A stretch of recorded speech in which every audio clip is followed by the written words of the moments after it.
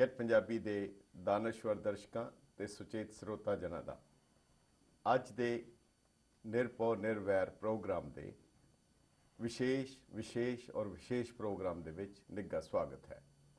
ਅੱਜ ਦਾ ਪ੍ਰੋਗਰਾਮ ਵਾਕਈ ਹੀ ਇੱਕ ਵਿਸ਼ੇਸ਼ ਪ੍ਰੋਗਰਾਮ ਹੈ ਕਿਉਂਕਿ ਅਸੀਂ ਆਪਣੇ ਆਪ ਨੂੰ ਬਹੁਤ ਹੀ ਭਾਗਸ਼ਾਲੀ ਗੌਰਵਸ਼ਾਲੀ ਮਹਿਸੂਸ ਕਰ ਰਹੇ ਹਾਂ ਕਿ ਅੱਜ ਸਟੂਡੀਓ ਦੇ ਵਿੱਚ ਪੰਥ ਦੀਆਂ ਉਹ ਮਹਾਨ ਹਸਤੀਆਂ ਜਿਹੜੀਆਂ ਅਥਾਰਟੀ ਹਨ, ਜਿਨ੍ਹਾਂ ਦਾ ਅਧਿਕਾਰ ਹੈ, ਜਿਹੜੇ ਕੇਵਲ ਗੱਲਾਂ ਬਾਤਾਂ ਨਾਲ ਨਹੀਂ, ਜਿਨ੍ਹਾਂ ਦਾ ਸਾਰੀ ਜ਼ਿੰਦਗੀ ਦਾ ਅਧਿਐਨ ਹੈ ਔਰ ਉਸ ਅਧਿਐਨ ਨੂੰ ਬਾਣੀ, ਅੰਮ੍ਰਿਤ, ਗੁਰ ਇਤਿਹਾਸ ਉਹਨਾਂ ਸਾਰਿਆਂ ਦੇ ਉੱਤੇ ਗੂੜ੍ਹ ਤਰੀਕੇ ਦੇ ਨਾਲ ਉਸ ਦੇ ਅਧਿਆਤਮਕ ਫਲਸਫੇ ਦੇ ਪੱਖੋਂ ਹਰ ਪੱਖੋਂ ਜਿਨ੍ਹਾਂ ਨੇ ਉਸ ਦਾ ਅਧਿਐਨ ਕੀਤਾ ਹੈ ਔਰ ਫਿਰ ਬੜੀ ਹੀ ਸਰਲਤਾ ਦੇ ਨਾਲ, ਬੜੀ ਹੀ ਸਹਿਜ ਦੇ ਵਿੱਚ ਉਹਨਾਂ ਨੇ ਉਸ ਚੀਜ਼ ਨੂੰ ਵੰਡਿਆ ਵੀ ਹੈ, ਜਿਸ ਨੂੰ ਕਿਹਾ ਜਾਂਦਾ ਹੈ ਖਾਵੋ ਖਰਚੋ ਰਲ ਮਿਲ ਭਾਈ, ਤੋਟ ਨਾ ਆਵੇ ਵੱਧੋ ਜਾਈ। ਉਹਨਾਂ ਨੇ ਆਪ ਉਸ ਅੰਮ੍ਰਿਤ ਬਾਣੀ, ਉਸ ਅੰਮ੍ਰਿਤ, ਉਸ ਇਤਿਹਾਸ, ਗੁਰੂ ਸਾਹਿਬ ਦੀ ਕਲਮ ਛੋਹ ਪ੍ਰਾਪਤ ਉਹਨਾਂ ਅੱਖਰਾਂ ਨੂੰ, ਉਹਨਾਂ ਸ਼ਬਦਾਂ ਨੂੰ, ਉਹਨਾਂ ਲਿਖਤਾਂ ਨੂੰ ਪੜ੍ਹਿਆ, ਵਾਚਿਆ, ਆਨੰਦ ਲਿਆ ਔਰ ਜਿਹੜੇ ਸੰਗਤ ਦੇ ਵਿੱਚ ਉਸ ਨੂੰ ਖੁੱਲ੍ਹ ਕੇ ਵੰਡ ਵੀ ਰਹੇ ਹਨ। ਹੱਟ ਖੁੱਲ੍ਹ ਗਈ ਬਾਬੇ ਨਾਨਕ ਦੀ, ਸੌਦਾ ਲੈਣਗੇ ਨਸੀਬਾਂ ਵਾਲੇ। ਸੈਨ ਹੋਜ਼ੇ ਦੇ ਵਿੱਚ ਹੋਈ ਕਾਨਫਰੰਸ ਦੇ ਬਾਅਦ ਅਸੀਂ ਖੁਸ਼ਕਿਸਮਤ ਹਾਂ ਕਿ ਨਿਊਯਾਰਕ ਦੇ ਵਿੱਚ ਵੀ ਉਸੇ ਲੜੀ ਦੇ ਵਿੱਚ ਇਹ ਦੂਸਰਾ ਵੱਡਾ ਸੈਮੀਨਾਰ ਹੋਣ ਜਾ ਰਿਹਾ ਹੈ ਔਰ ਸ਼ਾਇਦ ਸਾਡੇ ਵੇਖਦਿਆਂ ਇਹ ਪਹਿਲੀ ਵਾਰ ਹੈ ਕਿ ਇਸ ਤਰ੍ਹਾਂ ਉੱਚ ਕੋਟੀ ਦੇ ਵਿਦਵਾਨ ਇੱਥੇ ਆਏ ਹਨ ਔਰ ਸਭ ਤੋਂ ਵੱਡੀ ਸਾਡੇ ਲਈ ਮਾਣ ਦੀ ਗੱਲ ਹੈ ਗੈਟ ਪੰਜਾਬੀ ਲਈ ਕਿ ਉਹ ਸਟੂਡੀਓ ਦੇ ਵਿੱਚ ਆਏ ਹਨ। ਸੋ ਅਸੀਂ ਜੀ ਆਇਆਂ ਆਖਦੇ ਹਾਂ ਸਾਰੇ ਵਿਸ਼ੇਸ਼ ਵਿਦਵਾਨਾਂ ਨੂੰ ਜਿਹੜੇ ਸਟੂਡੀਓ ਦੇ ਵਿੱਚ ਆਏ ਹਨ। ਮੇਰੇ ਨਾਲ ਡਾਕਟਰ ਜੋਤ ਸਿੰਘ ਜੀ, ਜਿਹੜੇ encyclopedia of Sikh religion Punjabi university ਦਾ ਜਿਹੜਾ ਬਹੁਤ ਵੱਡਾ ਪ੍ਰੋਜੈਕਟ ਹੈ ਉਸ ਦੇ ਮੁਖੀ ਹਨ ਔਰ ਐਨਸਾਈਕਲੋਪੀਡੀਆ ਦਾ ਮੁਖੀ ਹੋਣਾ ਖੁਦ ਹੀ ਦਰਸਾਉਂਦਾ ਹੈ ਕਿ ਉਹਨਾਂ ਦੀ ਨੌਲੇਜ ਦਾ ਘੇਰਾ, ਉਹਨਾਂ ਦੀ ਸਮਝ ਦਾ ਘੇਰਾ ਕਿੰਨਾ ਵਸੀਹ ਹੋਏਗਾ। ਉਸ ਦੇ ਨਾਲ ਸਾਡੇ ਨਾਲ ਹਨ ਡਾਕਟਰ ਹਰਭਜਨ ਸਿੰਘ ਜੀ, ਜਿਹੜੇ ਦੇਹਰਾਦੂਨ ਵਿੱਚ ਡਾਕਟਰ ਬਲਬੀਰ ਸਿੰਘ ਜੀ ਦੇ ਨਾਂ ਦੇ ਉੱਤੇ ਬਣੇ ਉਸ ਕੇਂਦਰ ਜੋ ਪੰਜਾਬੀ ਯੂਨੀਵਰਸਿਟੀ ਦਾ ਕੇਂਦਰ ਹੈ, ਜਿਹਦੇ ਵਿੱਚ ਨਿਰੁਕਤ ਦੇ ਉੱਤੇ ਇਹਨਾਂ ਨੇ ਬਹੁਤ ਵੱਡਾ ਕੰਮ ਕੀਤਾ ਹੈ। ਨਿਰੁਕਤ ਹੁੰਦਾ ਹੈ ਕਿ ਇੱਕ ਇੱਕ ਲਫ਼ਜ਼ ਦੀ ਬੁਨਿਆਦ, ਸ਼ੁਰੂਆਤ ਔਰ ਉਸ ਦੀ ਜੜ੍ਹਾਂ ਤੱਕ ਪਹੁੰਚਣਾ ਕਿ ਉਹ ਲਫ਼ਜ਼ ਕਿੱਥੋਂ ਆਇਆ। ਸਾਹਿਬ ਸ੍ਰੀ ਗੁਰੂ ਗ੍ਰੰਥ ਸਾਹਿਬ ਜੀ ਮਹਾਰਾਜ ਦੇ ਨਿਰੁਕਤ ਦੇ ਉੱਤੇ ਇਹਨਾਂ ਦਾ ਬਹੁਤ ਹੀ ਮਹਾਨ ਕੰਮ ਹੈ। ਉਹ ਵੀ ਸਾਡੇ ਨਾਲ ਹਨ ਔਰ ਜਿਹੜੇ ਬਿਲਕੁਲ ਖੁੱਲ੍ਹ ਕੇ ਬੇਬਾਕੀ ਦੇ ਨਾਲ ਆਪਣੇ ਵਿਚਾਰ ਪ੍ਰਗਟ ਕਰਦੇ ਹਨ ਔਰ ਬਿਲਕੁਲ ਉਹਨਾਂ ਦਾ ਅੰਦਾਜ਼ ਵੀ ਉਸੇ ਤਰ੍ਹਾਂ ਸਿੰਘ ਬੁਕੇ ਮਿਰਗਾਵਲੀ ਭੰਨੀ ਜਾਏ ਨਾ ਤੀਰ ਧਰੋਆ ਵਾਲੀ ਉਹਨਾਂ ਦੀ ਬਿਰਤੀ ਹੈ। ਔਰ ਇਸ ਤੋਂ ਬਾਅਦ ਗੁਰੂ ਹਰਗੋਬਿੰਦ ਸਾਹਿਬ ਪਾਤਸ਼ਾਹ ਦੇ ਸਥਾਨ ਤੋਂ ਮੰਜੀ ਸਾਹਿਬ ਅੰਬਾਲੇ ਤੋਂ, ਉੱਥੋਂ ਦੇ ਮੁੱਖ ਗ੍ਰੰਥੀ, ਹੈੱਡ ਗ੍ਰੰਥੀ ਸਾਹਿਬ ਸਿੰਘ ਸਾਹਿਬ ਗਿਆਨੀ ਸ਼ੇਰ ਸਿੰਘ ਜੀ ਨਿਹੰਗ ਸਾਡੇ ਨਾਲ ਹਨ ਔਰ ਜਿਨ੍ਹਾਂ ਦੀ ਗੁਰਬਾਣੀ ਦੇ ਉੱਤੇ ਤੇ ਉਹਨਾਂ ਦਾ ਅਧਿਐਨ ਹੈ ਹੀ ਹੈ, ਇੱਕ ਹੋਰ ਮਹਾਨ ਗ੍ਰੰਥ ਪੰਥ ਪ੍ਰਕਾਸ਼ ਦੇ ਉੱਤੇ, ਜਿਸ ਦੇ ਗਿਆਨ ਨੂੰ ਵੰਡ ਵੀ ਰਹੇ ਹਨ। ਇਸ ਦੇ ਨਾਲ ਹਨ ਲੰਡਨ ਤੋਂ ਆਏ ਹੋਏ ਡਾਕਟਰ ਗੁਰਿੰਦਰ ਮਾਨ ਜੀ, ਜਿਨ੍ਹਾਂ ਨੇ ਸ੍ਰੀ ਦਸਮ ਗ੍ਰੰਥ ਸਾਹਿਬ ਦੇ ਸਰੋਤ ਗ੍ਰੰਥਾਂ ਦੇ ਉੱਤੇ ਕਾਫੀ ਕੰਮ ਕੀਤਾ। ਉਹਨਾਂ ਦਾ ਆਪਣੇ MA ਦੇ ਵਿੱਚ ਪਰਚਾ ਵੀ ਇਹੀ ਸੀ, ਪਰ ਪਰਚਾ ਆਮ ਤੌਰ ਦੇ ਉੱਤੇ ਹੁੰਦਾ ਹੈ ਕੇਵਲ ਕਿਸੇ ਡਿਗਰੀ ਨੂੰ ਹਾਸਲ ਕਰਨ ਲਈ, ਪਰ ਇਹਨਾਂ ਨੇ ਉਸ ਤੋਂ ਅੱਗੇ ਲੰਘਦਿਆਂ ਹੋਇਆਂ ਉਸ ਦੇ ਉੱਤੇ ਗੰਭੀਰਤਾ ਦੇ ਨਾਲ ਇਹਨਾਂ ਨੇ ਕੰਮ ਕੀਤਾ। ਤੇ ਅੱਜ ਇਹ ਮਹਿਮਾਨ ਵਿਦਵਾਨ ਸਾਡੇ ਸਟੂਡੀਓ ਵਿੱਚ ਹਨ। ਇੱਕ ਵਾਰ ਫਿਰ ਜੀ ਆਇਆਂ ਆਖਦਿਆਂ ਹੋਇਆਂ ਵਾਹਿਗੁਰੂ ਜੀ ਕਾ ਖਾਲਸਾ, ਵਾਹਿਗੁਰੂ ਜੀ ਕੀ ਫਤਿਹ। ਸੋ ਪਿਆਰੇ ਦਰਸ਼ਕੋ, ਅਸੀਂ ਕੋਸ਼ਿਸ਼ ਕਰਾਂਗੇ ਅੱਜ ਦੇ ਇਸ ਪ੍ਰੋਗਰਾਮ ਦੇ ਵਿੱਚ ਇਹਨਾਂ ਕੋਲੋਂ ਕੁਝ ਬੁਨਿਆਦੀ ਚੀਜ਼ਾਂ ਦੇ ਉੱਤੇ ਜਾਣਕਾਰੀ ਹਾਸਲ ਕਰੀਏ ਔਰ ਜਿੰਨਾ ਕੁ ਸਾਨੂੰ ਗਿਆਨ ਦੇ ਸਕਣ ਉਹਦੇ ਵਿੱਚੋਂ ਜਿੰਨਾ ਕੁ ਅਸੀਂ ਆਪਣੀ ਝੋਲੀ 'ਚ ਪਾ ਲਈਏ, ਇਹ ਸਾਡੇ 'ਤੇ ਨਿਰਭਰ ਹੈ। ਬਾਕੀ ਕੱਲ੍ਹ ਸਵੇਰੇ 12:30 ਤੋਂ 6 ਵਜੇ ਤੱਕ 222 ਗੁਰਦੁਆਰਾ ਸਾਹਿਬ ਕੁਈਨਸ ਵਿਲੇਜ ਦੇ ਵਿੱਚ ਇਹ ਸੈਮੀਨਾਰ ਦੇ ਵਿੱਚ ਵੀ ਸੰਗਤਾਂ ਦੇ ਹਾਜ਼ਰੀ ਭਰਨਗੇ ਔਰ ਸੰਗਤਾਂ ਦੇ ਦਰਸ਼ਨ ਕਰਨਗੇ। ਸੋ ਅਸੀਂ ਆਪਣਾ ਪ੍ਰੋਗਰਾਮ ਆਰੰਭ ਕਰਦੇ ਹਾਂ ਤੇ ਸਭ ਤੋਂ ਪਹਿਲਾਂ ਮੈਂ ਡਾਕਟਰ ਜੋਤ ਸਿੰਘ ਜੀ ਨੂੰ ਬੇਨਤੀ ਕਰਨੀ ਚਾਹਾਂਗਾ ਕਿ ਡਾਕਟਰ ਸਾਹਿਬ ਬੜਾ ਤੁਸੀਂ ਕਿਰਪਾ ਕੀਤੀ, ਸਾਡੀ ਬੇਨਤੀ ਮੰਨ ਕੇ ਸਟੂਡੀਓ 'ਚ ਵੀ ਆਏ ਤੇ ਜਿਹੜਾ ਵਿਸ਼ਾ ਹੈ, ਜਿਹੜਾ ਸਾਡਾ ਸਬਜੈਕਟ ਹੈ, ਉਹ ਹੈਗਾ ਖਾਲਸੇ ਦਾ ਵਿਰਸਾ ਤੇ ਅੰਮ੍ਰਿਤ ਬਾਣੀ। ਇਹ ਦੋ ਮੈਂ ਬੇਨਤੀ ਕਰਾਂਗਾ ਕਿ ਇਹ ਵਿਰਸਾ ਕੀ ਚੀਜ਼ ਹੁੰਦੀ ਹੈ, ਕਿਉਂਕਿ ਤੁਹਾਡਾ ਜਿਹੜਾ ਐਨਸਾਈਕਲੋਪੀਡਿਕ ਨੌਲੇਜ ਹੈ ਤਾਂ ਮੈਂ ਚਾਹਾਂਗਾ ਖਾਲਸੇ ਦਾ ਵਿਰਸਾ ਕੀ ਹੈ ਤੇ ਅੰਮ੍ਰਿਤ ਬਾਣੀ ਕੀ ਹੈ, ਇਹ ਡਾਕਟਰ ਸਾਹਿਬ ਹਰਭਜਨ ਸਿੰਘ ਜੀ ਦੱਸ ਦੇਣ ਜੇ ਅਸੀਂ ਇਹਨਾਂ ਨੂੰ ਦੋ ਸੈਗਮੈਂਟ ਵਿੱਚ ਵੰਡ ਸਕੀਏ। ਤੇ ਖਾਲਸੇ ਦਾ ਵਿਰਸਾ ਜੇ ਬਹੁਤ ਹੀ ਪ੍ਰੀਸਾਈਜ਼ਲੀ ਕਿਹਾ ਜਾਏ ਤਾਂ ਗੁਰੂ ਨਾਨਕ ਸਾਹਿਬ ਤੋਂ ਇਹ ਸ਼ੁਰੂ ਹੁੰਦਾ ਹੈ ਜੀ। ਤੇ ਗੁਰੂ ਨਾਨਕ ਦੇਵ ਜੀ ਨੇ ਵੀ ਪੁਰਾਣੇ ਭਾਰਤੀ ਵਿਰਸੇ ਨੂੰ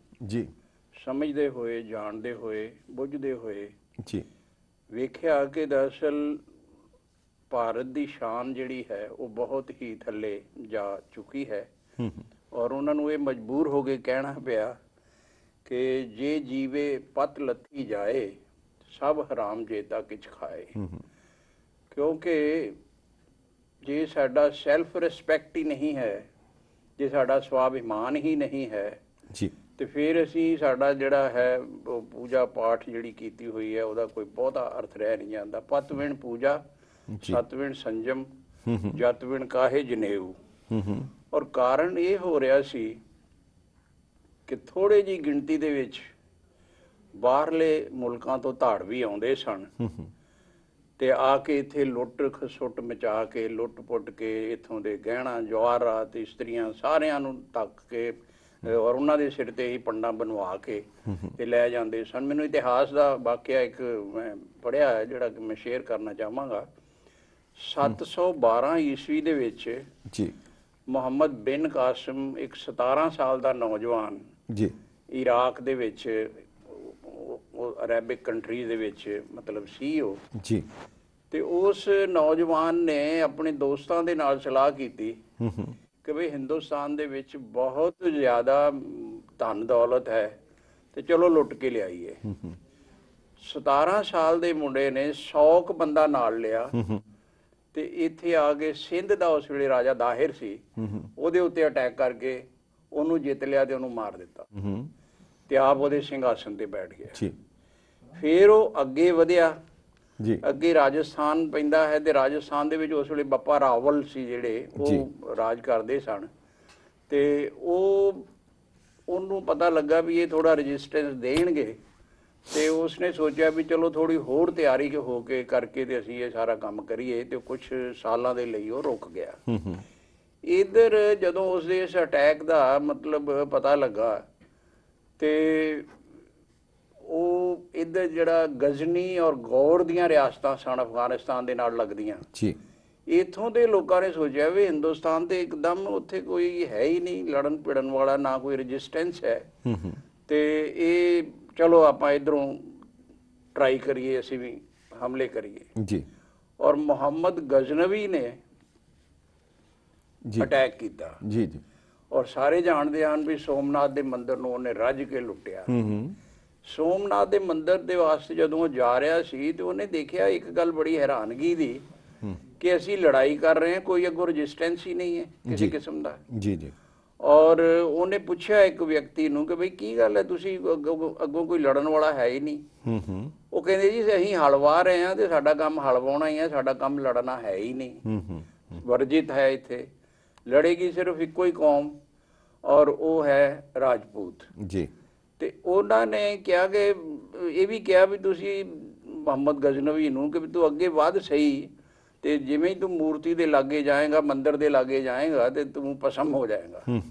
ਉਹਨੇ ਕਿਹਾ ਅੱਛਾ ਦੇਖਦਾ ਬਈ ਕਿੰਨਾ ਕੁ ਭਸਮ ਹੁੰਨਾ ਮੈਂ। ਉਹਨੇ ਜਾ ਕੇ ਮੂਰਤੀ ਦੇ ਸਿਰ ਦੇ ਵਿੱਚ ਗੁਰਜ ਮਾਰਿਆ ਤੇ ਉਹਦੇ ਵਿੱਚ ਹੀਰੇ ਜਵਾਹਰਾਤ ਹੀ ਭਰੇ ਹੋਏ ਸੀ ਸਾਰੇ, ਉਹੀ ਉਹ ਲੁੱਟਣ ਆਇਆ ਸੀ। ਜੀ ਜੀ। ਤੇ ਉਸਨੇ ਉਹ ਲੁੱਟੇ ਔਰ ਉਥੋਂ ਦੇ ਹੀ ਲੋਕਾਂ ਦੇ ਸਿਰਾਂ ਤੇ ਪੰਡਾਂ ਤੇ ਬਣਵਾ ਕੇ ਹੋਰ ਵੀ ਗਹਿਣੇ ਔਰ ਸੋਨਾ ਚਾਂਦੀ ਲੈ ਕੇ ਤੇ ਆਪਣੇ ਦੇਸ਼ ਉਹ ਵਾਪਸ ਚਲਾ ਗਿਆ। ਔਰ ਇਤਿਹਾਸ ਗਵਾਹ ਹੈ ਕਿ ਫਿਰ ਉਹਨੇ ਲਗਾਤਾਰ 17 ਹਮਲੇ ਕੀਤੇ ਹਿੰਦੁਸਤਾਨ ਤੇ, ਹਿੰਦੁਸਤਾਨ ਨੂੰ ਲੁੱਟਣ ਲਈ। ਜੀ। ਗੁਰੂ ਨਾਨਕ ਸਾਹਿਬ ਨੇ ਸਾਰੀ ਪੋਜੀਸ਼ਨ ਨੂੰ ਸਮਝਦਿਆਂ ਹੋਇਆ ਤੇ ਜਦੋਂ ਉਹ ਆਪਣੀਆਂ ਯਾਤਰਾਵਾਂ ਤੇ ਨਿਕਲੇ ਤੇ ਉਹਨਾਂ ਨੇ ਫਿਰ ਲੋਕਾਂ ਨੂੰ ਜਗ੍ਹਾ ਜਗ੍ਹਾ ਉਹਨਾਂ ਦੀ ਅਣਖ ਨੂੰ ਜਗਾਉਣ ਵਾਸਤੇ ਉਹਨਾਂ ਨੇ ਬਹੁਤ ਸਾਰਾ ਕੰਮ ਕੀਤਾ। ਔਰ ਗੁਰੂ ਗੋਬਿੰਦ ਸਿੰਘ ਸਾਹਿਬ ਨੇ ਦਰਅਸਲ ਭਾਰਤ ਦੇ ਵਿੱਚ ਇੱਕ ਪਰੰਪਰਾ ਚੱਲੀ ਆ ਰਹੀ ਹੈ ਕਿ ਜਦੋਂ ਵੀ ਕੋਈ ਗ੍ਰੰਥ ਸ਼ੁਰੂ ਕੀਤਾ ਜਾਂਦਾ ਹੈ ਜੀ ਤਾਂ ਉਹ ਪਹਿਲਾਂ ਸਰਸਵਤੀ ਦੀ ਵੰਦਨਾ ਹੁੰਦੀ ਹੈ ਉਹਦੇ ਵਿੱਚ। ਉਹ ਡਾਕਟਰ ਸਾਹਿਬ ਅਸੀਂ ਉਸ ਤੇ ਬਾਅਦ ਵਿੱਚ ਆਵਾਂਗੇ ਉਹਦੇ ਜਿਹੜਾ ਹੈਗਾ, ਪਰ ਤੁਹਾਡਾ ਕਹਿਣ ਦਾ ਮਤਲਬ ਹੈ ਕਿ ਹਿੰਦੁਸਤਾਨ ਦੀ, ਭਾਰਤ ਦੀ ਸੱਭਿਅਤਾ ਦੇ ਵਿੱਚ ਉਹ ਵਿਰਸਾ ਇਤਨਾ ਕਮਜ਼ੋਰ ਪੈ ਚੁੱਕਾ ਸੀ ਕਿ ਉਸ ਦੇ ਬੜੇ ਵੱਡੇ ਆਪਰੇਸ਼ਨ ਦੀ ਲੋੜ ਸੀ, ਜਿਹਨੂੰ ਜਿਵੇਂ ਬਾਅਦ ਵਿੱਚ ਗੁਰੂ ਗੋਬਿੰਦ ਸਿੰਘ ਸਾਹਿਬ ਨੇ ਕਿਹਾ, ਜਿਵੇਂ ਉਹ ਇੱਕ ਕਹੀ ਵੀ ਗਈ ਕਿ ਗੱਲ ਕਾਮ ਹਮਾਰਾ ਤੋਲੋ ਤਕੜੀ ਨੰਗੀ ਕਰਦ ਕਦੇ ਨਹੀਂ ਪਕੜੀ, ਚਿੜੀ ਉੜੇ ਡਰ ਸੇ ਮਰ ਜਾऊं ਕੈਸੇ ਦੁਸ਼ਮਣ ਸੇ ਲੜ ਪਾऊं।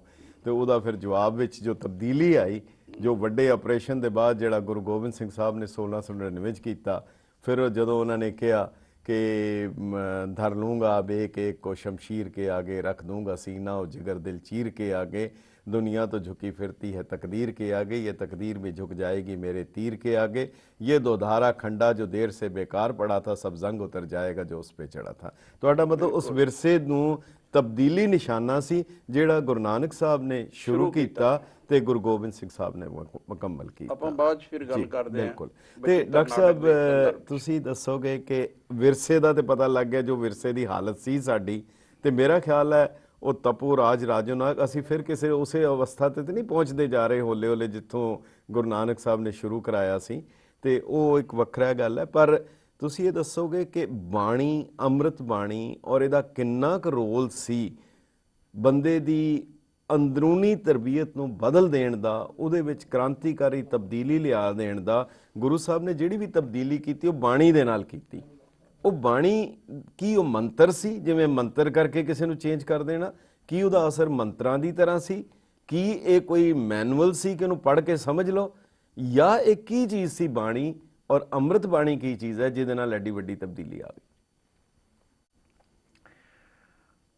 ਅੰਮ੍ਰਿਤ ਦਾ ਪਹਿਲਾਂ ਤੇ ਅਰਥ ਹੀ ਜਿਹੜਾ ਹੈ ਜੀ ਉਹ ਹੈ ਮ੍ਰਿਤੂ ਰਹਿਤ ਹੋਣਾ ਜੀ। ਜਦੋਂ ਬਾਣੀ ਨਾਲ ਜੁੜ ਜਾਏਗਾ ਤੇ ਇਹ ਗੁਰੂ ਮਹਾਰਾਜ ਸੱਚੇ ਪਾਤਸ਼ਾਹ ਹਜ਼ੂਰ ਦੀ ਉਹ ਬਾਣੀ ਹੈ ਜਿਹੜੀ ਮਨੁੱਖ ਨੂੰ ਮੌਤ ਦੇ ਭੈ ਤੋਂ, ਬਲਕਿ ਮੌਤ ਤੋਂ ਹੀ ਜਿਹੜੀ ਹੈ ਉਹ ਮੁਕਤੀ ਪ੍ਰਦਾਨ ਕਰਦੀ ਹੈ ਜੀ। ਅੰਮ੍ਰਿਤ ਬਾਣੀ ਦਾ ਸੋਮਾ ਸਾਹਿਬ ਸ੍ਰੀ ਗੁਰੂ ਗ੍ਰੰਥ ਸਾਹਿਬ ਮਹਾਰਾਜ ਸੱਚੇ ਪਾਤਸ਼ਾਹ ਹਜ਼ੂਰ ਹਨ ਜੀ। ਜਿਹੜੀ ਇਸ ਅੰਮ੍ਰਿਤ ਬਾਣੀ ਦੀ ਸਿਫਤ ਹੈ ਉਹ ਇਹ ਵੇ ਕਿ ਇਸ ਨੂੰ ਪੜ੍ਹ ਕੇ ਦੁਨੀਆ ਦਾ ਕੋਈ ਵੀ ਵਿਅਕਤੀ ਇਸ ਨੂੰ ਪੜ੍ਹ ਕੇ, ਇਸ ਨੂੰ ਮੰਨ ਕੇ, ਇਸ ਦਾ ਮਨਨ ਕਰਕੇ, ਇਸ ਦਾ ਜਾਪ ਕਰਕੇ ਉਹ ਆਪਣੇ ਅੰਤਰ ਆਤਮਾ ਨੂੰ ਉੱਚਾ ਚੁੱਕ ਸਕਦਾ ਹੈ। ਇਤਨਾ ਉੱਚਾ ਚੁੱਕ ਸਕਦਾ ਹੈ ਕਿ ਵਾਹਿਗੁਰੂ ਜੀ ਵਿੱਚ ਅਪੇਦ ਹੋ ਸਕਦਾ ਹੈ, ਉਹ ਚਾਹੇ ਕਿਸੇ ਵੀ ਧਰਮ ਨਾਲ ਸੰਬੰਧਿਤ ਹੋਏ। ਇਹ ਅਧਿਆਤਮਕ ਬਾਣੀ ਹੈ ਜਿਹੜੀਆਂ ਅੰਦਰ ਦੀਆਂ ਮਨੁੱਖ ਦੀਆਂ ਬਿਮਾਰੀਆਂ ਨੇ ਉਹਨਾਂ ਨੂੰ ਦੂਰ ਕਰਨ ਵਾਲੀ ਹੈ। ਇਸੇ ਕਰਕੇ ਜਪ ਬਾਣੀ ਵਿੱਚ ਪਹਿਲਾ ਸਵਾਲ ਇਹ ਹੈ ਵੀ ਕਿਵ ਸਚਿਆਰਾ ਹੋਈ ਹੈ, ਕਿਵ ਕੂੜਾ ਟੁੱਟੈ ਪਾਲ। ਸਚਿਆਰ ਮਨੁੱਖ ਬਣਾਉਣਾ ਇਹ ਪ੍ਰਯੋਜਨ ਹੈ ਇਸ ਬਾਣੀ ਦਾ ਜੀ। ਜਿਹੜਾ ਅੰਮ੍ਰਿਤ ਤਿਆਰ ਕੀਤਾ ਜਾਂਦਾ ਖੰਡੇ ਬਾਟੇ ਦਾ ਜੀ, ਉਹ ਵਾਸਤਵ ਵਿੱਚ ਉਹਦੇ 'ਚ ਜਿਹੜੀ ਹੈ ਉਹ ਇਕੱਲਾ ਜਲ ਨਹੀਂ ਹੈ, ਉਹਦੇ ਵਿੱਚ ਅਸਲ ਚੀਜ਼ ਬਾਣੀ ਹੈ, ਕਿਉਂਕਿ ਮ੍ਰਿਤੂ ਮੁਕਤ ਬਾਣੀ ਨੇ ਕਰਨਾ ਹੈ ਜੀ ਜੀ। ਔਰ ਉਹਦੇ ਵਿੱਚ ਅਸੀਂ ਦੇਖਦੇ ਹਾਂ ਕਿ ਸਾਹਿਬ ਸ੍ਰੀ ਗੁਰੂ ਗ੍ਰੰਥ ਸਾਹਿਬ ਮਹਾਰਾਜ ਸੱਚੇ ਪਾਤਸ਼ਾਹ ਸ੍ਰੀ ਹਜ਼ੂਰ ਦੀਆਂ ਬਾਣੀਆਂ ਤੋਂ ਇਲਾਵਾ ਦਸਮ ਪਾਤਸ਼ਾਹ ਜੀ ਦੀ ਅੰਮ੍ਰਿਤ ਬਾਣੀ ਹੈ ਜੀ ਜੀ, ਜਿਹਦੇ ਵਿੱਚ ਸਾਨੂੰ ਪਤਾ ਹੈ ਕਿ ਜਾਪ ਸਾਹਿਬ ਵੀ ਹੈ ਜੀ, ਜਿਹਦੇ ਵਿੱਚ ਸਵਈਏ ਹਨ, ਜਿਹਦੇ ਵਿੱਚ ਕਵੇ ਵਾਚ ਬੇਨਤੀ ਚੌਪਈ ਹੈ ਜੀ। ਤੇ ਇਹ ਜ਼ਰੂਰ ਧਿਆਨ ਰੱਖਣਾ ਪਵੇਗਾ ਸਾਨੂੰ ਕਿ ਜੇ ਦੋ ਬਾਣੀਆਂ ਸਾਹਿਬ ਸ੍ਰੀ ਗੁਰੂ ਗ੍ਰੰਥ ਸਾਹਿਬ ਮਹਾਰਾਜ ਜੀ ਦੀਆਂ ਹਨ ਤਾਂ ਤਿੰਨ ਬਾਣੀਆਂ ਸ੍ਰੀ ਦਸਮ ਗ੍ਰੰਥ ਸਾਹਿਬ ਦੀਆਂ ਜੀ ਜੀ, ਜਿਨ੍ਹਾਂ ਨੂੰ ਜੇ ਕੋਈ ਹਿਲਾਣਾ ਚਾਹੇਗਾ ਤੇ ਹਿਲਾ ਕੇ ਫਿਰ ਉਹ ਅੰਮ੍ਰਿਤ ਖੰਡੇ ਬਾਟੇ ਦਾ ਗੁਰੂ ਗੋਬਿੰਦ ਸਿੰਘ ਵਾਲਾ ਨਹੀਂ ਹੋ ਸਕਦਾ। ਕੋਈ ਆਪਣਾ ਅੰਮ੍ਰਿਤ ਤਿਆਰ ਕਰ ਲੈ ਤੇ ਉਹ ਤੇ ਕਿਸੇ ਦੇ ਉੱਤੇ ਕੋਈ ਪਾਬੰਦੀ ਨਹੀਂ। ਧਾਰਮਿਕ ਵਿਚਾਰ ਲੋਕਾਂ ਦੇ ਆਪਣੇ ਆਪਣੇ ਹਨ, ਕਈ ਪ੍ਰਕਾਰ ਦੇ ਅੰਮ੍ਰਿਤ ਜਿਹੜੇ ਨੇ ਉਹ ਚੱਲਦੇ ਨੇ ਜੀ।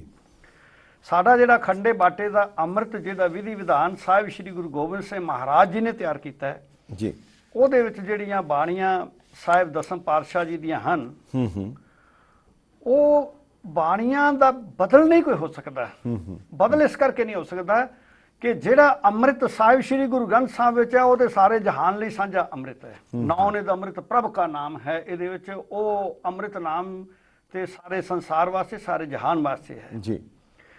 ਜਿਹੜਾ ਅੰਮ੍ਰਿਤ ਇਹਨਾਂ ਬਾਣੀਆਂ ਵਿੱਚ ਹੈ ਉਹ ਖਾਲਸੇ ਵਾਸਤੇ ਹੈ। ਜਾਪ ਸਾਹਿਬ ਵਿੱਚ, ਸਵਈਆਂ 'ਚ ਜੀ, ਜਿਹੜਾ ਕਵਿਓ ਬਾਚ ਬੇਨਤੀ ਚੌਪਈ ਵਿੱਚ ਹੈ, ਜਿੱਥੇ ਅਸੀਂ ਸੇਵਕ ਸਿੱਖ ਹਮਾਰੇ ਤਾਰੀਏ ਚੁਣ ਚੁਣ ਛਤਰ ਹਮਾਰੇ ਮਾਰੀਏ ਅਸੀਂ ਕਹਿੰਦੇ ਹਾਂ ਜੀ। ਇਹ ਗੁਰੂ ਗੋਬਿੰਦ ਸਿੰਘ ਮਹਾਰਾਜ ਸੱਚੇ ਪਾਤਸ਼ਾਹ ਹਜ਼ੂਰ ਦੀ ਬਾਣੀ ਜਿਹੜੀ ਹੈ, ਰਤਨ ਸਿੰਘ ਭੰਗੂ ਕਹਿੰਦੇ ਵੀ ਜਿਹੜੇ ਸਿੱਖ ਸਨ ਇਹ ਚੁਣ ਚੁਣ ਕੇ ਤੇਜ ਪ੍ਰਤਾਪ ਵਾਲੀਆਂ ਬਾਣੀਆਂ ਪੜ੍ਹਦੇ ਸਨ। ਜਿਹੜੀ ਕੌਮ ਹੈ, ਆਰਗੇਨਾਈਜੇਸ਼ਨ ਹੈ, ਪੰਥ ਹੈ, ਉਹਨੂੰ ਤਕੜਾ ਕਰਨ ਵਾਸਤੇ ਤੇਜ ਪ੍ਰਤਾਪ ਚਾਹੀਦਾ ਹੁੰਦਾ ਹੈ। ਅਕੇਲੀ ਅਧਿਆਤਮਕ ਸਾਧਨਾ ਨਹੀਂ ਹੈ। ਅਧਿਆਤਮਕ ਸਾਧਨਾ ਤੇ ਇੱਕ ਯੋਗੀ ਵੀ ਕਰਦਾ ਹੈ। ਯੋਗੀ ਕਿਸੇ ਪੰਥ ਨਾਲ ਸੰਬੰਧਿਤ ਨਹੀਂ ਹੁੰਦਾ, ਇੱਕ ਤਿਆਗੀ ਹੈ, ਉਹ ਤੇ ਬਿਲਕੁਲ ਪੰਥ ਨਾਲ ਉਹਦਾ ਕੋਈ ਵਾਸਤਾ ਹੀ ਨਹੀਂ, ਘਰ ਗ੍ਰਸਤੀ ਨਾਲ ਵੀ ਕੋਈ ਵਾਸਤਾ ਨਹੀਂ ਜੀ ਜੀ। ਤੋਂ ਇਹ ਜਿਹੜੀ ਬਾਣੀ ਸਾਹਿਬ ਸ੍ਰੀ ਗੁਰੂ ਗ੍ਰੰਥ ਸਾਹਿਬ ਮਹਾਰਾਜ ਸੱਚੇ ਪਾਤਸ਼ਾਹ ਦੀ ਹੈ, ਇਹ ਮਨੁੱਖ ਦਾ ਅਧਿਆਤਮਕ ਉਥਾਨ ਕਰਨ ਦੇ ਸਰਬ ਸਮਰੱਥ ਹੈ, ਪਰਿਪੂਰਨ ਹੈ। ਇਹਦੇ ਵਿੱਚ ਕੋਈ ਸੰਦੇਹ ਨਹੀਂ ਕਿ ਕੋਈ ਬੰਦਾ ਕਹੇ ਅਪੂਰਨ ਬਾਣੀ ਹੈ ਜੀ। ਇਹ ਮਨੁੱਖ ਦੀ ਘਾਟ ਕਰਨ ਵਾਸਤੇ ਪੂਰਨ ਹੈ ਜੀ ਜੀ। ਪਰੰਤੂ ਆਰਗੇਨਾਈਜੇਸ਼ਨ ਸਿੱਖੀ ਦੀ ਇਹੋ ਵਿਸ਼ੇਸ਼ਤਾ ਹੈ ਜੀ ਕਿ ਜਿਹੜੀ ਬਾਣੀ, ਇਹ ਧਰਮ ਸਰਬ ਸਾਂਝਾ ਕਿਉਂ ਹੈ?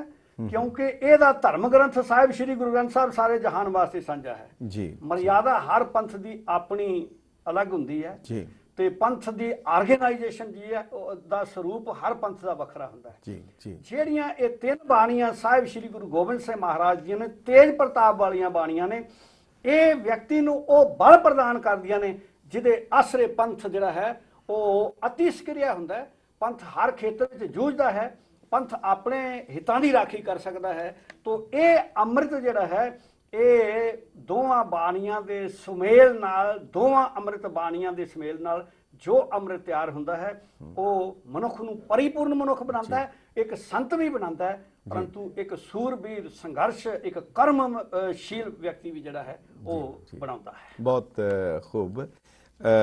ਗਿਆਨੀ ਸ਼ੇਰ ਸਿੰਘ ਜੀ, ਆਪ ਜੀ ਦਾ ਅਧਿਐਨ ਔਰ ਆਪ ਦਾ ਵਿਸ਼ਾ ਹੈ, ਜਿਵੇਂ ਡਾਕਟਰ ਸਾਹਿਬ ਨੇ ਦੱਸਿਆ ਕਿ ਸਾਰੇ ਜਹਾਨ ਲਈ, ਸਾਰੇ ਸੰਸਾਰ ਲਈ ਤਾਂ ਸਾਹਿਬ ਸ੍ਰੀ ਗੁਰੂ ਗ੍ਰੰਥ ਸਾਹਿਬ ਜੀ ਅਧਿਆਤਮਕ ਤੌਰ ਦੇ ਉੱਤੇ ਜਿਹੜੀ ਬਾਣੀ ਹੈ, ਪਰ ਕੁਦਰਤੀ ਤੌਰ ਦੇ ਉੱਤੇ ਇਹ ਜਿਹੜਾ ਪੰਥ ਹੈ ਇਹ ਤਾਂ ਗੁਰੂ ਨਾਨਕ ਸਾਹਿਬ ਨੇ ਚਲਾ ਦਿੱਤਾ। ਮਾਰਿਆ ਸਿੱਕਾ ਜਗਤ ਵਿੱਚ ਨਾਨਕ ਨਿਰਮਲ ਪੰਥ ਚਲਾਇਆ। ਉਹ ਜਦੋਂ ਪੰਥ ਚੱਲਿਆ ਤੇ ਉਸ ਵੇਲੇ ਪੰਥ ਦੀ ਜਿਹੜੀ ਬਾਣੀ ਪੰਥ ਨੂੰ ਤਿਆਰ ਕਰਨ ਲਈ ਗੁਰੂ ਸਾਹਿਬ ਨੇ ਜਿਹੜੀ ਬਣਾਈ, ਮਗਰ ਗੁਰੂ ਗੋਬਿੰਦ ਸਿੰਘ ਸਾਹਿਬ ਨੇ ਉਸ ਪੰਥ ਦੀ, ਕਿਉਂਕਿ ਇੱਕ ਗੱਲ ਵੈਸੇ ਬੜੀ ਉਹਦੇ ਵਿੱਚ ਦਿਲਚਸਪੀ ਹੈ ਕਿ ਹਜ਼ੂਰ ਸਤਿਗੁਰ ਸੱਚੇ ਪਾਤਸ਼ਾਹ ਕਹਿੰਦੇ ਆ, ਪੰਥ ਪਰਚੁਰ ਕਰਬੇ ਕੋ ਸਾਜਾ। ਪਰਚੁਰ ਹੁੰਦਾ ਵਧਾਣਾ, ਪਰਚੁਰ ਕਰਨਾ, ਉਹਨੂੰ ਵਧਾਣਾ, ਵਾਧੇ ਲਈ। ਸੋ ਜਿਹੜਾ ਪੰਥ ਗੁਰੂ ਨਾਨਕ ਸਾਹਿਬ ਨੇ ਬਣਾਇਆ ਉਹਦੇ ਵਾਧੇ ਲਈ ਗੁਰੂ ਗੋਬਿੰਦ ਸਿੰਘ ਸਾਹਿਬ ਆਏ, ਪਰ ਉਹਦੇ ਲਈ ਬਾਣੀ ਜਿਹੜੀ ਵੱਖਰੀ ਕਿਉਂ ਬਣ ਗਈ? ਉਹ ਬਾਣੀ ਵੱਖ ਹੈ, ਫਰਕ ਹੈ, ਜਾਂ ਇੱਕੋ ਹੀ ਹੈ ਪਰ ਉਹਦਾ ਸਰੂਪ ਵੱਖਰਾ ਹੈ? ਇਹ ਇੱਕ ਛੋਟੇ ਜਿਹੇ ਵਕਫੇ ਦੇ ਬਾਅਦ ਆਪ ਜੀ ਦਾ ਕਹਾਂਗੇ। ਅਗਰ ਇਸ ਨੂੰ ਆਪ ਸਾਡੇ ਸਵਾਲ ਹੈ, ਅਗਰ ਆਪ ਕਰ ਸਕੋ। ਇੱਕ ਵਕਫਾ।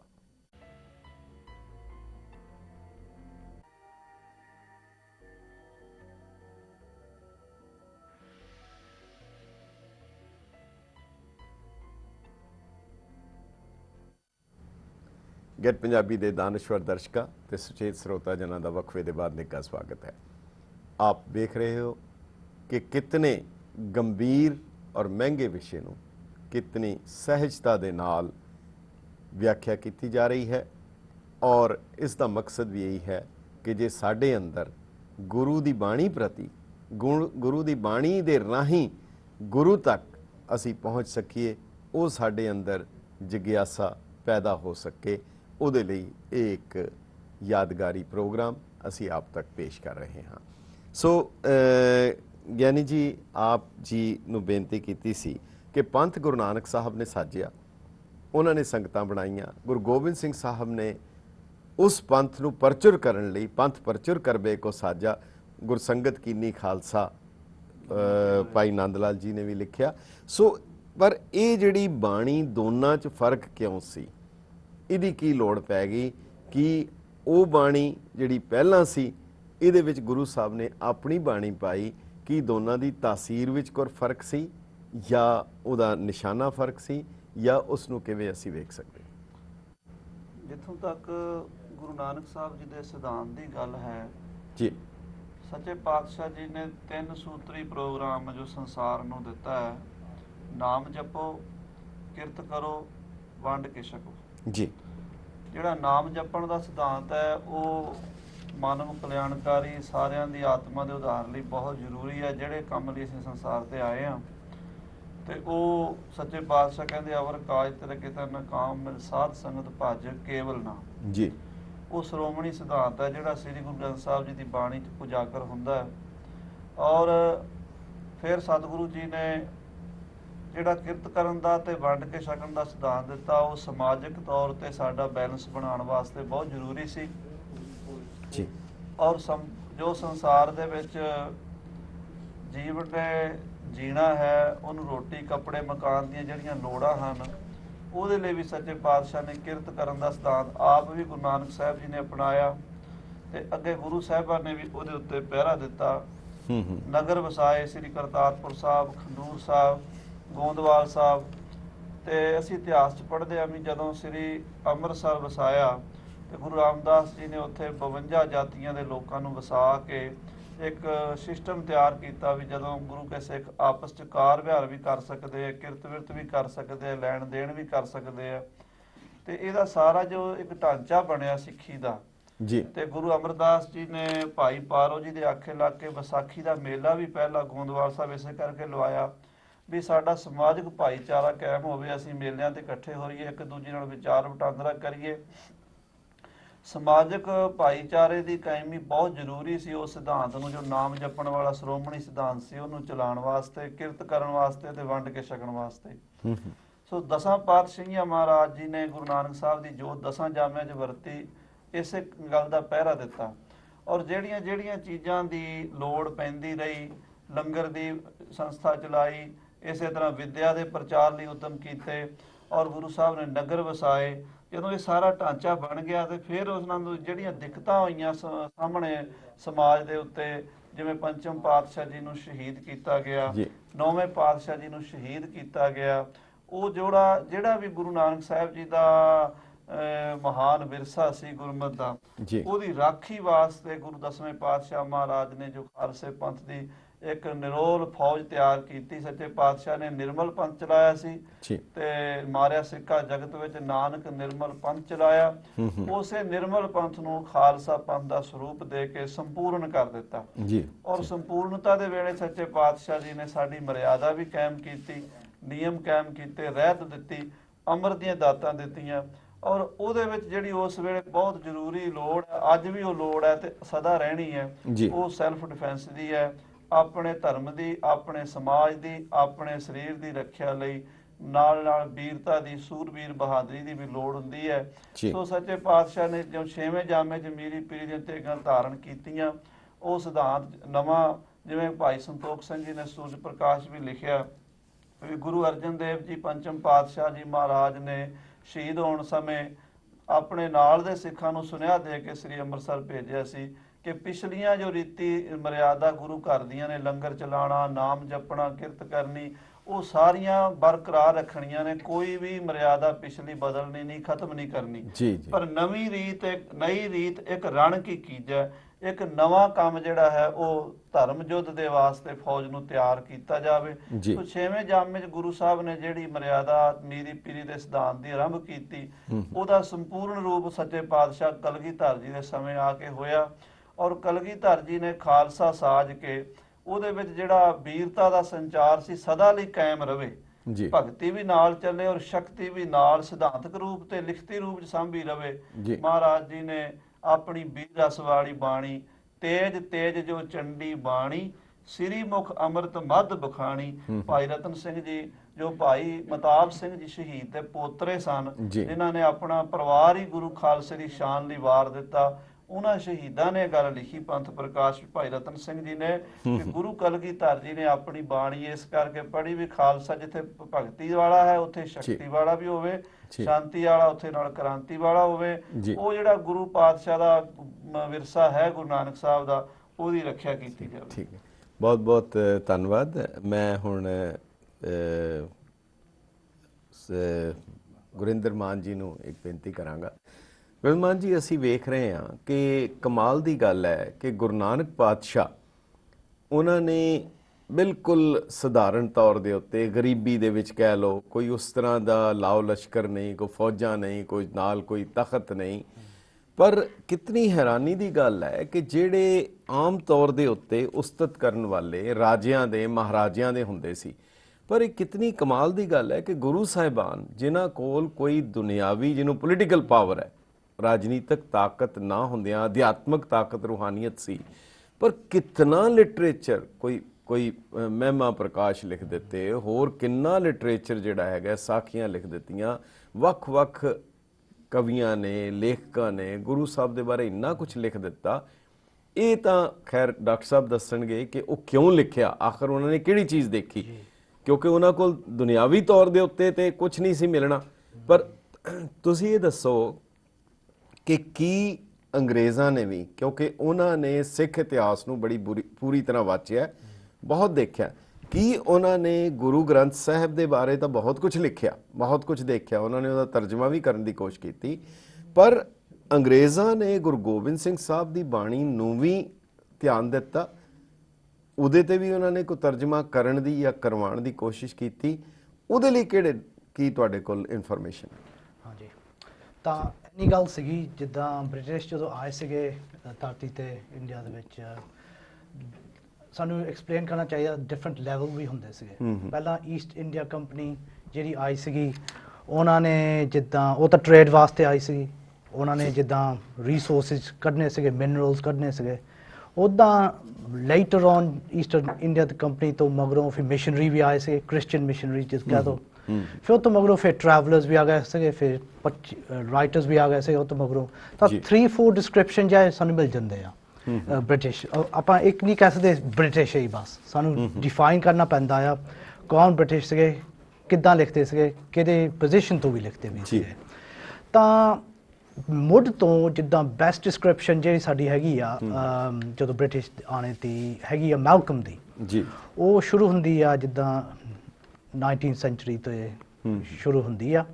ਫਿਰ ਮੈਲਕਮ ਜਿਹੜਾ ਹੈਗਾ ਆ ਉਹ ਜਿੱਦਾਂ ਜਾਂਦਾ ਆ ਮਹਾਰਾਜਾ ਰਣਜੀਤ ਸਿੰਘ ਨੂੰ ਮਿਲਣ, ਤਾਂ ਜਦੋਂ ਉਹ ਟਾਈਮ ਦੇ ਵਿੱਚ ਪੰਜਾਬ ਵਿੱਚ ਹੈਗਾ ਆ, ਉਹ ਜਿੱਦਾਂ ਡਿਸਕ੍ਰਿਪਸ਼ਨ ਦਿੰਦਾ ਆ ਪੰਜਾਬ ਵਾਸਤੇ, ਉਹ ਸਿੱਖੀ ਵਾਸਤੇ ਵੀ ਦਿੰਦਾ ਆ, ਉਹ ਜਿੱਦਾਂ ਬਾਣੀ ਵੀ ਜਿੱਦਾਂ ਕੋਟ ਵੀ ਕਰਦਾ ਆ।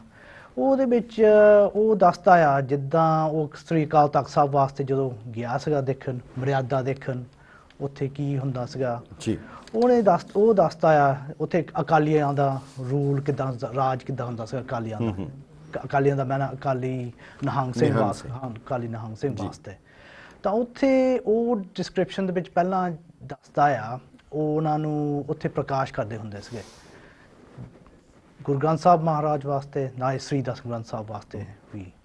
ਨਾ ਇਹ ਬਹੁਤ ਇੰਪੋਰਟੈਂਟ ਚੀਜ਼ ਆ, ਜਿੱਦਾਂ ਸਭ ਲੋਕ ਕਹਿੰਦੇ ਹੁੰਦੇ ਆ ਸਾਨੂੰ ਬ੍ਰਿਟਿਸ਼ ਵਾਸਤੇ ਸਾਨੂੰ ਇੰਨਾ ਧਿਆਨ ਨਹੀਂ ਦੇਣੀ ਚਾਹੀਦੀ ਕਿ ਕੀ ਕਹਿੰਦੇ ਕੀ ਨਹੀਂ ਕਹਿੰਦੇ, ਉੱਦਾਂ ਮੈਲਕਮ ਜਿਹੜੀ ਚੰਗੀ ਚੀਜ਼ ਮੈਲਕਮ ਕਹਿੰਦੀ ਆ, ਨਾਲੇ ਉਹ ਵੀ ਹੋਰ ਵੀ ਸੈਕੰਡ ਡਿਸਕ੍ਰਿਪਸ਼ਨ ਉਹ ਵੀ ਦਿੰਦਾ ਆ, ਜਦੋਂ ਕਹਿੰਦਾ ਆ ਜਦੋਂ ਸਾਰੇ ਖਾਲਸਾ ਫੌਜ ਜਦੋਂ ਮਿਲਦੇ ਹੁੰਦੇ ਸੀਗੇ ਦੀਵਾਲੀ ਦੇ ਟਾਈਮ ਤੇ, ਤਾਂ ਵਿਸਾਖੀ ਦੇ ਟਾਈਮ ਤੇ ਵੀ, ਉਦੋਂ ਸਾਰੇ ਜਿੱਦਾਂ ਸਿੰਘ ਜਿਹੜੇ ਹੁੰਦੇ ਸੀ ਇਕੱਠੇ ਬਹਿੰਦੇ ਹੁੰਦੇ ਸੀਗੇ, ਉਹ ਬਹਿੰਦੇ ਵੀ ਸੀਗੇ ਜਦੋਂ ਪ੍ਰਕਾਸ਼ ਦੋਏ ਗ੍ਰੰਥ ਵਾਸਤੇ ਵੀ।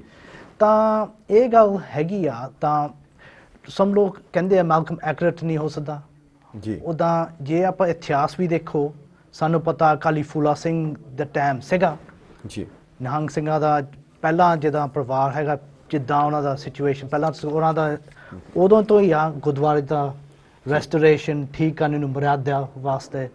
ਤਾਂ ਅਕਾਲੀ ਫੂਲਾ ਸਿੰਘ ਉਹ ਟਾਈਮ ਤੇ ਸੀਗਾ, ਤਾਂ ਮਰਿਆਦਾ ਬਹੁਤ ਦੋ ਹੀ ਗ੍ਰੰਥਾਂ ਦਾ ਹੁੰਦਾ ਸੀਗਾ ਉਹ ਟਾਈਮ ਤੇ। ਤਾਂ ਇਹ ਪਹਿਲਾਂ ਆਪਾਂ ਕਹਿ ਸਕਦੇ ਹਾਂ ਪਹਿਲਾਂ ਸਟਾਰਟਿੰਗ ਪੁਆਇੰਟ ਆ। ਠੀਕ ਹੈ, ਸ੍ਰੀ ਬਹੁਤ ਦਸਮ ਬਹੁਤ ਗ੍ਰੰਥ ਸਾਹਿਬ ਧੰਨਵਾਦ। ਵਾਸਤੇ। ਬਿਲਕੁਲ ਜਿਵੇਂ ਤੁਸੀਂ ਜ਼ਿਕਰ ਕੀਤਾ ਹੈ ਮਿਸ਼ਨਰੀ ਆਏ, ਅਸਲ ਵਿੱਚ ਵਾਕਈ ਜਿਹੜਾ ਡਿਕਸ਼ਨਰੀ ਮੀਨਿੰਗ ਵੀ ਮਿਸ਼ਨਰੀ ਦਾ ਜੋ ਲਿਖਿਆ ਸੀ, ਜਿਵੇਂ ਮਿਸ਼ਨ ਹੁੰਦਾ ਹੈ ਕਿਸੇ ਕੰਟਰੀਜ਼ ਦੇ ਵੀ ਹੁੰਦੇ ਹੈ, ਕਿਸੇ ਦੂਜੇ ਦੇ ਇਲਾਕੇ ਵਿੱਚ ਜਾ ਕੇ ਉਹਦੇ ਧਰਮ ਨੂੰ ਤਬਦੀਲ ਕਰਨ ਵਾਲੇ ਨੂੰ ਮਿਸ਼ਨਰੀ ਕਿਹਾ ਜਾਂਦਾ ਹੈ। ਆਪਣੇ ਧਰਮ ਦੇ ਅੰਦਰ ਪ੍ਰਚਾਰ ਕਰਨ ਵਾਲੇ ਨੂੰ ਮਿਸ਼ਨਰੀ ਨਹੀਂ ਕਿਹਾ ਜਾਂਦਾ, ਉਹਨੂੰ ਪ੍ਰਚਾਰਕ ਕਿਹਾ ਜਾਂਦਾ ਹੈ। ਖੈਰ ਉਹ ਇੱਕ ਵੱਖਰਾ ਵਿਸ਼ਾ ਹੈ। ਤੇ ਬਹੁਤ ਬਹੁਤ ਧੰਨਵਾਦ। ਤੇ ਇੱਕ ਵਕਫਾ ਲਵਾਂਗੇ ਔਰ ਉਸ ਤੋਂ ਬਾਅਦ ਅਸੀਂ ਮੁੜ ਹਾਜ਼ਰ ਹੋਵਾਂਗੇ।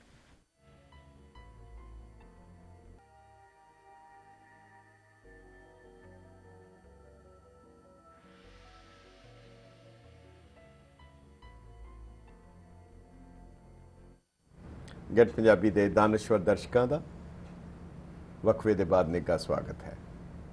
ਪੂਰਾ ਪ੍ਰੋਗਰਾਮ, ਪੂਰਾ ਸਮਾਗਮ ਕੱਲ 222 ਕੁਈਨਸ ਵਿਲੇਜ ਵਿੱਚ ਹੋਏਗਾ ਗੁਰਦੁਆਰਾ ਸਾਹਿਬ ਵਿੱਚ, ਜਿਹਦੇ ਵਿੱਚ ਇਹ ਪੰਥ ਦੇ ਵਿਦਵਾਨ ਉਹਦੇ ਵਿੱਚ ਹਾਜ਼ਰੀ ਭਰਨਗੇ ਔਰ ਤੁਹਾਡੇ ਸਾਰੇ ਸਵਾਲਾਂ ਦਾ ਜਵਾਬ ਵੀ ਦੇਣਗੇ।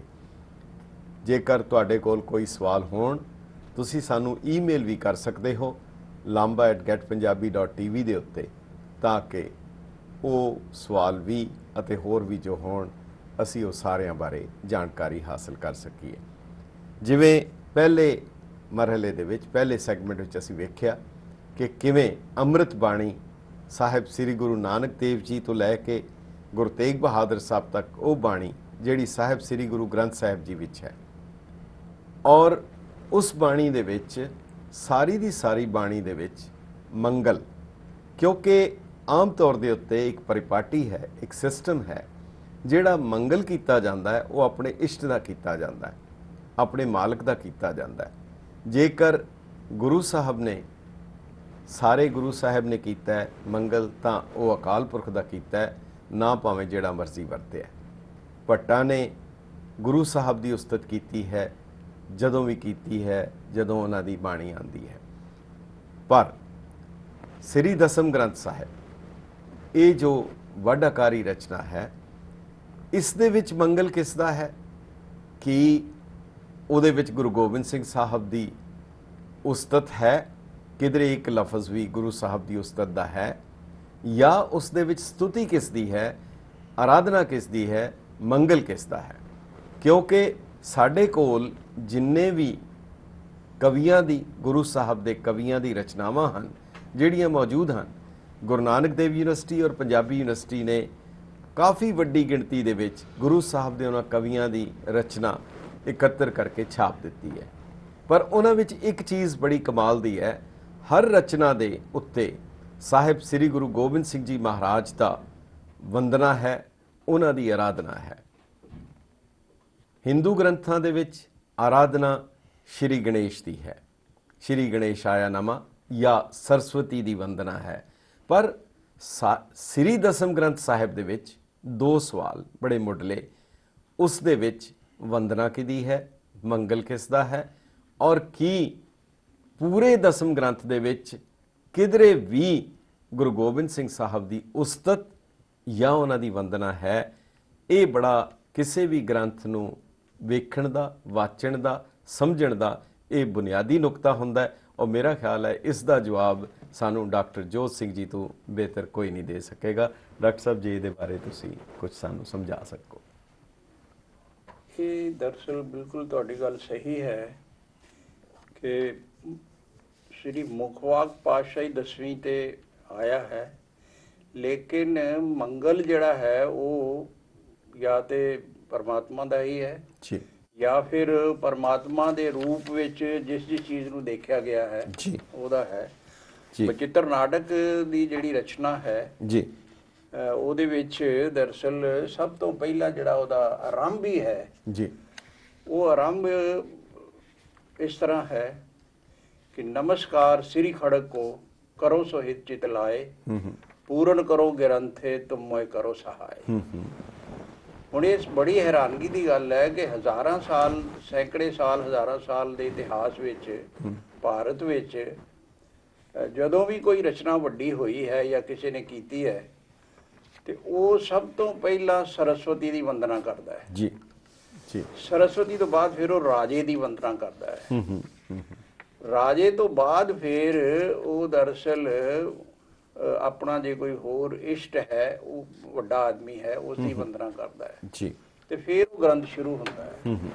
ਔਰ ਇਹ ਬਿਲਕੁਲ ਇੱਕਦਮ ਰੀਤ ਇਹਨਾਂ ਨੇ ਗੁਰੂ ਸਾਹਿਬ ਨੇ, ਗੁਰੂ ਗੋਬਿੰਦ ਸਿੰਘ ਸਾਹਿਬ ਨੇ ਇਸ ਰੀਤ ਨੂੰ ਨਾ ਚਲਾਉਂਦਿਆਂ ਹੋਇਆ ਆਪਣੇ ਹਿਸਾਬ ਨਾਲ ਉਹਨਾਂ ਨੇ ਸਭ ਤੋਂ ਪਹਿਲਾਂ ਜਿਹੜੀ ਵੰਦਨਾ ਹੈ ਜਾਂ ਜਿਹੜਾ ਮੰਗਲ ਹੈ ਜੀ ਉਹ ਖੜਗ ਦਾ ਕੀਤਾ ਹੈ। ਜੀ ਜੀ ਜੀ ਕਿਉਂਕਿ ਖੜਗ ਦੀ ਬੜੀ ਜ਼ਰੂਰਤ ਸੀ ਔਰ ਦਰਅਸਲ ਗੁਰੂ ਨਾਨਕ ਸਾਹਿਬ ਨੇ ਵੀ ਘੁੰਮ ਕੇ ਦੇਖਿਆ ਸੀ ਜੀ ਤੇ ਇਹ ਉਚਾਰਨ ਕੀਤਾ ਸੀ ਕਿ ਖੱਤਰੀਆਂ ਦਾ ਧਰਮ ਛੋੜਿਆ ਮਲੇਛ ਭਾਖਿਆ ਗਈ, ਜੀ ਸ੍ਰਿਸ਼ਟ ਸਭ ਇੱਕ ਵਰਣ ਹੋਈ ਧਰਮ ਕੀ ਗਤ ਰਹੀ। ਜੀ ਤੋ ਖੱਤਰੀਆਂ ਛਤਰੀਆਂ ਦਾ ਜਿਹੜਾ ਕੰਮ ਸੀ, ਤਲਵਾਰ ਦੇ ਨਾਲ, ਤਲਵਾਰ ਦੇ ਬਲ, ਬਾਹੂਬਲ ਦੇ ਨਾਲ ਸੁਰੱਖਿਆ ਕਰਨੀ ਸਾਰਿਆਂ ਦੀ ਤੇ ਆਪਣੀ ਵੀ ਸੁਰੱਖਿਆ, ਤੇ ਉਹ ਜਿਹੜਾ ਸੀ ਉਹ ਖਤਮ ਹੋ ਚੁੱਕਾ ਸੀ। ਬਲਕਿ ਹਾਲਤ ਇਹ ਹੋ ਚੁੱਕੀ ਸੀ ਕਿ ਗੁਰੂ ਸਾਹਿਬ ਨੂੰ ਲਿਖਣਾ ਪਿਆ ਵੀ ਘਰ ਘਰ ਮੀਆਂ ਸਭਨਾ ਜੀਆਂ ਬੋਲੀ ਅਵਰ ਤੁਮਾਰੀ। ਜੀ ਲੋਕ ਆਪਣੀ ਬੋਲੀ ਹੀ ਛੱਡ ਗਏ ਸੀ ਜੀ ਜੀ ਜੀ ਤੇ ਮੀਆਂ ਸਾਹਿਬ ਮਤਲਬ ਕਰਕੇ ਇੱਕ ਦੂਸਰੇ ਨੂੰ, ਮਿਰਜ਼ਾ ਰਾਜਾ ਜੈ ਸਿੰਘ ਜਿਹੜਾ ਸੀ ਜੀ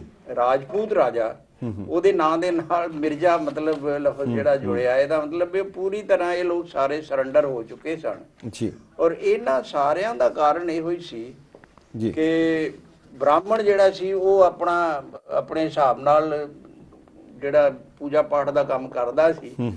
ਲੇਕਿਨ ਹਾਲਤ ਇਹ ਸੀ ਕਿ ਜਦੋਂ ਰਾਜੇ ਦੇ ਦਰਬਾਰ ਦੇ ਵਿੱਚ, ਮੁਗਲ ਬਾਦਸ਼ਾਹਾਂ ਦੇ ਦਰਬਾਰ ਵਿੱਚ ਹੀ ਜਾਂਦੇ ਸੀਗੇ ਤੇ ਗੁਰੂ ਸਾਹਿਬ ਨੂੰ, ਗੁਰੂ ਨਾਨਕ ਸਾਹਿਬ ਨੂੰ ਲਿਖਣਾ ਪਿਆ ਵੀ ਅੰਤਰ ਪੂਜਾ ਪੜੇ ਕਤੇਬਾ ਸੰਜਮ ਤੁਰਕਾ ਭਾਈ।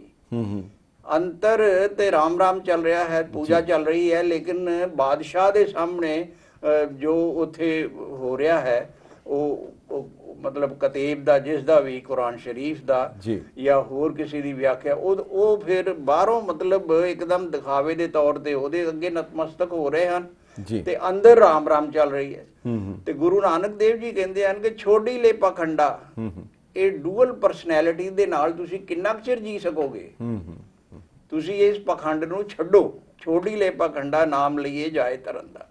ਔਰ ਉਹ ਸਾਰੀ ਮੁਹਿੰਮ ਜਦੋਂ ਚਲਦਿਆਂ ਗੁਰੂ ਗੋਬਿੰਦ ਸਿੰਘ ਸਾਹਿਬ ਤੱਕ ਆਉਂਦੀ ਹੈ ਤੇ ਫਿਰ ਉਹਨਾਂ ਨੇ ਉਸ ਸਾਰੀ ਪਰੰਪਰਾ ਨੂੰ ਉਲਟਾ ਕੇ ਬੜੇ ਸਿੱਧੇ ਔਰ ਸਪਸ਼ਟ ਰੂਪ ਦੇ ਵਿੱਚ ਖੜਗ ਦੀ ਗੱਲ ਜਿਹੜੀ ਹੈ ਉਹ ਕੀਤੀ ਹੈ। ਔਰ ਖੜਗ ਦੀ ਗੱਲ ਇਸ ਕਰਕੇ ਵੀ ਕੀਤੀ ਹੈ ਕਿ ਉਹਦੇ ਚਿੰਨ੍ਹ ਦਿੱਤੇ ਨੇ ਕਿ ਖਗ ਖੰਡ ਬਿਹੰਡੰ ਖਲਦਲ ਖੰਡੰ ਅਧਿਰਣ ਮੰਡੰ ਬਰ ਵੱਡੰ ਭੁਜ ਦੰਡ ਅਖੰਡੰ ਤੇਜ ਪ੍ਰਚੰਡੰ ਜੋਤੀ ਅਮੰਡੰ ਭਾਨ ਪ੍ਰਭੰ ਸੁਖ ਸੰਤਾ ਕਰਣੰ ਦੁਰਮਤ ਧਰਣੰ ਜੀ ਕਿਲ ਵਿਖ ਹਰਣੰ ਅਸि ਸਰਣੰ ਜੈ ਜੈ ਜਗ ਕਾਰਣ ਸ੍ਰਿਸ਼ਟੋ ਵਾਰਣ ਮਮ ਪ੍ਰਤਿਪਾਰਣ ਜੈ ਤੇਗ।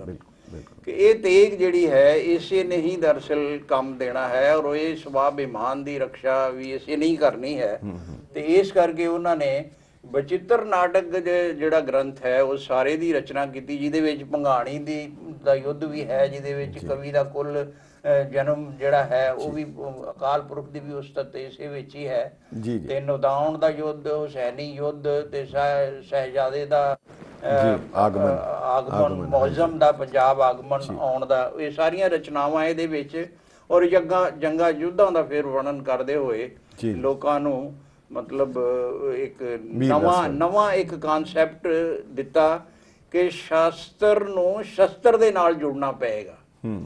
ਕੱਲਾ ਸ਼ਸਤਰ ਵੀ ਕੰਮ ਨਹੀਂ ਕਰਦਾ ਤੇ ਕੱਲਾ ਸ਼ਾਸਤਰ ਵੀ ਕੰਮ ਨਹੀਂ ਕਰਦਾ, ਤੇ ਇਹ ਦੋਵਾਂ ਨੂੰ ਨਾਲ ਜੋੜਨ ਵਾਸਤੇ ਉਹਨਾਂ ਨੇ ਫਿਰ ਦਸਮ ਗ੍ਰੰਥ ਦੀਆਂ ਇਹ ਰਚਨਾਵਾਂ ਕੀਤੀਆਂ ਜਿਹੜੀਆਂ ਕਿ ਯੁੱਧ ਦੇ ਨਾਲ ਬਹੁਤੀਆਂ ਸੰਬੰਧਿਤ। ਬਿਲਕੁਲ ਤੁਸੀਂ ਜਿਹੜਾ ਕਹਿ ਰਹੇ ਹੋ, ਨਮਸਕਾਰ ਸ੍ਰੀ ਖੜਗ ਕੋ ਕਰੋ ਸੋ ਹਿਤ ਚਿਤ ਲਾਏ।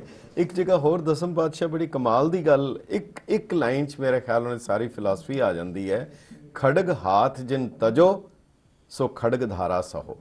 ਤੁਸੀਂ ਤਲਵਾਰ ਨੂੰ ਆਪਣੇ ਹੱਥ ਤੋਂ ਛੱਡ ਦਿਓ, ਉਹ ਤਲਵਾਰ ਤੁਹਾਡੇ ਗਰਦਨ ਦੇ ਉੱਤੇ ਆ ਕੇ ਪਏਗੀ। ਖੜਗ ਹਾਥ ਜਿਨ ਤਜੋ ਖੜਗ ਧਾਰਾ ਸਹੋ, ਉਹਦੀ ਤੁਹਾਨੂੰ ਹੋਣਾ ਪਿਆ। ਇਸ ਤੋਂ ਪਹਿਲਾਂ ਇਹ ਸੀਗਾ ਕਿ ਜਨਨੀ ਜਨੇ ਤਾਂ ਭਗਤ ਜਨ ਕਹਿ ਦਾਤਾ, ਕਹਿ ਮੈਨੇ ਜਾਂ ਸੂਰਮਾ ਹੋਏ ਜਾਂ ਭਗਤ ਹੋਏ। ਪਰ ਗੁਰੂ ਸਾਹਿਬ ਨੇ ਤਾਂ ਕਿਹਾ ਨਾ, ਧਨ ਜੀਓ ਤੇ ਕੋ ਜਗ ਮੇ ਮੁਖਤੇ ਹਰ ਚਿੱਤ ਮੇ ਜੁੱਧ ਵਿਚਾਰੇ। ਇਹ ਜਿਹੜਾ ਸੰਤ ਸਿਪਾਹੀ ਦਾ ਸੰਕਲਪ ਜਿਹੜਾ ਸੀ ਇਹ ਗੁਰੂ ਸਾਹਿਬ ਨੇ ਦਿੱਤਾ। ਡਾਕਟਰ ਸਾਹਿਬ ਇਹਦੇ 'ਚ ਇੱਕ ਹੋਰ ਮੈਂ ਚਾਹਾਂਗਾ ਜੇ ਤੁਸੀਂ ਥੋੜਾ ਜਿਹਾ ਦਿਓ ਜਿਹੜਾ ਗੁਰੂ ਸਾਹਿਬ ਨੇ ਇਹ ਕਿਹਾ ਕਿ ਇਸੇ ਚੀਜ਼ ਨੂੰ ਕਰਦੇ ਆ, ਮੈਂ ਨਾ ਗਣੇਸ਼ੈ ਪ੍ਰਥਮ ਮਨਾਓ ਕਿਸ਼ਨ ਬਿਸ਼ਨ ਕਬਹੂ ਨਹੀਂ ਤਿਆਓ, ਪ੍ਰਥਮ ਲਫ਼ਜ਼ ਵਰਤਿਆ ਉਹਨਾਂ ਨੇ, ਪ੍ਰਥਮ, ਮੈਂ ਨਾ ਗਣੇਸ਼ੈ ਪ੍ਰਥਮ ਮਨਾਓ। ਪਰ ਫਿਰ ਦੂਜੇ ਪਾਸੇ ਜਿਹੜਾ ਕਰ ਰਹੇ ਹੈ, ਪ੍ਰਥਮ ਕਿਹਨੂੰ ਫਿਰ ਮਨਾਵਾਂਗਾ, ਪ੍ਰਥਮ ਭਗਉਤੀ ਸਿਮਰ। ਇਹਦਾ ਮਤਲਬ ਇਹਦਾ ਕੀ ਅਰਥ ਹੋਇਆ ਕਿ ਉੱਥੇ ਪ੍ਰਥਮ ਲਿਖ ਰਿਹਾ, ਮੈਂ ਉਹਨੂੰ ਪ੍ਰਥਮ ਨਹੀਂ ਮਨਾਵਾਂਗਾ, ਇਹਦਾ ਮਤਲਬ ਉਹਨਾਂ ਦਾ ਸਬਸਟੀਟਿਊਟ ਹੈ ਫਿਰ ਸ੍ਰੀ ਸਾਹਿਬ ਨੂੰ ਕਹਿ ਰਹੇ ਆ। ਇਹ ਮਤਲਬ ਜੋ ਪਰੰਪਰਾਵਾਂ ਚੱਲ ਰਹੀਆਂ ਸਨ ਇਸ ਸਿਲਸਿਲੇ ਦੇ ਵਿੱਚ ਜੀ, ਉਹਨਾਂ ਪਰੰਪਰਾਵਾਂ ਨੂੰ ਦਰਅਸਲ ਗੁਰੂ ਸਾਹਿਬ ਨੇ ਇੱਕਦਮ, ਮੈਂ ਤੇ ਸਮਝਦਾ ਹਾਂ ਵੀ ਇੱਕ ਨਵੀਂ ਦਿਸ਼ਾ ਦਿੱਤੀ ਹੈ ਜੀ। ਔਰ ਨਵੀਂ ਦਿਸ਼ਾ ਦੇ ਵਿੱਚ ਇਹੋ ਹੀ ਹੈ ਵੀ ਗਣੇਸ਼ ਜਾਂ ਸਰਸਵਤੀ ਇਹ ਠੀਕ ਹੈ ਆਪਣੀ ਥਾਂ ਤੇ ਠੀਕ ਹੋਣਗੇ, ਲੇਕਿਨ ਹੁਣ ਸਾਨੂੰ ਲੋੜ ਹੈ ਕਿ ਸਾਡਾ ਜਿਹੜੀ ਭੁਜਾਵਾਂ ਦਾ ਬਲ ਹੈ, ਭਾਰੀ ਭੁਜਾਨ ਕੋ ਭਾਰੀ ਭਰੋਸੋ ਵਾਲੀ ਜਿਹੜੀ ਗੱਲ ਹੈ, ਉਸ ਨੂੰ ਸਾਹਮਣੇ ਲਿਆਉਣਾ ਚਾਹੀਦਾ ਹੈ। ਭਾਰਤੀਯਤਾ ਦੇ ਵਿੱਚ ਜਿਹੜਾ ਇਹ ਨਹੀਂ ਹੈ ਵੀ ਭਾਰਤ ਦੇ ਲੋਕ ਜਾਣਦੇ ਨਹੀਂ, ਲੜਨਾ ਨਹੀਂ ਜਾਣਦੇ ਜਾਂ ਕੋਈ ਇਸ ਤਰ੍ਹਾਂ ਦੀ ਗੱਲ ਹੋਵੇ। ਉਹਨਾਂ ਨੇ ਕਿਹਾ ਕਿ ਵੀ ਹੁਣ ਸਮਾਂ ਆ ਗਿਆ ਕਿ ਇਸ ਤਰੀਕੇ ਦੇ ਨਾਲ ਅਸੀਂ ਰਹਿ ਨਹੀਂ ਸਕਾਂਗੇ ਤੇ ਸਾਨੂੰ ਤਿਆਰ ਰਹਿਣਾ ਚਾਹੀਦਾ ਹੈ ਔਰ ਆਪਣੀ ਸੁਰੱਖਿਆ ਆਪ ਕਰਨੀ ਚਾਹੀਦੀ ਹੈ। ਇਹ ਕੇਵਲ ਮੰਤਰਾਂ ਦੇ ਬਲ ਤੇ ਜਾਂ ਗਣੇਸ਼ ਦੇ ਬਲ ਤੇ ਜਾਂ ਸਰਸਵਤੀ ਦੇ ਬਲ ਤੇ ਸੰਭਵ ਨਹੀਂ ਹੋ ਸਕਦਾ, ਲੇਕਿਨ ਉਹ ਵੀ ਰਵੇ, ਲੇਕਿਨ ਨਾਲ ਹੀ ਨਾਲ ਜਿਹੜਾ ਸਾਡਾ ਬਲ ਹੈ, ਬਲ ਹੈ ਜਿਹੜਾ ਹੈ ਸਰੀਰਕ ਬਲ, ਉਹ ਸਰੀਰਕ ਬਲ ਦਾ ਔਰ ਆਪਣੇ ਦਿਮਾਗੀ ਬਲ ਦਾ, ਦੋਵਾਂ ਦਾ ਹੀ ਅਸੀਂ ਬਿਲਕੁਲ ਇਸੇ ਨੂੰ ਗੁਰੂ ਸਾਹਿਬ ਉਹਦੇ ਵਿੱਚ ਚਰਿਤ੍ਰੋਪਾਖਿਆਨ ਵਿੱਚ ਵੀ ਆਂਦਾ ਹੈ, ਬਿਲਕੁਲ ਇਸੇ ਦੀ ਪੂਰਤੀ ਜਿਵੇਂ ਹੁੰਦੀ ਹੈ ਕਿ ਜਬ ਕਹੋ ਮਿਸਰ ਆਗੇ ਕਹਾਂ ਜਵਾਬ ਦੇ ਹੋ, ਜਬੇ ਕਾਲ ਕੇ ਜਾਲ ਮੈਂ ਫਾਸ ਜਾओ, ਤਉ ਲਿੰਗ ਪੂਜਾ ਕਰੋਗੇ ਉਹਾਂ ਤਬ ਤੂ ਕੋ ਪੁਸਤਕ ਕਰ ਲੈ ਹੋ, ਭਾਗਵਤ ਪੜ੍ਹੋ ਕਿ ਗੀਤਾ ਗਏ ਹੋ। ਸੋ ਬੜਾ ਸਪਸ਼ਟ ਸੀ ਕਿ ਇਹ ਜਿਹੜੀ ਸ੍ਰੀ ਸਾਹਿਬ ਹੈ, ਬਲਕਿ ਖੜਗ ਨੂੰ ਉਹਨਾਂ ਨੇ ਸ੍ਰੀ ਖੜਗ ਤੋਂ ਫਿਰ ਸ੍ਰੀ ਸਾਹਿਬ ਕਰਤਾ, ਔਰ ਇੱਥੋਂ ਤੱਕ ਕਿ ਗੁਰੂ ਗੋਬਿੰਦ ਸਿੰਘ ਸਾਹਿਬ ਦੇ ਨਿਸ਼ਾਨ ਜਾਂ ਉਹਨਾਂ ਦੇ ਦਸਤਖਤ ਉਹਦੇ ਉੱਤੇ ਵੀ ਸ੍ਰੀ ਸਾਹਿਬ ਦਾ ਚਿੰਨ੍ਹ ਬਣਾਉਂਦੇ ਸੀ, ਇੱਕ ਲਾਈਨ ਵਾਹ ਕੇ ਫਿਰ ਇੱਕ ਉਹਦਾ ਜਿਵੇਂ ਤਲਵਾਰ ਦਾ ਦਸਤਾ ਦੇਣਾ। ਇਹ ਉਹਨਾਂ ਦਾ ਨਮਸਕਾਰ ਸ੍ਰੀ ਖੜਗ ਕੋ ਕਰਕੇ। ਤੁਸੀਂ ਕਹਿੰਦੇ ਜੀ ਕੁਝ ਕਹਿ ਰਹੇ? ਮਹਾਰਾਜ ਸੱਚੇ ਪਾਤਸ਼ਾਹ ਦੀ ਜਿਹੜੀ ਰੂਹ ਦੇ ਦਰਸ਼ਨ ਕਰਨੇ ਆ ਜੀ, ਉਹਨਾਂ ਦੇ ਬੋਲਿਆਂ ਚੋਂ, ਉਹਨਾਂ ਦੇ ਇਤਿਹਾਸ ਚੋਂ ਪ੍ਰਗਟ ਹੁੰਦੇ ਆ ਜੀ। ਜੇ ਕਿਸੇ ਆਮ ਪੈਸੇ ਵਾਲੇ ਦੇ ਘਰ ਬੱਚਾ ਜੰਮੇ ਤੇ ਉਹਦਾ ਨਾਮ ਉਹ ਦੌਲਤ ਰਾਮ ਰੱਖੇਗਾ, ਧਨੀ ਰਾਮ ਰੱਖੇਗਾ, ਲక్ష్ਮੀ ਦਾਸ ਰੱਖੇਗਾ। ਕਲਗੀਧਰ ਪਾਤਸ਼ਾਹ ਮਹਾਰਾਜ ਦੀ ਵੀਰ ਆਤਮਾ ਕਿ ਉਹਨਾਂ ਦੇ ਪੁੱਤਰ ਜਨਮੇ ਤੇ ਨਾਮ ਅਜੀਤ ਸਿੰਘ, ਜੁਝਾਰ ਸਿੰਘ, ਜੋਰਾਵਰ ਸਿੰਘ, ਫਤਿਹ ਸਿੰਘ, ਉਹ ਖੜਗਧਾਰੀਆਂ ਵਾਲੀ ਬਿਰਤੀ ਜਿਹੜੀ ਸੀ ਉਹ ਮੁੱਖ ਪ੍ਰਧਾਨ ਬਿਰਤੀ ਸੱਚੇ ਪਾਤਸ਼ਾਹ ਦੀ, ਪਰ ਉਹਦਾ ਮਕਸਦ ਸੀ ਸਰਬੱਤ ਦਾ ਭਲਾ। ਠੀਕ ਹੈ, ਠੀਕ ਹੈ, ਬਿਲਕੁਲ। ਅਸੀਂ ਜੀ, ਤੁਸੀਂ ਕੁਝ ਕਹਿ ਰਹੇ ਸੀ? ਹਾਂਜੀ ਡਾਕਟਰ ਸਾਹਿਬ ਕੁਝ ਕਹਿ ਰਹੇ? ਹਾਂਜੀ, ਮੈਂ ਇੱਕ ਰਸਾਵਲ ਛੰਦ ਜਿਹੜਾ ਚਿੱਤਰ ਨਾਟਕ ਦੇ ਵਿੱਚ ਹੈ ਜੀ, ਦੇਵੀ ਦੇਵਤਿਆਂ ਦੀ ਪੂਜਾ ਦੇ ਨਾਲ ਹੀ ਸੰਬੰਧਿਤ, ਉਹ ਗੁਰੂ ਸਾਹਿਬ ਦਾ, ਗੁਰੂ ਗੋਬਿੰਦ ਸਿੰਘ ਸਾਹਿਬ ਦਾ ਮੈਂ ਉਹ ਪੜ੍ਹਨਾ ਚਾਹਾਂਗਾ ਆਪ ਜੀ ਦੇ ਸਾਹਮਣੇ ਜੀ, ਕਿ ਉਹ ਕਹਿੰਦੇ ਨੇ ਕਿ ਜਿਤੇ ਰਾਮ ਹੁਏ ਸਭੇ ਅੰਤ ਮੁਏ ਜੀ, ਜਿਤੇ ਕ੍ਰਿਸ਼ਨ ਹੈ ਸਭੇ ਅੰਤ ਜय ਹੈ ਜੀ, जिते देव होसी सबे अंत जासी, जिते बोध है सबे अंत छह है, नरसिंह अवतारं वहे काल मारं, बड़ो दंडधारी हण्यो काल भारी, कहाँ राम के कृष्ण कहाँ चंद सूर सबे हाथ बांधे जी।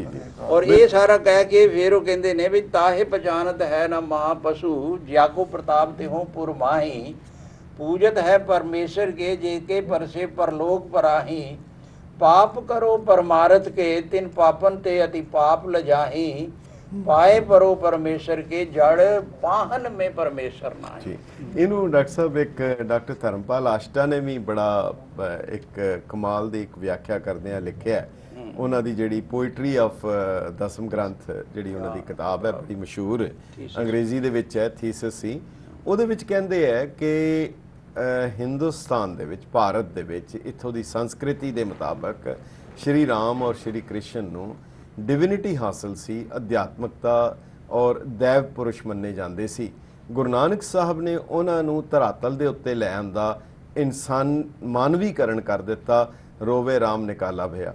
ਪਰ ਉਹ ਕਹਿੰਦੇ ਹਨ ਕਿ ਇਹ ਕਿਤਨੀ ਹੈਰਾਨੀ ਦੀ ਗੱਲ ਹੈ ਕਿ ਗੁਰੂ ਗੋਬਿੰਦ ਸਿੰਘ ਸਾਹਿਬ ਨੇ ਜਿਹੜਾ ਵਰਣਨ ਕਰਦਿਆਂ ਇੱਥੋਂ ਤੱਕ ਕਹਿ ਦਿੱਤਾ ਕਿਤੇ ਕ੍ਰਿਸ਼ਨ ਸੇ ਕੀਟ ਕੋਟੇ ਬਣਾਏ, ਜਿਹੜੇ ਤੁਸੀਂ ਗੱਲ ਕਰ ਰਹੇ ਹੋ। ਸੋ ਉਹ ਸਪਸ਼ਟ ਕਰਦਾ ਹੈ ਕਿ ਗੁਰੂ ਸਾਹਿਬ ਦਾ ਆਸ਼ਾ ਜੇ ਵਾਹਿਗੁਰੂ ਦੇ ਨਾਲ ਅਗਰ ਕੰਪੇਅਰ ਕੀਤਾ ਜਾਏ ਤਾਂ ਉਹ ਆਪਣੇ ਬਾਰੇ ਵੀ ਕਹਿੰਦੇ ਹਨ ਕਿ ਉਹਨਾਂ ਦਾ ਆਪਣੇ ਬਾਰੇ ਵੀ ਇਸੇ ਅਕਾਲ ਪੁਰਖ ਬਾਚ ਇਸ ਕੀਟ ਪ੍ਰਤੀ ਆਪਣੇ ਆਪ ਨੂੰ ਉਹ ਇੱਕ ਕੀਟ ਕਹਿ ਕੇ ਮੁਖਾਤਬ ਕਰ ਰਹੇ ਹਨ ਕਿ ਅਕਾਲ ਪੁਰਖ ਦੇ ਬਰਾਬਰ ਕੋਈ ਵੀ ਵਿਅਕਤੀ ਦੀ ਹਸਤੀ ਭਾਵੇਂ ਕਿੰਨੀ ਉੱਚੀ ਹੋ ਜਾਏ ਉਹ ਇਸ ਤੋਂ ਉੱਤੇ ਨਹੀਂ ਹੋ ਸਕਦੀ।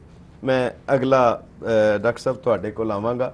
ਅਸੀਂ ਇੱਕ ਲਫ਼ਜ਼ ਬਹੁਤ ਵੱਡਾ ਹੈ ਕਾਲ ਔਰ ਅਕਾਲ, ਅਸੀਂ ਉਹ ਸਮਝਣਾ ਚਾਹਾਂਗੇ, ਪਰ ਤੁਸੀਂ ਸ੍ਰੀ ਦਸਮ ਗ੍ਰੰਥ ਸਾਹਿਬ ਦੀ ਇਹਦੇ ਵਿੱਚ ਕਿਹੜੀਆਂ ਰਚਨਾਵਾਂ, ਔਰ ਸਭ ਤੋਂ ਵੱਡੀ ਗੱਲ ਜਿਹੜੀ ਹੈਰਾਨੀ ਦੀ ਗੱਲ ਹੈ ਕਿ ਜਿਹੜਾ ਸਾਹਿਬ ਸ੍ਰੀ ਗੁਰੂ ਗ੍ਰੰਥ ਸਾਹਿਬ ਜੀ ਉਹ ਸਾਰੇ ਦਾ ਸਾਰਾ ਇੱਕ ਵਿਸ਼ੇ ਤੇ ਇੱਕ ਸਬਜੈਕਟ ਹੈ ਅਕਾਲ ਪੁਰਖ ਦੀ ਉਸਤਤ, ਉਹਦੇ ਵਿੱਚ ਹੋਰ ਕੁਝ ਵੀ ਨਹੀਂ। ਪਰ ਸ੍ਰੀ ਦਸਮ ਗ੍ਰੰਥ ਇੱਕ ਕੁਲਿਆਤ ਹੈ, ਕਲੈਕਟਡ ਵਰਕਸ ਹੈ, ਉਹ ਵੱਖਰੀਆਂ ਵੱਖਰੀਆਂ ਪੁਸਤਕਾਂ ਦਾ ਗ੍ਰੰਥਾਂ ਦਾ ਸਮੂਹ ਹੈ। ਔਰ ਸਾਰੇ ਦਸਮ ਗ੍ਰੰਥ ਦੀ ਰਚਨਾ ਦੀ ਸ਼ੈਲੀ ਸਵਾਏ ਜ਼ਫਰਨਾਮੇ ਨੂੰ ਛੱਡ ਕੇ ਬਿਲਕੁਲ ਇੱਕ ਹੈ। ਗੁਰੂ ਗ੍ਰੰਥ ਸਾਹਿਬ ਦੀ ਵੱਖ-ਵੱਖ ਕਲਮਾਂ ਹਨ, ਸ਼ੈਲੀ ਵੱਖਰੀ ਹੈ। ਸ੍ਰੀ ਦਸਮ ਗ੍ਰੰਥ ਦੀ ਕਲਮ ਇੱਕ ਹੈ, ਸ਼ੈਲੀ ਵੱਖਰੀ ਹੈ। ਇਹ ਆਪ ਦਸਮ ਗ੍ਰੰਥ ਦੇ ਬਾਰੇ ਥੋੜੀ ਜੀ ਜਾਣ ਪਛਾਣ ਕਿ ਇਹ ਕਿਹੜੀਆਂ ਬਾਣੀਆਂ ਹਨ ਔਰ ਆਪਸ ਦੇ ਵਿੱਚ ਕਿਵੇਂ ਇੱਕ ਦੂਜੇ ਦੇ ਨਾਲ ਉਹਨਾਂ ਦਾ ਤਾਲੁਕ ਹੈ, ਕੀ ਉਹ ਵੱਖਰੀਆਂ ਵੱਖਰੀਆਂ ਉਹਨਾਂ ਨੂੰ ਵੱਖਰਾ ਕਰਕੇ ਵੇਖਿਆ ਜਾ ਸਕਦਾ ਹੈ ਜਾਂ ਕੋਈ ਉਹਨਾਂ ਦਾ ਸੀਕੁਐਂਸ ਵੀ ਜੁੜਦਾ ਹੈ। ਔਰ ਇਹਦੇ ਵਿੱਚ ਫਿਰ ਕਾਲ ਤੇ ਅਕਾਲ ਕਿਉਂ ਵਰਤਿਆ, ਕਿਉਂਕਿ ਇਸ ਤੋਂ ਪਹਿਲਾਂ ਮਾਰਨ ਵਾਲਾ, ਬਣਾਉਣ ਵਾਲਾ ਤੇ ਪਾਲਣ ਵਾਲਾ GOD generator, operator, destroyer Brahma Vishnu Mahesh ਮੰਨਿਆ ਜਾਂਦਾ ਸੀ। ਪਰ ਇਹ ਕਿਉਂ ਕਹਿਤਾ ਏਕ ਹੀ ਕਾਲ ਅਕਾਲ ਸਦਾ ਹੈ, ਕਾਲ ਹੀ ਅਕਾਲ ਹੈ, ਅਕਾਲ ਹੀ ਕਾਲ ਹੈ। ਇਹਦੇ ਬਾਰੇ ਅਗਰ ਆਪ ਜੀ ਜਾਣਕਾਰੀ ਦੇ ਸਕੋ।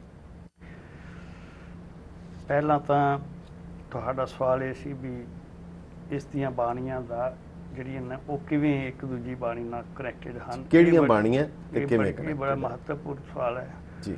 ਮੁੱਖ ਤੌਰ ਤੇ ਪਹਿਲਾਂ ਅਸੀਂ ਦੇਖੀਏ ਕਿ ਕੁਝ ਬਾਣੀਆਂ ਨੂੰ ਛੱਡ ਕੇ ਦੋ ਵੱਡੇ ਗ੍ਰੰਥ ਸਨ ਜੀ। ਬਚਿੱਤਰ ਨਾਟਕ, ਦੂਜਾ ਗ੍ਰੰਥ ਸੀ ਚਰਿਤ੍ਰੋਪਾਖਿਆਨ ਜੀ। ਇਹਦਾ ਕੇਸਰ ਸਿੰਘ ਛਿੱਬਰ ਨੇ ਵੀ ਜ਼ਿਕਰ ਕੀਤਾ ਹੈ ਜੀ। ਬਚਿੱਤਰ ਨਾਟਕ ਤੋਂ ਇਲਾਵਾ ਉਹ ਕਹਿੰਦਾ ਕੁਝ ਇੱਕ ਹੋਰ ਸੀ ਜਿਹਦੇ ਵਿੱਚ ਵਿਚਿੱਤਰ ਕਹਾਣੀਆਂ ਸਨ, ਉਹ ਚਰਿਤ੍ਰੋਪਾਖਿਆਨ ਵੱਲ ਇਸ਼ਾਰਾ ਕਰਦਾ ਹੈ। ਜਦੋਂ ਅਸੀਂ ਦਸਮ ਗ੍ਰੰਥ ਦੀਆਂ ਬਾਣੀਆਂ ਵੱਲ ਦੇਖਾਂਗੇ, ਜਿਹੜੀ ਇੱਕ ਸਭ ਤੋਂ ਵੱਡੀ ਸਾਡੇ ਸਾਹਮਣੇ ਸਮੱਸਿਆ ਹੈ ਕਿ ਅਗਰ ਇੱਕ ਬਾਣੀ ਨੂੰ ਅਸੀਂ ਹਿਲਾਉਂਦੇ ਹਾਂ ਤਾਂ ਇਹਦਾ ਮਤਲਬ ਹੈ ਕਿ ਸਾਨੂੰ ਅਲਟੀਮੇਟਲੀ ਜਾਪ ਸਾਹਿਬ ਵੀ ਨਕਾਰਨਾ ਪਵੇਗਾ। ਜੀ ਜੀ ਜੀ। ਕਿਉਂ? ਕਿਉਂਕਿ ਬਾਣੀਆਂ ਸਾਰੀਆਂ ਆਪਸ ਵਿੱਚ ਬਿਲਕੁਲ ਜਿਹੜੀਆਂ ਨੇ ਉਹ ਇੱਕ ਦੂਜੇ ਵਿੱਚ ਰਲੀਆਂ ਹੋਈਆਂ ਹਨ, ਇਸ ਤਰ੍ਹਾਂ ਜੜ੍ਹਾਂ ਹਨ ਇੱਕ ਦੂਜੀ ਵਿੱਚ ਕਿ ਉਹਨੂੰ ਵੱਖ ਕਰਕੇ ਨਹੀਂ ਵੇਖਿਆ ਜਾ ਸਕਦਾ ਜੀ। ਜਿਹੜੀ ਗੱਲ ਤੁਸੀਂ ਕਾਲ ਪੁਰਖ ਤੇ ਅਕਾਲ ਪੁਰਖ ਦੀ ਕੀਤੀ ਹੈ, ਇਹਦੇ ਲਈ ਇੱਕ ਚੀਜ਼ ਸਮਝਣੀ ਬਹੁਤ ਜ਼ਰੂਰੀ ਹੈ ਜੀ। ਅਕਾਲ ਹੈ God beyond history, beyond time, time ਤੇ ਸਪੇਸ ਤੋਂ ਪਰੇ, ਜਿਹੜਾ ਉਸ ਨੂੰ ਨਿਰਗੁਣ ਰੂਪ ਅਸੀਂ ਕਹਿ ਲਵਾਂਗੇ ਜੀ। ਸਿੱਖ ਅਕਾਲ ਪੁਰਖ ਕਹਿੰਦੇ ਨੇ, ਨਿਰਗੁਣ ਪਰਮੇਸ਼ਰ ਨਹੀਂ ਕਹਿੰਦੇ। ਉਹ ਵੀ ਇੱਕ ਸਮੱਸਿਆ ਹੈ ਜੀ। ਉਹ ਸਮੱਸਿਆ ਇਹ ਹੈ ਕਿ ਉਸ ਦੀ ਪਹਿਚਾਣ ਗੁਣਾ ਕਾਰਨ ਹੈ, ਡਿਵਾਈਨ ਗੁਣਾ ਕਰਕੇ ਉਹਦੀ ਜਗਤ ਵਿੱਚ ਪਹਿਚਾਣ ਹੈ, ਇਸ ਕਰਕੇ ਨਿਰਗੁਣ ਕਹਿਣਾ ਜੀ ਇਹ ਬਹੁਤ ਉਚਿਤ ਨਹੀਂ ਹੈ। ਹਾਲਾਂਕਿ ਕਿਹਾ ਜਾ ਸਕਦਾ, ਉਸ ਨੂੰ ਨਿਰਾਕਾਰ ਕਿਹਾ ਜਾ ਸਕਦਾ, ਨਿਰਗੁਣ ਨਹੀਂ ਕਿਹਾ। ਨਿਰਾਕਾਰ ਕਹਿਣ ਦੀਆਂ ਵੀ ਆਪਣੀਆਂ ਸੀਮਾਵਾਂ ਨੇ ਜੀ। ਅਸੀਂ ਉਸ ਨੂੰ ਕਾਲ ਕਹਿੰਦੇ ਹਾਂ ਕਿ ਉਹ ਸਮੇਂ ਤੋਂ ਬਾਹਰ ਹੈ ਜੀ। ਤੇ ਜਿਹੜਾ ਅਕਾਲ ਪੁਰਖ ਹੈ, ਅਸੀਂ ਕਹਿੰਦੇ ਹਾਂ ਗੋਡ ਬਿਯੋਂਡ ਹਿਸਟਰੀ, ਜਿਹੜਾ ਕਿ ਕੁਦਰਤ ਵਿੱਚ ਵਸਦਾ ਹੈ, ਪਰੰਤੂ ਜਿਹੜਾ ਉਹ ਕੁਦਰਤ ਵਿੱਚ ਗੁਣ ਕਰਕੇ ਵਸਦਾ ਹੈ। ਇਸ ਕਰਕੇ ਸ਼੍ਰੀ ਗੁਰੂ ਗ੍ਰੰਥ ਸਾਹਿਬ ਵਿੱਚ ਜਿਹੜਾ ਕੀਰਤਮ ਨਾਮ ਹੈ ਉਹ ਗੁਣ ਤੇ ਆਧਾਰਿਤ ਨਾਮ ਹੈ। ਦੂਜੀ ਚੀਜ਼ ਹੈ ਦਸਮ ਗ੍ਰੰਥ, ਉਹ ਕਰਮ ਨਾਮ ਦਾ ਗ੍ਰੰਥ ਹੈ। ਤਬ ਸਰਬ ਨਾਮ ਕਥੈ ਕਵਨ ਕਰਮ ਨਾਮ ਵਰਨਾ ਸਮਰਥ। ਔਰ ਜਿਹੜਾ ਕਰਮ ਨਾਮ ਹੈ ਉਹ ਇਸ ਕਾਰਨ ਹੈ ਕਿ ਇਹ ਕਾਲਪੁਰਖ ਦੀ ਸਿਫਤ, ਜਿਹੜਾ ਦੂਜੀ ਫਾਰਮ ਹੈ ਪਰਮੇਸ਼ਵਰ ਦੀ, ਜਿਸ ਨੂੰ ਅਸੀਂ ਸਥੂਲ ਫਾਰਮ ਕਹਿ ਸਕਦੇ ਹਾਂ। ਸਥੂਲ ਫਾਰਮ ਵਿੱਚ ਫਿਰ ਅੰਤਰ ਹੈ। ਇੱਕ ਤਾਂ ਸਾਰਾ ਜਗਤ ਹੀ ਉਹਦੀ ਸਥੂਲ ਫਾਰਮ ਹੈ, ਦੂਜੀ ਚੀਜ਼ ਹੈ ਕਾਲਪੁਰਖ ਫਿਰ ਸਾਰਾ ਜਗਤ ਨਹੀਂ ਹੈ, ਹਰ ਵਿਅਕਤੀ ਕਾਲਪੁਰਖ ਨਹੀਂ ਹੈ। ਜਿਹੜੇ ਡਿਵਾਈਨ ਕੌਤਕ ਕਰਨ ਦੇ ਸਮਰੱਥ ਪੁਰਸ਼ ਇਸ ਜਗਤ ਵਿੱਚ ਆਉਂਦੇ ਨੇ, ਕਾਲਪੁਰਖ ਉਹ ਵਿਅਕਤੀ, ਉਹ ਜਿਹੜਾ ਇਤਿਹਾਸਕ ਸਵਰੂਪ ਹੈ, ਉਸ ਨੂੰ ਅਸੀਂ ਮੰਨ ਲਿਆ ਕਿ ਇਹ ਕਾਲ ਦੀ ਸ਼ਕਤੀ ਪ੍ਰਗਟ ਹੋਈ ਹੈ ਤੇ ਸਮੇਂ ਵਿੱਚ ਅਕਾਲ ਪੁਰਖ ਪ੍ਰਗਟ ਹੋਇਆ, ਇਸ ਕਰਕੇ ਉਹਦਾ ਨਾਮ ਕਾਲਪੁਰਖ ਪੈ ਗਿਆ ਜੀ। ਤੋਂ ਅਕਾਲ ਤੇ ਅਕਾਲ, ਸ਼੍ਰੀ ਦਸਮ ਗ੍ਰੰਥ ਸਾਹਿਬ ਜਿਹੜੇ ਨੇ ਉਹ ਕਾਲਪੁਰਖ ਦੇ ਚੋਜਾਂ ਦੀ ਬਾਤ ਹੈ, ਕਾਲਪੁਰਖ ਦੀ ਸਿਫਤ ਸਲਾਹ ਦੀ ਬਾਤ ਹੈ ਜੀ। ਜਿਹੜਾ ਇਸ ਨੂੰ ਨਿਰਾਪੁਰਾ ਸਾਹਿਤ ਨਹੀਂ ਕਿਹਾ ਜਾ ਸਕਦਾ। ਜਦੋਂ ਕਾਲਪੁਰਖ ਦੇ ਸਵਰੂਪ ਬਿਆਨ ਕੀਤੇ ਜਾਂਦੇ ਨੇ ਤੇ ਇਹ ਅਸੀਂ ਮੰਨਦੇ ਹਾਂ ਕਿ ਇੱਕ ਕਿਸਮ ਦਾ ਸਾਹਿਤ ਹੈ ਜੀ। ਪਰੰਤੂ ਜਦੋਂ ਅਸੀਂ ਕਾਲਪੁਰਖ ਦੀ ਸਿਫਤ ਜਗ੍ਹਾ ਜਗ੍ਹਾ ਤੇ ਵੇਖਦੇ ਹਾਂ ਤੇ ਫਿਰ ਉਹ ਕਾਲਪੁਰਖ ਦੀ ਸਿਫਤ ਜਿਹੜੀ ਉਹ ਬਾਣੀ ਰੂਪ ਹੋ ਜਾਂਦੀ ਹੈ। ਇਸ ਕਰਕੇ ਇਹ ਕੋਈ ਅਜਿਹਾ ਸਾਹਿਤ ਨਹੀਂ ਕਿ ਹੋਰ ਕਿਤਾਬਾਂ ਦੇ ਤੁਲ ਇਸ ਗ੍ਰੰਥ ਦੀ ਬਾਣੀਆਂ ਕੁਝ ਰੱਖ ਦਈਏ। ਸੋ ਇਹ ਇਸ ਬਾਤ ਨੂੰ ਸਮਝਣ ਵਾਲੀ ਜਿਹੜੀ ਗੱਲ ਹੈ ਜੀ। ਇਹ ਬਾਣੀਆਂ ਹੁਣ ਜਿਹੜੇ ਸਾਡੇ ਕੁਝ ਵੀਰ ਨੇ, ਉਹ ਮੈਨੂੰ ਕਿਸੇ ਨੇ ਪਿੱਛੇ ਵੀ ਇੱਕ ਗੱਲ ਕਹੀ, ਕਹਿੰਦੇ ਜਦੋਂ ਤੁਹਾਡੇ ਲੈਕਚਰ ਸੁਣਿਆ ਸੀ ਨਾ ਤਦੋਂ ਮੈਨੂੰ ਬਹੁਤ ਚੰਗਾ ਲੱਗਿਆ ਜਿਹੜੀ ਤੁਸੀਂ ਕਾਲਪੁਰਖ ਦੀ ਵਿਆਖਿਆ ਕੀਤੀ ਸੀ, ਪਰੰਤੂ ਮਗਰੋਂ ਮੇਰਾ ਮਨ ਬਦਲ ਗਿਆ। ਮਗਰੋਂ ਕਹਿਣ ਲੱਗੇ ਕਿ ਕਾਲਪੁਰਖ ਮੈਂ ਵੇਖਿਆ ਕਿ ਇਹ ਤੇ ਹੈ ਹੀ ਨਹੀਂ। ਮੈਂ ਕਿਹਾ ਨਹੀਂ, ਇਹ ਸ੍ਰੀ ਗੁਰੂ ਗ੍ਰੰਥ ਸਾਹਿਬ ਵਿੱਚ ਵੀ ਇਹਦੀਆਂ ਨਿਸ਼ਾਨਦੇਹੀਆਂ ਹੈ ਨੇ, ਕਿਉਂਕਿ ਦੋਵੇਂ ਡਿਵਾਈਡ ਕਰਕੇ ਨਹੀਂ ਵੇਖੇ ਜਾ ਸਕਦੇ। ਜਿਹੜਾ ਅਕਾਲ ਪੁਰਖ ਹੈ ਉਹਦੇ ਦਰਸ਼ਨ ਸਾਨੂੰ ਵਾਰ-ਵਾਰ ਦਸਮ ਗ੍ਰੰਥ ਵਿੱਚ ਹੋਣਗੇ ਤੇ ਕਾਲਪੁਰਖ ਦੇ ਸ੍ਰੀ ਗੁਰੂ ਗ੍ਰੰਥ ਸਾਹਿਬ ਵਿੱਚ ਵੀ ਹੋਣਗੇ, ਪਰੰਤੂ ਇੱਕ ਮੋਟੇ ਤੌਰ ਤੇ ਅਕਾਲ ਸਵਰੂਪ ਦਾ ਬਿਆਨ ਬਹੁਤਾ ਜਿਹੜਾ ਹੈ ਪ੍ਰਭਾਵਕਾਰੀ ਤਰੀਕੇ ਨਾਲ ਗੁਰੂ ਗ੍ਰੰਥ ਸਾਹਿਬ ਵਿੱਚ ਹੋਇਆ ਤੇ ਕਾਲਪੁਰਖ ਦਾ ਪ੍ਰਭਾਵਕਾਰੀ ਤਰੀਕੇ ਨਾਲ ਜਿਹੜਾ ਬਿਆਨ ਹੈ ਉਹ ਦਸਮ ਗ੍ਰੰਥ ਵਿੱਚ ਹੋਇਆ ਜੀ। ਉਹ ਕਹਿਣ ਲੱਗੇ ਕਿਵੇਂ? ਮੈਂ ਕਿਹਾ ਇਹ ਜਿਹੜਾ ਸਤਜੁਗ ਤੈ ਮਾਨਿਓ ਛਲਿਓ ਬਲ ਬਾਵਨ ਪਾਇਓ, ਤ੍ਰੇਤੇ ਤੈ ਮਾਨਿਓ ਰਾਮ ਰਗਮ, ਇਹ ਸਾਰਾ ਕਾਲਪੁਰਖ ਦੀ ਗਾਥਾ ਹੈ। ਔਰ ਜਿਹੜਾ ਵਾਹਿਗੁਰੂ ਨਾਮ ਹੈ ਉਹ ਕਾਲ ਤੇ ਅਕਾਲ ਦਾ ਮਿਸ਼ਰਿਤ ਰੂਪ ਹੈ, ਕਿਉਂਕਿ ਗੁਰੂ ਜਿਹੜਾ ਹੈ ਉਹ ਫਾਰਮ ਧਾਰ ਕੇ ਜਗਤ ਵਿੱਚ ਵੀ ਆਉਂਦਾ ਹੈ ਤੇ ਆਦਮ ਤੇ ਇੱਕ ਅਵਤਾਰਾ ਸੋਈ ਗੁਰੂ ਸਮਝਿਓ ਹਮਾਰਾ, ਉਹ ਵੀ ਹੈ। ਇਸ ਕਰਕੇ ਇਹ ਨਾਮ ਹੀ ਜਿਹੜਾ ਕਾਲ ਤੇ ਅਕਾਲ ਦਾ ਸੁਮੇਲ ਹੈ। ਸੋ ਉਹਨਾਂ ਨੂੰ ਫਿਰ ਅੱਗੇ ਕੋਈ ਬਾਤ ਨਹੀਂ ਆਈ ਜੀ। ਹੁਣ ਜਿਹੜੇ ਵੀਰ ਕਹਿੰਦੇ ਨੇ ਕਿ ਨਹੀਂ ਕਾਲਪੁਰਖ ਤੇ ਹੋ ਹੀ ਨਹੀਂ ਸਕਦਾ, ਕਾਲ ਸਾਨੂੰ ਪ੍ਰਵਾਨਿਤ ਨਹੀਂ ਹੈ ਕਿਉਂਕਿ ਮਹਾਕਾਲ ਹੈ, ਇਹ ਵਿਕਰਿਤ ਰੂਪ ਹੈ, ਇਹ ਸ਼ਿਵ ਦਾ ਸਰੂਪ ਹੈ। ਉਹ ਵੀਰਾਂ ਨੂੰ ਇਹ ਸਮਝਣ ਦੀ ਲੋੜ ਹੈ ਕਿ ਜੇ ਅਸੀਂ ਕਾਲਪੁਰਖ ਦੀ ਗੱਲ ਕਰੀਏ ਜਾਂ ਮਹਾਕਾਲ ਦੀ ਗੱਲ ਕਰੀਏ ਤਾਂ ਉਹ ਜਿਹੜਾ ਜਾਪ ਸਾਹਿਬ ਦਾ ਨਮੋ ਸਰਬ ਕਾਲੇ ਤੇ ਨਮੋ ਕਾਲ ਕਾਲੇ ਹੈ, ਕਾਲਾਨ ਕਾਲ ਹੈ, ਉਹ ਹੀ ਮਹਾਕਾਲ ਹੈ ਜੀ ਜੀ। ਇਸ ਕਰਕੇ ਜੇ ਅਸੀਂ ਮਹਾਕਾਲ ਅਗਲੀਆਂ ਰਚਨਾਵਾਂ ਵਿੱਚੋਂ ਹਟਾਉਣ ਦਾ ਯਤਨ ਕਰਾਂਗੇ ਤਾਂ ਕਾਲਪੁਰਖ ਦੇ ਦਰਸ਼ਨ ਸਾਨੂੰ ਜਿਹੜਾ ਹੈ ਉਹ ਜਾਪ ਸਾਹਿਬ ਵਿੱਚ ਹੀ ਹੋਣਗੇ ਤੇ ਜਾਪ ਸਾਹਿਬ ਹੀ ਪਾਸੇ ਕਰਨਾ ਪਵੇਗਾ, ਜਿਹੜਾ ਕਿ ਕੁਝ ਲੋਕਾਂ ਨੇ ਕਰ ਦਿੱਤਾ ਹੈ ਜੀ। ਜਾਪ ਸਾਹਿਬ ਤੋਂ ਬਾਅਦ ਦੂਜੀ ਬਾਣੀ ਜਿਹੜੀ ਹੈ ਸ਼੍ਰੀ ਅਕਾਲ ਉਸਤਤ, ਆਪਾਂ ਉਹਦੇ ਤੇ ਫਿਰ ਅਗਲੇ ਸੈਗਮੈਂਟ 'ਚ ਆਵਾਂਗੇ ਕਿਉਂਕਿ ਇਹ ਵੀ ਜਿਹੜਾ ਤੁਸੀਂ ਇਹਦੇ 'ਚ ਦੋ ਸਵਾਲ ਹੈਗੇ ਛੋਟੇ ਛੋਟੇ ਉਪਜਦੇ, ਮੈਂ ਬਾਅਦ ਵਿੱਚ ਗੱਲ ਕਰਦਾ ਇੱਕ ਵਕਫੇ ਦੇ ਬਾਅਦ ਹਾਜ਼ਰ।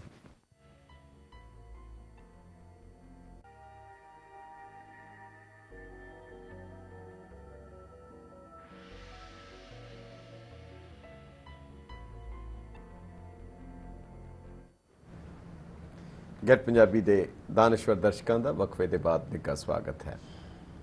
ਸ੍ਰੀ ਦਸਮ ਗ੍ਰੰਥ ਸਾਹਿਬ ਔਰ ਉਸ ਦੇ ਪਿਛੋਕੜ ਵਿੱਚ ਖਾਲਸੇ ਦਾ ਵਿਰਸਾ ਤੇ ਅੰਮ੍ਰਿਤ ਬਾਣੀ, ਇਹ ਇਸ ਦੇ ਬਾਰੇ ਡਾਕਟਰ ਜੋਤ ਸਿੰਘ ਜੀ, ਡਾਕਟਰ ਹਰਭਜਨ ਸਿੰਘ ਜੀ, ਸਿੰਘ ਸਾਹਿਬ ਗਿਆਨੀ ਸ਼ੇਰ ਸਿੰਘ ਜੀ ਔਰ ਗੁਰਿੰਦਰ ਮਾਨ ਜੀ ਜਾਣਕਾਰੀ ਦੇ ਰਹੇ ਹਨ ਔਰ ਵਾਕਈ ਹੀ ਇਹ ਜਾਣਕਾਰੀ ਜਿਹੜੀ ਹੈ ਬਹੁਤ ਹੀ ਕੀਮਤੀ ਹੈ। ਡਾਕਟਰ ਸਾਹਿਬ ਤੁਸੀਂ ਇੱਕ ਗੱਲ ਕੀਤਾ ਕਿ ਜਿਵੇਂ ਇੱਕ ਲਫ਼ਜ਼ ਵਰਤਿਆ ਸ੍ਰੀ ਦਸਮ ਗ੍ਰੰਥ ਸਾਹਿਬ ਦੀ ਸੰਪਾਦਨਾ, ਉਸ ਦੇ ਸਰੂਪ ਬਾਰੇ, ਜਿਵੇਂ ਅਸੀਂ ਵੇਖਦੇ ਹਾਂ ਕਿ ਜਿਵੇਂ ਸਾਰੇ ਦਾ ਸਾਰਾ ਦਸਮ ਗ੍ਰੰਥ ਉਹਦੇ ਵਿੱਚ ਕਲੈਕਟਡ ਵਰਕਸ ਹੈ, ਕੁਝ ਵੱਡੀਆਂ ਔਰ ਕੁਝ ਛੋਟੀਆਂ ਗ੍ਰੰਥਾਂ ਦਾ ਜਾਂ ਪੁਸਤਕਾਂ ਦਾ ਜਾਂ ਕਿਤਾਬਾਂ, ਅਸੀਂ ਜੋ ਵੀ ਕਹਿ ਲਈਏ, ਅਸੀਂ ਵੀ ਅਹਿਲੇ ਕਿਤਾਬ ਹਾਂ, ਪਰ ਉਹ ਵੱਖ-ਵੱਖ ਗ੍ਰੰਥਾਂ ਦਾ ਛੋਟਾ ਜਿਹਾ ਸੁਮੇਲ ਹੈ। ਹਾਲਾਂ ਉਹਨਾਂ ਦਾ ਵਿਸ਼ਾ ਵੀ ਵੱਖਰਾ ਹੈ, ਸਬਜੈਕਟ ਵੀ ਵੱਖਰਾ ਹੈ। ਉਹਦੇ ਵਿੱਚ ਕੁਝ ਬਾਣੀ ਬਿਲਕੁਲ ਅਧਿਆਤਮਕਤਾ ਦੀ ਹੈ, ਜਿਵੇਂ ਜਾਪ ਸਾਹਿਬ ਹੈ, ਅਕਾਲ ਉਸਤਤ ਹੈ, ਸਵਈਏ ਹੈ, ਸ਼ਬਦ ਹਜ਼ਾਰੇ ਹੈ, ਬਿਲਕੁਲ ਅਧਿਆਤਮਕਤਾ ਦੀ ਹੈ। ਕੁਝ ਉਹਦੇ ਵਿੱਚ ਪੁਰਾਣਕ ਗਾਥਾਵਾਂ ਦੀ ਵੀ ਹੈ, ਕੁਝ ਨਿਰੋਲ ਜਿਸ ਨੂੰ ਅਸੀਂ ਸਾਹਿਤਿਕ ਰਚਨਾਵਾਂ ਕਹਿੰਦੇ ਹਾਂ, ਕੁਝ ਸਰਕਾਰ ਨੂੰ ਲਿਖੀਆਂ ਚਿੱਠੀਆਂ ਵੀ ਹੈ, ਜਿਵੇਂ ਜ਼ਫਰਨਾਮਾ ਹੈ, ਜਾਂ ਜਿਵੇਂ ਪਿਆਰਾ ਸਿੰਘ ਪਦਮ ਕਹਿੰਦੇ ਸੀ ਕਿ ਅਕਾਲ ਪੁਰਖ ਨੂੰ ਲਿਖੀ ਚਿੱਠੀ ਵੀ ਹੈ ਬੇਨਤੀ ਚੁਪਈ। ਸੋ ਇਹ ਵਿਸ਼ੇ ਤਾਂ ਵੱਖਰੇ ਹੋ ਸਕਦੇ ਹਨ, ਪਰ ਵੈਸੇ ਤਾਂ ਜਿਵੇਂ ਗੁਰੂ ਗ੍ਰੰਥ ਸਾਹਿਬ ਨੂੰ ਵੀ ਕਈ ਵਾਰ ਇਸ ਨੂੰ ਵੀ ਇੱਕ ਅਧਿਆਤਮਕ ਸਾਹਿਤ ਹੀ ਕਿਹਾ ਜਾਂਦਾ ਹੈ ਜਦੋਂ ਬ੍ਰੌਡਰ ਤਰੀਕੇ ਦੇ ਨਾਲ, ਤੇ ਇਹ ਕੀ ਸਾਰੇ ਦਾ ਸਾਰਾ ਇਹਨੂੰ ਲਫ਼ਜ਼ ਅਗਰ ਵਰਤ ਲਿਆ ਜਾਏ ਕੋਈ ਵੀ, ਪਰ ਕੀ ਇਹਦੀ ਆਥਰਸ਼ਿਪ ਜਾਂ ਕਰਤ੍ਰਿਤਵ ਜਿਹੜਾ ਹੈ, ਇਹਦਾ ਰਾਈਟਰ ਜਿਹੜਾ ਹੈ, ਕੀ ਉਹ ਸਾਰੇ ਦੇ ਸਾਰੇ ਦਸਮ ਗ੍ਰੰਥ ਸਾਹਿਬ ਦਾ ਇੱਕੋ ਹੈ, ਇੱਕੋ ਕਲਮ ਤੋਂ ਹੈ ਜਾਂ ਉਹ ਵੱਖ ਹੈ? ਮੇਰਾ ਨਿਵੇਦਨ ਇਹ ਹੈ ਕਿ ਜਾਪ ਸਾਹਿਬ ਤੋਂ ਬਾਅਦ ਜਾਪ ਸਾਹਿਬ ਅੰਮ੍ਰਿਤ ਦੀ ਬਾਣੀ ਹੈ, ਉਸ ਸੰਬੰਧੀ ਸੰਦੇਹ ਕਰਨਾ ਬਿਲਕੁਲ ਹੀ ਉਚਿਤ ਨਹੀਂ ਜੀ। ਅਕਾਲ ਉਸਤਤ ਜਿਹੜੇ ਦਸਮ ਗ੍ਰੰਥ ਦੇ ਆਲੋਚਕ ਨੇ ਉਹ ਕੁਝ ਛੰਦਾਂ ਨੂੰ ਛੱਡ ਕੇ ਤ੍ਰਿਭੰਗੀ ਛੰਦਾਂ ਨੂੰ ਬਾਕੀ ਕਹਿੰਦੇ ਨੇ ਕਿ ਅਕਾਲ ਉਸਤਤ ਗੁਰੂ ਜੀ ਦੀ ਹੈ ਜੀ। ਮੇਰਾ ਵਿਸ਼ਵਾਸ ਹੈ ਕਿ ਉਹ ਤ੍ਰਿਭੰਗੀ ਛੰਦ ਉਹਦਾ ਅਭਿੰਨ ਅੰਗ ਨੇ। ਮੈਂ ਆਪਣੀ ਪੁਸਤਕ ਵਿੱਚ ਉਹਦੀ ਚੰਗੀ ਵਿਆਖਿਆ ਕੀਤੀ ਹੈ ਜੀ। ਅਕਾਲ ਉਸਤਤ ਤੋਂ ਬਾਅਦ ਕਾਲ ਪੁਰਖ ਜੀ ਕੀ ਉਸਤਤ ਹੈ ਬਚਿੱਤਰ ਨਾਟਕ ਵਿੱਚ, ਉਹਦਾ ਸਿਰਲੇਖ ਕਾਲ ਪੁਰਖ ਜੀ ਕੀ ਉਸਤਤ ਹੈ। ਕਾਲ ਪੁਰਖ ਜੀ ਕੀ ਉਸਤਤ ਉਹੀ ਵਿਅਕਤੀ ਕਰਦਾ ਹੈ ਜਿਹੜਾ ਪਹਿਲਾਂ ਅਕਾਲ ਉਸਤਤ ਦੀ ਕਰ ਰਿਹਾ, ਇਹਦੇ 'ਚ ਕੋਈ ਸੰਦੇਹ ਨਹੀਂ ਹੋਣਾ ਚਾਹੀਦਾ ਜੀ ਜੀ। ਔਰ ਜੋ ਇਸਦਾ ਰਚਨ ਕਰਤਾ ਹੈ ਉਹ ਆਪਣੀ ਆਤਮ ਕਥਾ ਲਿਖਦਾ ਹੈ ਜੀ। ਤੇ ਵਾਰ-ਵਾਰ ਇਹ ਸੰਕੇਤ ਦੇ ਰਿਹਾ ਹੈ ਕਿ ਇਹ ਆਤਮ ਕਥਾ ਕਵੀ ਦੀ ਹੈ ਜਿਹੜਾ ਇਹਦਾ ਰਚਨਹਾਰ ਹੈ। ਜੀ ਜੀ ਜੀ। ਕਵੀ ਬੰਸ ਵਰਣਨ ਲਿਖ ਦਿੱਤਾ ਤੇ ਉਹ ਜਿਹੜੀ ਉਥੋਂ ਸਾਫ਼ ਹੀ ਬਾਤ ਹੈ ਕਿ ਕਵੀ ਆਪਣੇ ਵੰਸ਼ ਦੇ ਬਾਰੇ ਵਰਣਨ ਕਰ ਰਿਹਾ ਹੈ ਜੀ। ਕਵੀ ਆਪਣੇ ਜਨਮ ਬਾਰੇ ਵਰਣਨ ਕਰ ਰਿਹਾ, ਤਾਂ ਇਹਦਾ ਮਤਲਬ ਕਿ ਕਵੀ ਇਹਦਾ ਰਚੈਤਾ ਜਿਹੜਾ ਹੈ ਜਿਸ ਦੀ ਆਤਮ ਕਥਾ ਹੈ ਔਰ ਜਿਹਦਾ ਜਨਮ ਪਟਨਾ ਸਾਹਿਬ ਹੈ, ਤਹੀਂ ਪ੍ਰਕਾਸ਼ ਸਾਹਿਬ ਹੈ, ਉਹ ਹੀ ਕਵੀ ਹੈ। ਜੀ ਜੀ।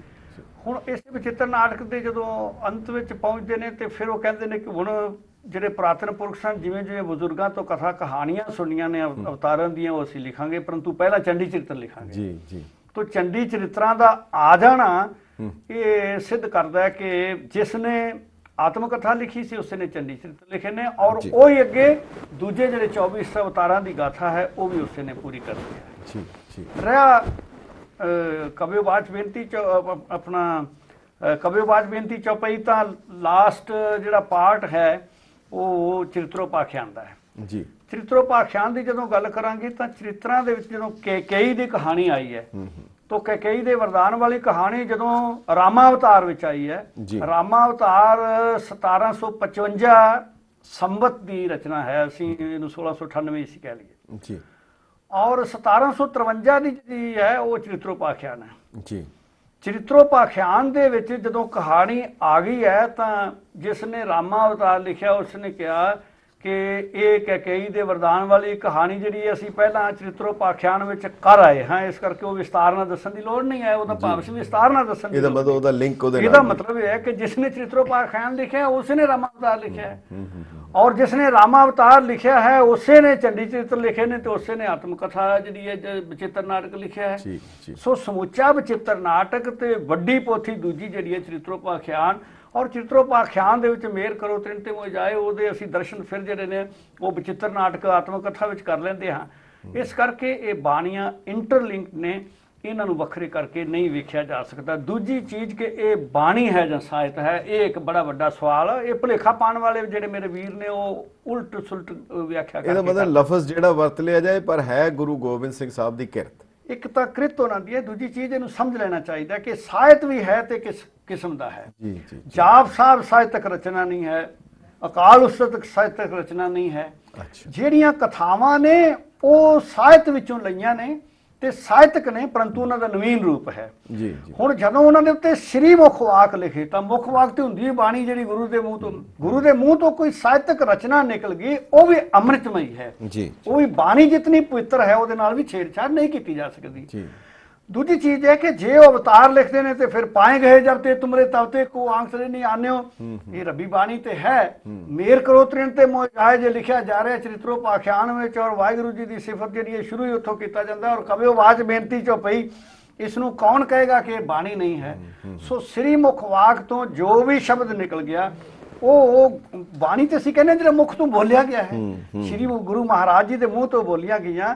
ਇਹਦੇ ਚ ਸਾਹਿਤਕ ਕ੍ਰਿਤੀਆਂ ਵੀ ਨੇ, ਪਰੰਤੂ ਉਹ ਸਾਹਿਤਕ ਕ੍ਰਿਤੀਆਂ ਵੀ ਅੰਮ੍ਰਿਤ ਭਰਪੂਰ ਨੇ, ਉਹਨਾਂ ਵਿੱਚ ਵੀ ਗੁਰੂ ਦੀ ਬਾਣੀ ਹੈ, ਰੱਬ ਦੀ ਸਿਫਤ ਹੈ। ਇਸ ਕਰਕੇ ਉਹਨਾਂ ਇਹ ਕਹਿ ਦੇਣਾ ਕਿ ਜੇ ਕਿਸੇ ਨੇ ਕਿਹਾ ਕਿ ਸਾਹਿਤਕ ਕ੍ਰਿਤੀਆਂ ਨੇ ਤਾਂ ਇਹ ਬਾਣੀ ਨਹੀਂ ਹੈ, ਇਹ ਮੈਂ ਸਮਝਦਾ ਕਿ ਇੱਕ ਜ਼ਿਆਦਤੀ ਹੈ ਤੇ ਠੀਕ ਦਿਸ਼ਾ ਵਿੱਚ ਕਿਸੇ ਚੀਜ਼ ਨੂੰ ਨਾ ਸਮਝਣਾ ਉਹ ਬਾਤ ਹੈ। ਡਾਕਟਰ ਸਾਹਿਬ ਇਹਦੇ 'ਚ ਇੱਕ ਛੋਟਾ ਜਿਹਾ ਹੋਰ ਪ੍ਰਸ਼ਨ ਹੈ। ਜਿਹੜੀ ਗੁਰੂ ਸਾਹਿਬ ਨੇ, ਮੇਰਾ ਖਿਆਲ ਹੈ ਜਿੰਨੇ ਕੁ ਵੀ ਧਰਮਾਂ ਦੇ ਵੱਖ-ਵੱਖ ਅਵਤਾਰੀ ਪੁਰਸ਼ ਹੋਏ ਹੈ, ਸ਼ਾਇਦ ਗੁਰੂ ਕਲਗੀਧਰ ਪਿਤਾ ਸਾਹਿਬ ਸ੍ਰੀ ਗੁਰੂ ਗੋਬਿੰਦ ਸਿੰਘ ਸਾਹਿਬ ਜੀ ਮਹਾਰਾਜ ਹਨ ਜਿਨ੍ਹਾਂ ਨੇ ਆਪਣੀ ਆਤਮ ਕਥਾ ਲਿਖੀ ਹੈ। ਕਿਸੇ ਹੋਰ ਨੇ ਸ਼ਾਇਦ, ਮੇਰਾ ਖਿਆਲ ਹੈ, ਨਹੀਂ ਵਰਣਨ ਆਉਂਦਾ।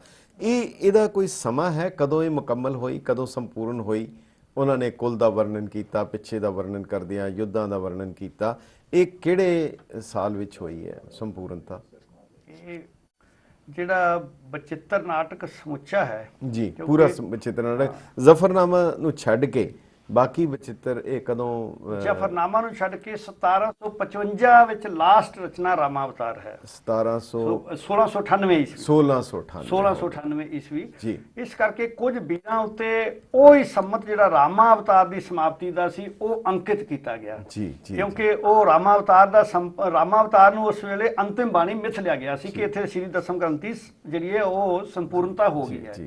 ਅਸੀਂ ਵੇਖਦੇ ਹਾਂ ਕਿ 1745 ਦੇ ਵਿੱਚ ਕ੍ਰਿਸ਼ਨ ਅਵਤਾਰ ਜੀ ਸਮਾਪਤ ਹੁੰਦਾ ਹੈ ਔਰ ਉਹ ਆਨੰਦਪੁਰ ਸਾਹਿਬ ਸੰਮਤ 1700 ਹਾਂਜੀ ਔਰ 1753 ਜੀ 1753 1696 ਈਸਵੀ ਯਾਨੀ ਇਹ ਚਰਿਤਰੋਪਾਖਿਆਨ ਦੀ ਸਮਾਪਤੀ ਦਾ ਸਮਾਂ ਹੈ ਔਰ ਇਹ ਪੌਂਟਾ ਸਾਹਿਬ ਲਿਖਿਆ ਗਿਆ ਹੈ ਔਰ ਇਸ ਨੂੰ ਵੈਰੀਫਾਈ ਕੀਤਾ ਜਾ ਸਕਦਾ ਹੈ ਕਿ ਕਿਆ 1696 ਈਸਵੀ ਚ ਗੁਰੂ ਸਾਹਿਬ ਪੌਂਟਾ ਸਾਹਿਬ ਸਮਝਾ ਨਹੀਂ ਤੇ 1744 45 ਦੇ ਵਿੱਚ ਉਹ ਆਨੰਦਪੁਰ ਸਾਹਿਬ ਸਮਝਾ ਨਹੀਂ। ਇਹ ਸਾਰੀਆਂ ਚੀਜ਼ਾਂ, ਇਹਨਾਂ ਚੀਜ਼ਾਂ ਨੂੰ ਇਗਨੋਰ ਕਰਕੇ ਸਿਰਫ ਆਪਣੇ ਮਤਲਬ ਦੇ ਨਾਲ ਅਰਥ ਕਰਾ ਕੇ ਕੁਝ ਪੰਕਤੀਆਂ ਦੇ ਲੋਕਾਂ ਨੂੰ ਗੁੰਮਰਾਹ ਕਰਨਾ, ਮੈਂ ਸਮਝਣਾ ਇਹ ਨਾ ਕੋਈ ਸਿਆਣਪ ਹੈ ਨਾ ਸਕਾਲਰਸ਼ਿਪ ਹੈ। ਬਿਲਕੁਲ ਇਸੇ ਤਰ੍ਹਾਂ ਹੀ ਅਗਰ ਕੋਈ ਵਿਅਕਤੀ ਅਗਰ ਆਪਣੀ ਜਨਮ ਕਥਾ ਲਿਖਦਾ ਹੈ, ਆਪਣੀ ਆਤਮ ਕਥਾ ਲਿਖਦਾ ਹੈ, ਆਟੋਬਾਇਓਗ੍ਰਾਫੀ, ਸੋ ਕੁਦਰਤੀ ਤੌਰ ਤੇ ਜਦੋਂ ਆਤਮ ਕਥਾ ਤੇ ਹੋਈ ਜਿਸ ਦੇ ਬੰਦੇ ਦੇ ਆਪਣੇ ਜੀਵਨ ਕਾਲ ਵਿੱਚ ਲਿਖੀ, ਉਸ ਸਮੇਂ ਤੱਕ ਦੀਆਂ ਘਟਨਾਵਾਂ ਦਾ ਵਰਣਨ ਕਰੇਗਾ, ਆਉਣ ਵਾਲੇ ਸਮੇਂ ਦਾ ਕਰ ਨਹੀਂ ਸਕਦਾ। ਉਹ ਕਿਸ ਤਰ੍ਹਾਂ ਕੋਈ ਨਜੂਮੀ ਤੇ ਹੈ ਨਹੀਂ ਜਾਂ ਜੋਤਸ਼ੀ ਨਹੀਂ ਹੈ। ਪਰ ਇਹ ਡਾਕਟਰ ਸਾਹਿਬ ਉਹਨਾਂ ਲੋਕਾਂ ਬਾਰੇ ਕੀ ਕਹੋਗੇ ਜਿਹੜੇ ਉਸ ਤੋਂ 10 ਸਾਲ ਬਾਅਦ ਕੋਈ ਘਟਨਾਵਾਂ ਹੋਈਆਂ ਉਹਨਾਂ ਕਹਿੰਦੇ ਜੀ ਉਹਦਾ ਜ਼ਿਕਰ ਕਿਉਂ ਨਹੀਂ ਆਇਆ ਵਿੱਚ? ਇਹਦੇ ਬਾਰੇ ਕੋਈ ਮੈਂ ਸਮਝਦਾ ਕਿ ਬੁੱਧੀ ਦੀ ਵਿਕ੍ਰਿਤੀ ਹੈ। ਜੀ ਜੀ। ਤੇ ਕਿਉਂਕਿ ਇੱਕ ਚੀਜ਼ ਮੈਂ ਬਹੁਤ ਸਪਸ਼ਟ ਕਰਨੀ ਚਾਹਾਂਗਾ ਕਿ ਦੇਖੋ, ਕਿਸੇ ਵੀ ਧਰਮ ਦੇ ਵਿੱਚ ਜਿਹੜਾ ਮਿਸ਼ਨਰੀ ਵਰਗ ਹੁੰਦਾ ਹੈ, ਜੀ ਜੀ, ਮਿਸ਼ਨਰੀ ਵਰਗ ਵਿਆਖਿਆਕਾਰ ਧਰਮ ਦਾ ਨਹੀਂ ਹੁੰਦਾ ਜੀ। ਧਰਮ ਦੇ ਵਿਆਖਿਆਕਾਰ ਤੇ ਡਾਕਟਰ ਜੋਤ ਸਿੰਘ ਵਰਗੇ ਵੱਡੇ ਲੋਕ ਜਾਂ ਸੰਪਰਦਾਇ ਗਿਆਨੀ ਜਿਨ੍ਹਾਂ ਨੇ ਸਿੱਖਿਆ ਦੀਖਿਆ ਲੰਬੇ ਸਮੇਂ ਤੱਕ ਪ੍ਰਾਪਤ ਕੀਤੀ ਹੈ, ਉਹ ਹੀ ਵਿਆਖਿਆਕਾਰ ਨੇ। ਮਿਸ਼ਨਰੀ ਦਾ ਕੰਮ ਤੇ ਜੋ ਵਿਆਖਿਆ ਹੋ ਚੁੱਕੀ ਹੈ ਲੋਕਾਂ ਤੱਕ ਉਸ ਨੂੰ ਪਹੁੰਚਾਉਣਾ, ਇਹ ਹੀ ਮਿਸ਼ਨਰੀ ਦਾ ਵਰਕ ਹੁੰਦਾ ਹੈ। ਹੁਣ ਸਾਡੇ ਸਮੱਸਿਆ ਇਹ ਹੋ ਗਈ ਹੈ ਕਿ ਜਿਹੜਾ ਬੰਦਾ ਮਿਸ਼ਨਰੀ ਦਾ ਕੰਮ ਕਰਦਾ ਹੈ ਉਹ ਸਮਝਦਾ ਹੈ ਵੀ ਮੈਂ ਧਰਮ ਦਾ ਵਿਆਖਿਆਕਾਰ ਹਾਂ, ਮੈਂ ਇਤਿਹਾਸ ਦਾ ਵਿਆਖਿਆਕਾਰ ਹਾਂ, ਮੈਂ ਸਿਧਾਂਤ ਦਾ ਵਿਆਖਿਆਕਾਰ ਹਾਂ, ਮੈਂ ਫਲਸਫੇ ਦਾ ਵਿਆਖਿਆਕਾਰ ਹਾਂ। ਸਾਡੀ ਯੂਨੀਵਰਸਿਟੀ ਵਿੱਚ ਬੜੇ ਸਿਆਣੇ ਪ੍ਰੋਫੈਸਰ, ਜੇ ਮੈਂ ਹਿਸਟਰੀ ਨਹੀਂ ਜਾਣਦਾ ਤੇ ਮੈਂ ਕਦੇ ਨਹੀਂ ਕਹਾਂਗਾ ਹਿਸਟਰੀ ਮੇਰਾ ਖੇਤਰ ਹੈ, ਮੈਂ ਕਹਾਂਗਾ ਮੇਰਾ ਖੇਤਰ ਸਾਹਿਬ ਸ੍ਰੀ ਗੁਰੂ ਗ੍ਰੰਥ ਸਾਹਿਬ ਤੇ ਹੋਰ ਬਾਣੀਆਂ ਜਿਹੜੀਆਂ ਨੇ ਮੇਰਾ ਖੇਤਰ ਹੈ। ਇਹ ਆਪਣਾ ਖੇਤਰ ਦੱਸਣਗੇ। ਹਰ ਵਿਅਕਤੀ ਦਾ ਖੇਤਰ ਨਿਰਧਾਰਿਤ ਹੈ ਕਿਉਂਕਿ ਇੱਕ ਮਨੁੱਖ ਕੋਲ ਕਿਤਨੀ ਕੁ ਸਮਰੱਥਾ ਹੈ ਕਿ ਉਹ ਸਾਰੇ ਖੇਤਰ ਹੀ ਜਿਹੜੇ ਨੇ ਉਹਨਾਂ ਨੂੰ ਕਵਰ ਕਰ ਸਕੇ। ਸੋ ਇਹ ਅਸੀਂ ਗਲਤ ਤਰੀਕੇ ਨਾਲ ਵਿਆਖਿਆ ਕਰ ਰਹੇ ਹਾਂ। ਇਸ ਨੂੰ ਇਹ ਸਮਝ ਲੈਣਾ ਚਾਹੀਦਾ ਹੈ ਕਿ ਜਦੋਂ ਲਾਸਟ ਰਚਨਾ 1755 ਦੀ ਹੈ ਜੀ ਤੇ ਆਤਮ ਕਥਾ ਉਸ ਤੋਂ ਪਹਿਲਾਂ ਲਿਖੀ ਗਈ ਹੈ ਜੀ। ਜਿੰਨੀ ਆਤਮ ਕਥਾ ਲਿਖੀ ਗਈ ਹੈ ਜੀ ਉਸ ਦੇ ਵਿੱਚ ਜੇ ਭੰਗਾਣੀ ਦਾ ਯੁੱਧ ਆ ਜਾਂਦਾ ਹੈ, ਨਦਾਉਣ ਦਾ ਯੁੱਧ ਆ ਜਾਂਦਾ ਹੈ, ਬਿਲਕੁਲ ਠੀਕ, ਤੇ ਉਸ ਤੋਂ ਬਾਅਦ ਤੇ ਉਹਨਾਂ ਨੇ ਰਚਨਾਵਾਂ ਜਿਹੜੀਆਂ ਨੇ ਵੀ ਖਾਲਸੇ ਦੀ ਸਾਜਨਾ ਤੋਂ ਬਾਅਦ ਵੀ ਰਚਨਾਵਾਂ ਜਿਹੜੀਆਂ ਨੇ ਗੁਰੂ ਸਾਹਿਬ ਨੂੰ ਜ਼ਰੂਰ ਕਰਨੀਆਂ ਚਾਹੀਦੀਆਂ ਸਨ। ਕੋਈ ਗੁਰੂ ਸਾਹਿਬ ਕਿਸੇ ਤੇ ਮਜਬੂਰ ਕੀਤੇ ਹੋਏ ਸਨ। ਜਿਤਨੀਆਂ ਕਥਾਵਾਂ ਜਦੋਂ ਉਹਨਾਂ ਨੇ ਸਾਹਿਤ ਰਚਿਤ ਕੀਤਾ ਹੈ, ਬਾਣੀ ਦੀ ਰਚਨਾ ਕੀਤੀ ਹੈ, ਮੈਂ ਬਾਣੀ ਤੇ ਸਾਹਿਤ ਵਿੱਚ ਅੰਤਰ ਨਹੀਂ ਕਰਨਾ ਚਾਹੁੰਦਾ ਕਿਉਂਕਿ ਗੁਰੂ ਦੀ ਬਾਣੀ ਹੈ, ਸ੍ਰੀ ਮੁਖ ਵਾਕ ਬਾਣੀ ਹੈ। ਜਿਤਨੀਆਂ ਰਚਨਾਵਾਂ ਜਦੋਂ ਕੀਤੀਆਂ ਨੇ, ਜਦੋਂ ਉਹਨਾਂ ਨੇ ਆਤਮ ਕਥਾ ਲਿਖੀ ਹੈ, ਜਿੱਥੋਂ ਤੱਕ ਘਟਨਾਵਾਂ ਸਾਨੂੰ ਉਹਨਾਂ ਨੇ ਲਿਖ ਦਿੱਤੀਆਂ ਕੁਦਰਤੀ ਤੌਰ ਤੇ ਉਹੀ ਹੋਏਗੀ। ਉਸ ਤੋਂ ਉਹੀ ਮੈਨੂੰ ਪੁੱਛਣ ਲੱਗੇ, ਕਹਿੰਦੇ ਜੀ ਉਹਦੇ ਚ ਉਹਦਾ ਜ਼ਿਕਰ ਕਿਉਂ ਨਹੀਂ, ਖਾਲਸੇ ਦਾ ਸਿਰਜਣਾ ਦਾ ਜ਼ਿਕਰ ਕਿਉਂ ਨਹੀਂ?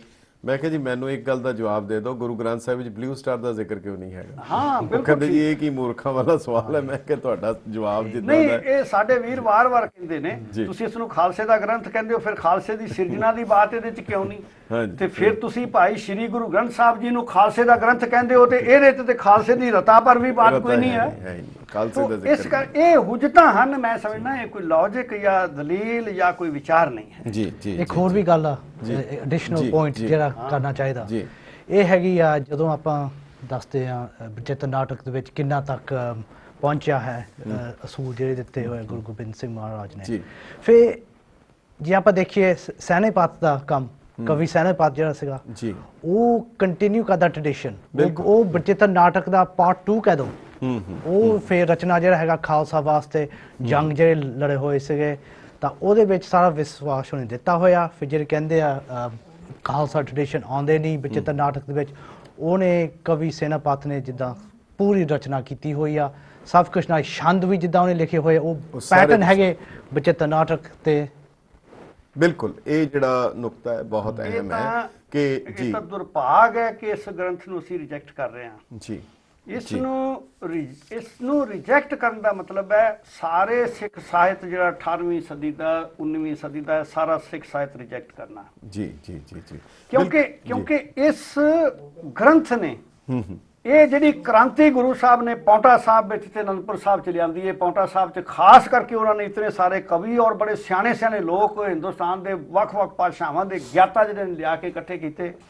ਉਹਨਾਂ ਨੇ ਜਿਹੜੀ ਕ੍ਰਾਂਤੀ ਲਿਆਂਦੀ ਉਹਦੇ ਕਾਰਨ ਤੇ ਜਿਹੜਾ ਹੈ ਸਿੱਖਾਂ ਦੇ ਵਿੱਚ ਇਹ ਇਤਿਹਾਸ ਦੀਆਂ ਗੁਰਬਿਲਾਸ ਲਿਖਣੇ ਔਰ ਮਹਿਮਾ ਪ੍ਰਕਾਸ਼ ਲਿਖਣਾ, ਅੱਗੇ ਚੱਲ ਕੇ ਸੂਰਜ ਪ੍ਰਕਾਸ਼ ਤੱਕ ਜਿਹੋ ਜਿਹੀਆਂ ਰਚਨਾਵਾਂ ਹੋਈਆਂ ਨੇ ਉਹਨਾਂ ਦਾ ਸੋਮਾ ਹੀ ਸ਼੍ਰੀ ਦਸਮ ਗ੍ਰੰਥ ਸਾਹਿਬ। ਬਿਲਕੁਲ, ਔਰ ਵਾਕਈ ਜਿਹੜੇ ਗੁਰੂ ਸਾਹਿਬ ਦੀ ਬਾਣੀ ਦਾ ਇਹ ਪ੍ਰਤਾਪ ਕਹਿ ਲਓ ਜਾਂ ਉਸ ਦਾ ਤੇਜ ਕਹਿ ਲਓ, ਉਸ ਤੋਂ ਬਾਅਦ ਜਿੰਨੇ ਵੀ ਗ੍ਰੰਥ ਲਿਖੇ ਗਏ ਉਹਨਾਂ ਦੀ ਭਾਸ਼ਾ, ਸ਼ਬਦਾਵਲੀ ਔਰ ਉਹ ਸਾਰਾ ਕੁਝ ਜਿਹੜੀਆਂ ਸਿਧਾਂਤ ਸਨ ਉਹ ਸ੍ਰੀ ਦਸਮ ਗ੍ਰੰਥ ਸਾਹਿਬ ਤੋਂ ਪ੍ਰਭਾਵਿਤ ਨਜ਼ਰ ਆਉਂਦੇ। ਭਾਵੇਂ ਉਹ ਗੁਰਸੋਭਾ ਹੈ ਸੈਨਾਪਤੀ ਦੀ, ਭਾਵੇਂ ਉਹ ਕੰਕਣ ਕਵੀ ਦੀ ਹੈ, ਭਾਵੇਂ ਉਹ ਕੇਸਰ ਸਿੰਘ ਛਿੱਬਰ ਦੀ ਹੈ, ਭਾਵੇਂ ਉਹ ਰਹਿਤਨਾਮੇ ਹੈ, ਭਾਵੇਂ ਉਹ ਪੰਥ ਪ੍ਰਕਾਸ਼ ਹੈ, ਉਹਨਾਂ ਦੇ ਵਿੱਚੋਂ ਉਲਰ ਕੇ ਉਹ ਸਾਰੇ ਸਿਧਾਂਤ ਜਿਹੜੇ ਹੈ ਉਹ ਸਾਰੇ ਸਾਹਮਣੇ ਆਉਂਦੇ। ਪਰ ਡਾਕਟਰ ਸਾਹਿਬ ਤੁਸੀਂ ਇੱਕ ਦੱਸੋ, ਇੱਕ ਪਾਸੇ ਤਾਂ ਤੁਸੀਂ ਸਾਫ਼ ਦੱਸ ਰਹੇ ਹੋ ਕਿ ਇਹ ਜਿਹੜੇ ਬੰਦੇ ਅਗਿਆਨਤਾ ਵਾਸੀ ਜਿਹੜੇ ਹੈਗੇ ਆ, ਫਿਰ ਠੀਕ ਇਹਨਾਂ ਦੀ ਵੀ ਕੋਈ ਗੱਲ ਸੁਣਨ ਦੀ ਲੋੜ ਹੈ? ਆਮ ਸਧਾਰਨ ਜਿਗਿਆਸੂ ਜਿਹੜਾ ਹੈ ਉਸ ਦੇ ਕੋਲ ਆਪਣੇ ਕੰਮਾਂ ਕਾਜਾਂ ਤੋਂ ਫੁਰਸਤ ਨਹੀਂ ਹੁੰਦੀ ਕਿ ਉਹ ਸਾਰੀਆਂ ਚੀਜ਼ਾਂ ਨੂੰ ਵਿਚਾਰ ਸਕੇ। ਇਸ ਕਾਰਨ ਜੇ ਸ਼੍ਰੀ ਦਸਮ ਗ੍ਰੰਥ ਪੜ੍ਹਨ ਵਾਲੇ, ਉਸ ਨੂੰ ਸਮਝਣ ਵਾਲੇ ਜੇ ਉਹ ਥੋੜਾ ਜਿਹਾ ਸੁਸਤੀ ਦਿਖਾਣਗੇ ਤਾਂ ਫਿਰ ਹਰ ਧਰਮ ਦੇ ਵਿੱਚ ਇਹ ਹੁੰਦਾ ਹੈ ਕਿ ਘੱਟ ਗਿਆਨ ਵਾਲੇ ਲੋਕ ਜਿਹੜੇ ਨੇ ਉਹ ਅੱਗੇ ਆ ਕੇ ਲੋਕਾਂ ਨੂੰ ਗੁੰਮਰਾਹ ਕਰ ਲੈਂਦੇ ਨੇ। ਤੇ ਸਾਨੂੰ ਕਦੇ ਐਂ ਲੱਗਣ ਲੱਗਦਾ ਹੈ ਬਈ ਬਸ ਇਹਨਾਂ ਦੀ ਤੇ ਸਾਰੇ ਪਾਸੇ ਗੱਲਬਾਤ ਫੈਲ ਗਈ ਹੈ। ਪਰੰਤੂ ਜਦੋਂ ਸੱਤ ਦਾ ਪ੍ਰਕਾਸ਼ ਹੁੰਦਾ ਹੈ, ਪਹਿਲੀ ਗੱਲ ਤਾਂ ਇਹ ਕਿ ਗ੍ਰੰਥ ਦਾ ਵਿਰੋਧ ਕਰਨ ਵਾਲਾ ਕਦੇ ਵੀ ਵਿਦਵਾਨ ਨਹੀਂ ਹੋ ਸਕਦਾ। ਇਹ ਜ਼ਰੂਰ ਧਿਆਨ ਰੱਖਣਾ ਚਾਹੀਦਾ ਹੈ ਕਿ ਹਰ ਗ੍ਰੰਥ ਨੂੰ ਮਹਿਮਾ ਪ੍ਰਕਾਸ਼ ਰਿਜੈਕਟ ਕਰ ਦੇਣਾ ਚਾਹੀਦਾ ਹੈ, ਗੁਰਬਿਲਾਸ ਰਿਜੈਕਟ ਕਰ ਦੇਣੇ ਚਾਹੀਦੇ ਨੇ, ਦਸਮ ਗ੍ਰੰਥ ਰਿਜੈਕਟ ਕਰ ਦਿਓ ਤੇ ਜਲਾ ਦਿਓ ਸਾਰੀਆਂ ਕਾਪੀਆਂ ਗੁਰਬਿਲਾਸ ਪਾਤਸ਼ਾਹੀ 6ਵੀਂ ਦੀਆਂ। ਮੇਰੀ ਬੇਨਤੀ ਇਹ ਵੇ, ਗੁਰਬਿਲਾਸ ਪਾਤਸ਼ਾਹੀ 6ਵੀਂ ਇੱਕ ਕਵੀ ਦਾ ਲਿਖਿਆ, ਜੇ ਉਹਦੇ 'ਚ ਕੋਈ ਵੱਧ ਘੱਟ ਗੱਲ ਹੈ ਤੇ ਉਹ ਛੱਡ ਦਈਏ, ਪਰੰਤੂ 6ਵੇਂ ਪਾਤਸ਼ਾਹ ਦਾ ਇਤਿਹਾਸ ਕਿੱਥੋਂ ਮਿਲੇਗਾ ਜੇ ਉਹ ਨਾ ਹੁੰਦਾ ਸਾਡੇ ਕੋਲ। ਗੁਰੂ ਗ੍ਰੰਥ ਸਾਹਿਬ ਦੀ ਸੰਪਾਦਨਾ ਦਾ ਔਰ ਬੰਨੋ ਵਾਲੀ ਭੀੜ ਵਿੱਚ ਪਈਆਂ ਵਾਧੂ ਬਾਣੀਆਂ ਦੇ ਕਿੱਥੋਂ ਨਿਸ਼ਾਨਦੇਹੀ ਕਰਨੀ ਸੀ ਜੇ ਗੁਰਬਿਲਾਸ ਪਾਤਸ਼ਾਹੀ 6ਵੀਂ ਨਾ ਹੁੰਦਾ। ਸ੍ਰੀ ਅਕਾਲ ਤਖਤ ਸਾਹਿਬ ਦੀ ਸਥਾਪਨਾ ਦਾ ਸਾਰਾ ਇਤਿਹਾਸ ਇਹ ਕੇਵਲ ਤੇ ਕੇਵਲ ਇੱਕੋ ਸੋਮਾ ਹੈ। ਸੋ ਇਹ ਜਿਹੜੇ ਸੋਮੇ ਨੇ ਇਹਨਾਂ ਵਿੱਚੋਂ ਚੀਜ਼ਾਂ ਜਿਹੜੀਆਂ ਨੇ ਦਸਮ ਪਾਤਸ਼ਾਹ ਦੀ ਬਾਣੀ ਤੇ ਕੋਈ ਕਿੰਤੂ ਹੀ ਨਹੀਂ ਕਰ ਸਕਦੇ, ਪਰੰਤੂ ਜਿਹੜੀ ਸਿੱਖਾਂ ਲਿਖਾਰੀਆਂ ਦੀ ਸਾਨੂੰ ਕਿਤੇ ਲੱਗਦਾ ਹੈ ਵੀ ਇਹ ਗੱਲ ਜਿਹੜੀ ਹੈ ਕੋਈ ਗੁਰਮਤ ਵਾਲੀ ਨਹੀਂ ਤੇ ਉਹਨੂੰ ਅਸੀਂ ਛੱਡ ਸਕਦੇ ਹਾਂ, ਕੋਈ ਮਜਬੂਰੀ ਥੋੜਾ। ਪਰੰਤੂ ਜਿਹੜੀ ਉਹਦੇ 'ਚ ਇਨਫੋਰਮੇਸ਼ਨ ਹੈ ਉਹ ਅਸੀਂ ਜਿਹੜੀ ਹੈ ਉਹ ਜੇ ਅੱਜ ਸਾਡੇ ਕੋਲ ਇਤਿਹਾਸ ਸਾਰਾ ਜਲਾ ਦਈਏ, ਦਸਮ ਗ੍ਰੰਥ ਨੂੰ ਕੱਢ ਦਈਏ ਤਾਂ ਕਿ ਅੰਮ੍ਰਿਤ ਵੀ ਸਾਡਾ ਨਾ ਰਹਿ ਜਾਵੇ। ਕੌਮ ਦੀ ਜਿਹੜੀ ਕੌਮੀ ਜ਼ਰੂਰਤ ਹੈ ਜਿਹਦੇ ਵਾਸਤੇ ਕੌਮ ਦਾ ਸੰਗਠਨ ਹੀ ਜਿਹਦੇ ਉੱਤੇ ਖੜਾ ਹੋਇਆ ਹੈ, ਕੌਮ ਦਾ ਸੰਗਠਨ ਖਤਮ ਕਰ ਦਈਏ, ਦਸਮ ਗ੍ਰੰਥ ਜਿਹੜਾ ਹੈ ਉਹ ਖਤਮ ਕਰਕੇ ਅਸੀਂ ਸਾਰੇ ਗ੍ਰੰਥ ਇਤਿਹਾਸ ਦੇ ਸਾਰ ਦਈਏ ਤੇ ਫਿਰ ਗੁਰੂ ਗ੍ਰੰਥ ਸਾਹਿਬ ਦੀ ਕੇਵਲ ਬਾਣੀ ਪੜ੍ਹ ਕੇ ਉਹ ਕਬੀਰ ਪੰਥੀ ਵੀ ਕਬੀਰ ਸਾਹਿਬ ਦੀ ਬਾਣੀ ਪੜ੍ਹਦੇ ਰਹੇ ਨੇ, ਕਿਤਨਾ ਕੁ ਪੁਸ਼ਟ ਸਮਾਜ ਉਹ ਬਣਾ ਸਕੇ ਨੇ। ਇਹ ਸਾਡੀ ਆਰਗੇਨਾਈਜੇਸ਼ਨ ਜਿਹੜੀ ਹੈ ਇਹਨਾਂ ਚੀਜ਼ਾਂ ਤੇ ਉਸਰੀ ਹੋਈ ਹੈ। ਇਹਨਾਂ ਨੂੰ ਹਟਾਉਣ ਦਾ ਮਤਲਬ ਹੈ ਆਰਗੇਨਾਈਜੇਸ਼ਨ ਨੂੰ ਢਾਹ ਲਾਣਾ ਨਹੀਂ। ਪਰ ਡਾਕਟਰ ਸਾਹਿਬ ਇੱਕ ਹੋਰ ਚੀਜ਼ ਤੁਸੀਂ ਵੇਖੋ ਕਿ ਇਹ ਜਿਹੜੇ ਬੰਦੇ ਜਿੰਨੇ ਕੁ ਵੀ ਕਰ ਰਹੇ ਆ, ਸਿੱਖ ਰਹਿਤ ਮਰਿਆਦਾ ਦੀ ਜਿਹੜੀ ਸ਼ਖਸੀ ਜੀਵਨ ਦਾ ਪਹਿਲੀ ਜਿਹੜੀ ਕਲਾਜ਼ ਆਉਂਦੀ ਹੈ ਉਹ ਹੈ ਸਵੇਰੇ ਉੱਠ ਕੇ ਉਹ ਸਿਮਰਨ ਕਰੇ, ਅੰਤਰ ਧਿਆਨ ਹੋ ਕੇ ਉਹ ਵਾਹਿਗੁਰੂ ਦਾ ਨਾਮ ਲਵੇ। ਇਹ ਤਾਂ ਉਸ ਨੂੰ ਵੀ ਤੋਤਾ ਰਟਨ ਕਹਿੰਦੇ, ਜਿਹੜੇ ਬੰਦੇ ਉਸ ਤੋਂ ਵੀ ਮੁਨਕਰ ਹੈ ਇਹ ਤਾਂ ਫਿਰ ਬਾਅਦ ਦੀ ਗੱਲ ਹੋ ਗਈ। ਇਹਦਾ ਮਤਲਬ ਪਹਿਲਾਂ ਬਾਹਰੀ ਚੀਜ਼ ਹਟਾ ਦਿਓ ਫਿਰ ਅੰਦਰਲੀ ਚੀਜ਼ ਹਟ ਜਾਏਗੀ। ਇਹ ਤਾਂ ਜਿਵੇਂ ਗੋਭੀ ਦੇ ਪੱਤਿਆਂ ਤੋਂ ਲਾਈ ਜਾਓ, ਅਖੀਰ ਦੇ ਵਿੱਚ ਹੱਥ 'ਚ ਕੀ ਬਚਣਾ। ਇਹ ਜਿਹੜੇ ਹੈਗੇ ਆ। ਦੂਸਰੀ ਗੱਲ ਜਿਹੜੀ ਹੈ ਕਿ ਜੇਕਰ ਗੁਰੂ ਸਾਹਿਬ ਨੇ ਖੁਦ ਕਿਹਾ ਆਗਿਆ ਪਈ ਅਕਾਲ ਕੇ ਤਵੇ ਚਲਾਇਓ ਪੰਥ, ਤੇ ਜੇ ਅਕਾਲ ਪੁਰਖ ਦੀ ਆਗਿਆ ਨਾਲ ਚੱਲੇ ਹੋਏ ਪੰਥ ਨੂੰ ਕਿਹੜਾ ਛੇੜ ਸਕਦਾ, ਕਿਹੜਾ ਹਿਲਾ ਸਕਦਾ? ਕਿਹੜਾ ਕੋਈ ਕਿਸ ਦੀ ਉਹਦੇ 'ਚ ਹੈਗੀ ਹੈ। ਇਹਦੇ ਬਾਰੇ ਤਾਂ ਉਹੀ ਹੈ ਜਿਵੇਂ ਭਾਈ ਸੰਤੋਖ ਸਿੰਘ ਜੀ ਨੇ ਕਿਹਾ, ਖੋਰੂ ਪਾਏ ਕੁਬਚ ਕੋ ਪਾਖੇ, ਦੁਖਤ ਕਰਨ ਗਾਂਧਲੀ ਕਾਖੇ, ਸੋ ਝੱਖ ਮਾਰਤ ਰਹੇ ਕੁਪੱਤੇ। ਇਹ ਝੱਖ ਮਾਰ ਕੇ ਰਹਿ ਜਾਣ ਵਾਲੀ ਗੱਲ ਹੈ। ਕੀ ਜਿੱਥੇ ਹੈਗਾ ਕੀ ਕਿਧਰੇ ਨਿਤਨੇਮ ਪੜ੍ਹਨਾ ਬੰਦ ਹੋ ਜਾਏਗਾ, ਅਰਦਾਸ ਬੰਦ ਹੋ ਜਾਏਗੀ, ਬਾਣੀ ਪੜ੍ਹਨੀ ਬੰਦ ਹੋ ਜਾਏਗੀ, ਜਾਂ ਇਹ ਤਾਂ ਫਜ਼ੂਲ ਜੀਆਂ ਮਤਲਬ ਜਿਹਨੂੰ ਕਹਿੰਦੇ ਨੇ ਕਿ ਗੁਨਾਹੇ ਬੇਲੱਜ਼ਤ ਹੈ ਕਿ ਆਪਣੇ ਆਪ ਨੂੰ ਉਸ ਪਾਸੇ ਤੋਰੀ ਜਾਣਾ। ਬਹੁਤ ਬਹੁਤ ਤੁਹਾਡਾ ਕਿਸੇ ਦੁਰਗਾ ਪਾਠ ਵਿੱਚ ਜੀ ਖੰਡਾ ਪ੍ਰਿਥਮੈ ਸਾਜ ਕੇ ਜਿਨ ਸਭ ਸਹਿਸਾਰ ਪਾਇਆ, ਕੋਈ ਕੱਢ ਕੇ ਤੇ ਦਿਖਾਵੇ। ਜੀ ਜੀ ਜੀ ਜੀ ਇਹ ਦੁਰਗਾ ਜਿਹੜੀ ਇਹ ਖੰਡਾ ਪ੍ਰਿਥਮੈ ਸਾਜ ਕੇ ਕਹਿਣਾ, ਪਹਿਲਾਂ ਆਪਣਾ ਸ੍ਰੀ ਭਗਵਤੀ ਜੀ ਕੀ ਵਾਰ ਵਿੱਚ, ਚੰਡੀ ਕੀ ਵਾਰ ਵਿੱਚ ਇਹ ਗੱਲ ਕਹਿਣੀ, ਇਹ ਪਹਿਲਾਂ ਵੇਖਣਾ ਚਾਹੀਦਾ ਕਿ ਗੁਰੂ ਜੀ ਦਾ ਇਸ਼ਟ ਕਿਹੜਾ ਔਰ ਕਿਹੜੇ ਇਸ਼ਟ ਨੂੰ ਜਿਹੜਾ ਪ੍ਰੋਜੈਕਸ਼ਨ ਕਰ ਰਹੇ ਨੇ। ਔਰ ਜਿਹੜੀ ਇਹ ਲਾਇਆ ਇਸ ਕਰਕੇ ਤਾਂ ਕਿ ਇਹ ਸੰਦੇਹ ਨਾ ਰਹਿ ਜਾਵੇ ਕਿ ਕੋਈ ਦੇਵੀ ਦੀ ਉਸਤ ਨਹੀਂ ਕੀਤੀ ਗਈ, ਬਲਕਿ ਕਰਤਾਰੀ ਸ਼ਕਤੀ ਜਿਹੜੀ ਹੈ, ਤੈ ਹੀ ਦੁਰਗਾ ਸਾਜ ਕੇ ਦੈਂਤਾਂ ਦਾ ਨਾਸ਼ ਕਰਾਇਆ, ਤੈਥੋਂ ਹੀ ਬਲ ਰਾਮ ਲੈ ਨਾਲ ਬਾਣਾ ਦੇ ਸਿਰ ਕਾਇਆ, ਤੈਥੋਂ ਹੀ ਬਲ ਕ੍ਰਿਸ਼ਨ ਲੈ ਕੰਸ ਕੇ ਸੀ ਪਗੜ ਬਚਾਇਆ। ਇਹ ਵਿਚਾਰ ਜਿਹੜਾ ਲੋਕਾਂ ਤੱਕ ਪਹੁੰਚਾਣਾ ਕਿ ਅਕਾਲ ਪੁਰਖ ਵਾਹਿਗੁਰੂ ਦੀ ਸ਼ਕਤੀ ਜਿਹੜੀ ਹੈ ਉਹ ਸੰਸਾਰ ਵਿੱਚ ਵਰਤ ਰਹੀ ਹੈ। ਮਨੁੱਖ ਨੂੰ ਉਸ ਸ਼ਕਤੀ ਨਾਲ ਬਾਣੀ ਰਾਹੀਂ ਟਿਊਨ ਹੋਣਾ ਚਾਹੀਦਾ ਔਰ ਫਿਰ ਇਹ ਸੰਸਾਰ ਜਿਹੜਾ ਇੱਕ ਯੁੱਧ ਦਾ ਮੈਦਾਨ ਹੈ ਜਿੱਥੇ ਚੰਗਿਆਈਆਂ ਵਾਸਤੇ ਜੂਝਣਾ ਚਾਹੀਦਾ, ਉਸੇ ਤਰ੍ਹਾਂ ਜਿਵੇਂ ਦੇਵੀ ਦੇਵਤੇ ਜੂਝੇ ਸਨ। ਜੀ ਬਿਲਕੁਲ। ਔਰ ਉਹਦੇ 'ਚ ਕਿੰਨੀ ਕਮਾਲ ਦੀ ਗੱਲ ਗੁਰੂ ਸਾਹਿਬ ਕਰ ਰਹੇ ਹੈ ਕਿ ਇਹ ਕਹਿੰਦੇ ਜੀ ਭਗਉਤੀ ਜਿਹੜੀ ਹੈ ਦੇਵੀ ਹੈ, ਪਰ ਉੱਥੇ ਕਹਿ ਰਹੇ ਲਈ ਭਗਉਤੀ ਦੁਰਗ ਸ਼ਾਹ ਵਰ ਜਾਗਨ ਭਾਰੀ ਹੈ। ਦੁਰਗਾ ਨੇ ਭਗਉਤੀ ਚੁੱਕ ਲਈ ਤੇ ਕੀ ਦੁਰਗਾ ਨੇ ਦੁਰਗਾ ਨੂੰ ਚੁੱਕ ਲਿਆ? ਲਈ ਭਗਉਤੀ ਦੁਰਗ ਸ਼ਾਹ ਵਰ ਜਾਗਨ ਭਾਰੀ, ਮਾਰੀ ਰਾਜੇ ਸ਼ੁੰਭ ਨੂੰ ਰਤ ਪੀਏ ਪਿਆਰੀ। ਸੋ ਮੈਨੂੰ ਲੱਗਦਾ ਹੈ ਕਿ ਇਹਨਾਂ ਦੀ ਵਿਆਕਰਣ ਵੀ ਜਿੰਨੀ ਕੁ ਹੈਗੀ ਹੈ, ਗ੍ਰਾਮਰ ਵੀ ਉਨੀ ਕੁ ਹੈ, ਸਮਝ ਵੀ ਇੰਨੀ ਕੁ ਹੈ। ਹਾਂ, ਇੱਕ ਚੀਜ਼ ਦਾ ਮੁਕਾਬਲਾ ਸਿੱਖ ਨਹੀਂ ਕਰ ਸਕਦੇ, ਉਹ ਹੈਗਾ ਹੁਜਤ।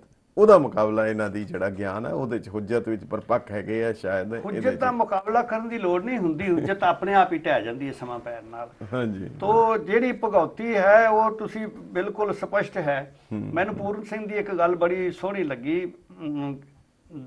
ਗਿਆਨੀ ਹਜ਼ਾਰਾ ਸਿੰਘ ਨੇ ਜਿਹੜਾ ਸ੍ਰੀ ਗੁਰੂ ਗ੍ਰੰਥ ਕੋਸ਼ ਰਚਿਤ ਕੀਤਾ ਸੀ, ਉਹਦੀ ਅਸੀਂ ਪੁਨਰ ਸੰਪਾਦਨਾ ਕੀਤੀ ਤੇ ਫਿਰ ਭੂਮਿਕਾ ਉਹਨਾਂ ਦੀ ਧਿਆਨ ਨਾਲ ਪੜ੍ਹੀ, ਕਿਉਂਕਿ ਦੁਬਾਰਾ ਉਹ ਭੂਮਿਕਾ ਛਾਪੀ। ਉਹ ਕਹਿੰਦੇ ਵੀ ਪੁਰਾਣੀ ਸ਼ਬਦਾਵਲੀ, ਪੁਰਾਣੇ ਸ਼ਬਦ ਜਦੋਂ ਗੁਰੂਮੁਖ ਤੋਂ ਨਿਕਲਦੇ ਨੇ ਤੇ ਅੰਮ੍ਰਿਤਧਾਰੀ ਹੋ ਜਾਂਦੇ ਨੇ। ਜੀ ਜੀ ਜੀ। ਉਹ ਕਹਿੰਦਾ ਕਿ ਉਹਨਾਂ ਦੇ ਕਈ ਵਾਰੀ ਅਰਥ ਬਦਲ ਜਾਂਦੇ ਨੇ, ਕਈ ਵਾਰੀ ਸਵਰੂਪ ਵੀ ਥੋੜਾ ਬਦਲ ਜਾਂਦਾ ਹੈ, ਉਹਨਾਂ ਦੇ ਅਰਥ ਬਿਲਕੁਲ ਪਰਿਵਰਤਿਤ ਹੋ ਜਾਂਦੇ ਨੇ, ਇੱਕ ਨਵੀਨ ਅਰਥ ਲੈ ਕੇ ਸ਼ਬਦ ਆ ਜਾਂਦੇ ਨੇ। ਠੀਕ ਉਸੇ ਤਰ੍ਹਾਂ ਜਦੋਂ ਇਹ ਦੇਵੀ ਦੇਵਤੇ, ਜਦੋਂ ਇਹਨਾਂ ਦੀ ਵਿਆਖਿਆ ਦਸਮ ਗ੍ਰੰਥ ਵਿੱਚ ਕੀਤੀ ਗਈ, ਇਹਨਾਂ ਦਾ ਕਿ ਰੂਪ ਹੀ ਬਦਲ ਜਾਂਦਾ ਹੈ। ਬਿਲਕੁਲ ਬਿਲਕੁਲ। ਔਰ ਉਹਨਾਂ ਜਿਵੇਂ ਮੁਰਾਰੀ, ਗੋਵਰਧਨ ਇਤਿਆਦਿਕ ਵਾਹਿਗੁਰੂ ਵਾਸਤੇ ਗੁਰੂ ਗ੍ਰੰਥ ਸਾਹਿਬ ਨੇ ਵਰਤ ਲਿਆ, ਤਿਵੇਂ ਇਹਨਾਂ ਸਾਰੇ ਨਾਵਾਂ ਨੂੰ, ਇਹਨਾਂ ਸਾਰੀਆਂ ਸ਼ਕਤਾਂ ਨੂੰ ਇੱਕ ਕਾਲ ਪੁਰਖ ਵਾਹਿਗੁਰੂ ਦੇ ਵਿੱਚ ਅਭੇਦ ਕਰਤਾ ਸਾਹਿਬ ਸ੍ਰੀ ਗੁਰੂ ਗੋਬਿੰਦ ਸਿੰਘ ਮਹਾਰਾਜ ਜੀ ਨੇ। ਉਹ ਇਤਨੀ ਇੱਕ ਵੱਡੀ ਕ੍ਰਾਂਤੀ ਜਿਹੜੀ ਉਹਨੂੰ ਪਹਿਚਾਨਣ ਦੀ ਲੋੜ ਹੈ। ਬਿਲਕੁਲ ਬਿਲਕੁਲ ਬਿਲਕੁਲ। ਜਿਹੜਾ ਗੁਰੂ ਸਾਹਿਬ ਨੇ ਉਹਦੀ ਡਾਇਮੈਂਸ਼ਨਸ ਚੇਂਜ ਕਰ ਦਿੱਤੀਆਂ। ਉਹ ਲਫ਼ਜ਼ ਜ਼ਰੂਰ ਲਏ, ਉਹ ਸ਼ਬਦ ਲਏ, ਪਰ ਉਹਨਾਂ ਸ਼ਬਦਾਂ ਦੇ ਬਲਕਿ ਕਈ ਦਫਾ ਤਾਂ ਇੱਕੋ ਹੀ ਸ਼ਬਦ ਦੇ ਨੇੜੇ ਨੇੜੇ ਹੀ ਵੱਖ, ਜਿਵੇਂ ਇਸ ਦੇ ਵਿੱਚ ਆਇਆ ਕਿ ਮੈਨੂੰ ਉਸ ਦੇ ਬਾਰੇ ਉਹ ਭੁੱਲ ਰਿਹਾ ਹੈਗਾ, ਪਦਮਾਪਤ ਬਾਰੇ।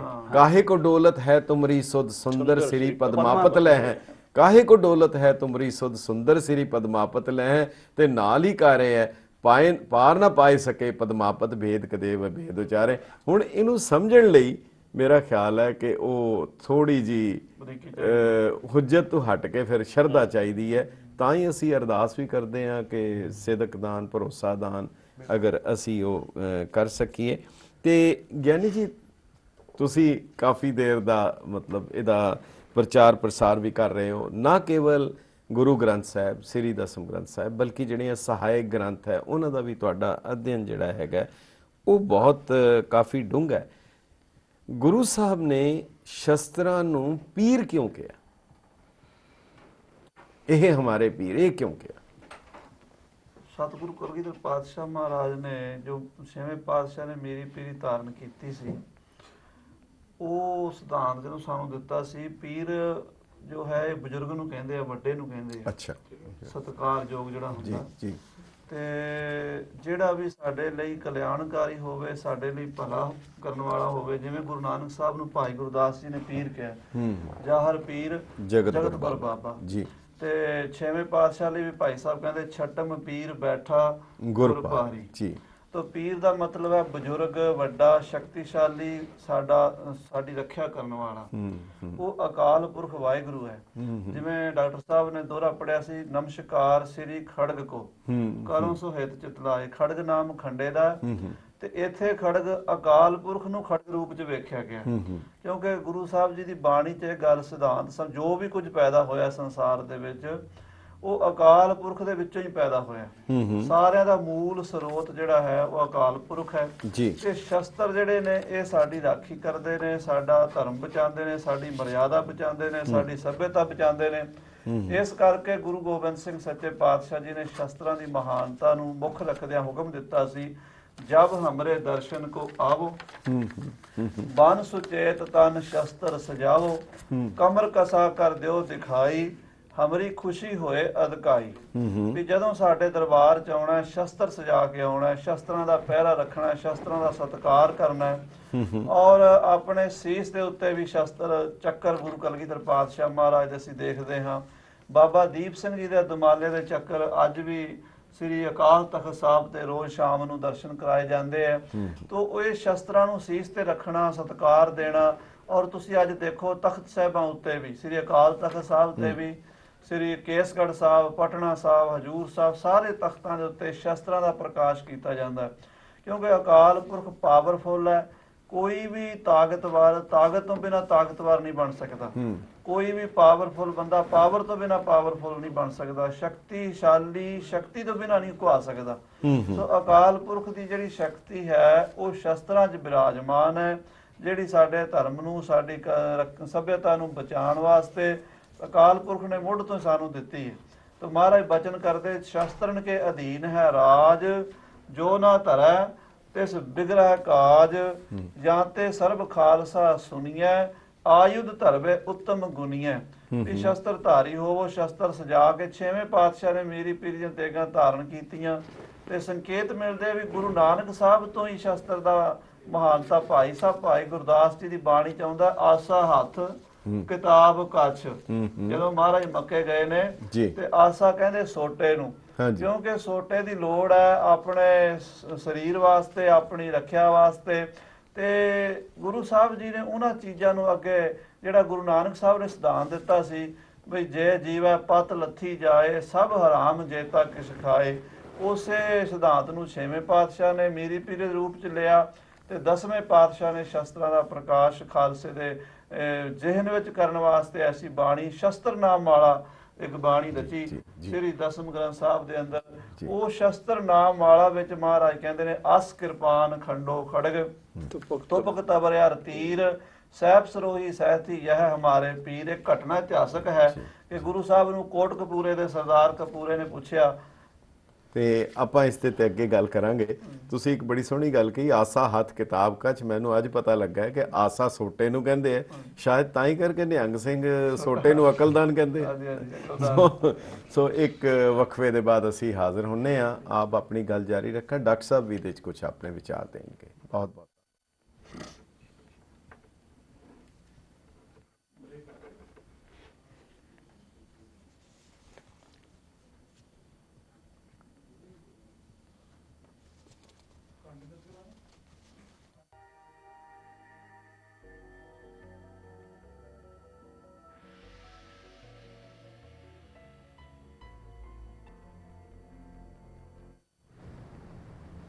ਗਿਰ ਪੰਜਾਬੀ ਦੇ ਦਾਨਸ਼ਵਰ ਦਰਸ਼ਕਾਂ ਦਾ ਵਕਫੇ ਦੇ ਬਾਅਦ ਨਿੱਘਾ ਸਵਾਗਤ ਹੈ।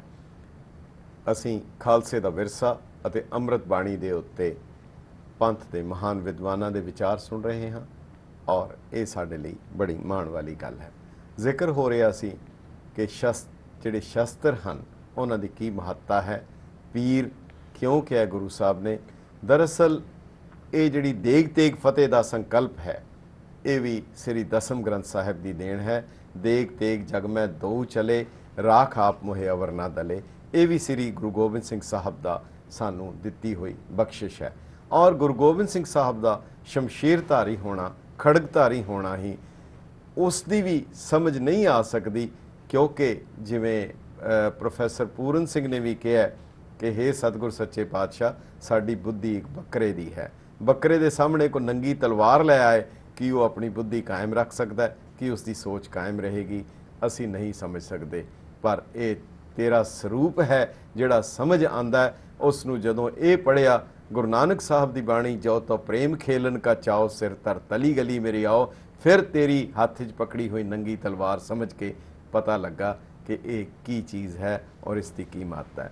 ਔਰ ਗੁਰੂ ਸਾਹਿਬ ਦੇ ਇਸ ਸਰੂਪ ਨੂੰ ਦੇਖਦਿਆਂ ਹੀ ਸ਼ਾਇਦ ਇਸੇ ਬਾਰੇ ਹੀ ਮਹਾਤਮਾ ਗਾਂਧੀ ਨੇ ਜਦੋਂ ਇਹ ਟਿੱਪਣੀ ਕੀਤੀ ਕਿ ਗੁਰੂ ਗੋਬਿੰਦ ਸਿੰਘ ਸਾਹਿਬ ਤਲਵਾਰ ਰੱਖਦੇ ਹੈ, ਉਹਨਾਂ ਨੂੰ ਗੁੰਮਰਾਹ ਦੇਸ਼ ਭਗਤ ਤੱਕ ਵੀ ਕਹਿ ਦਿੱਤਾ।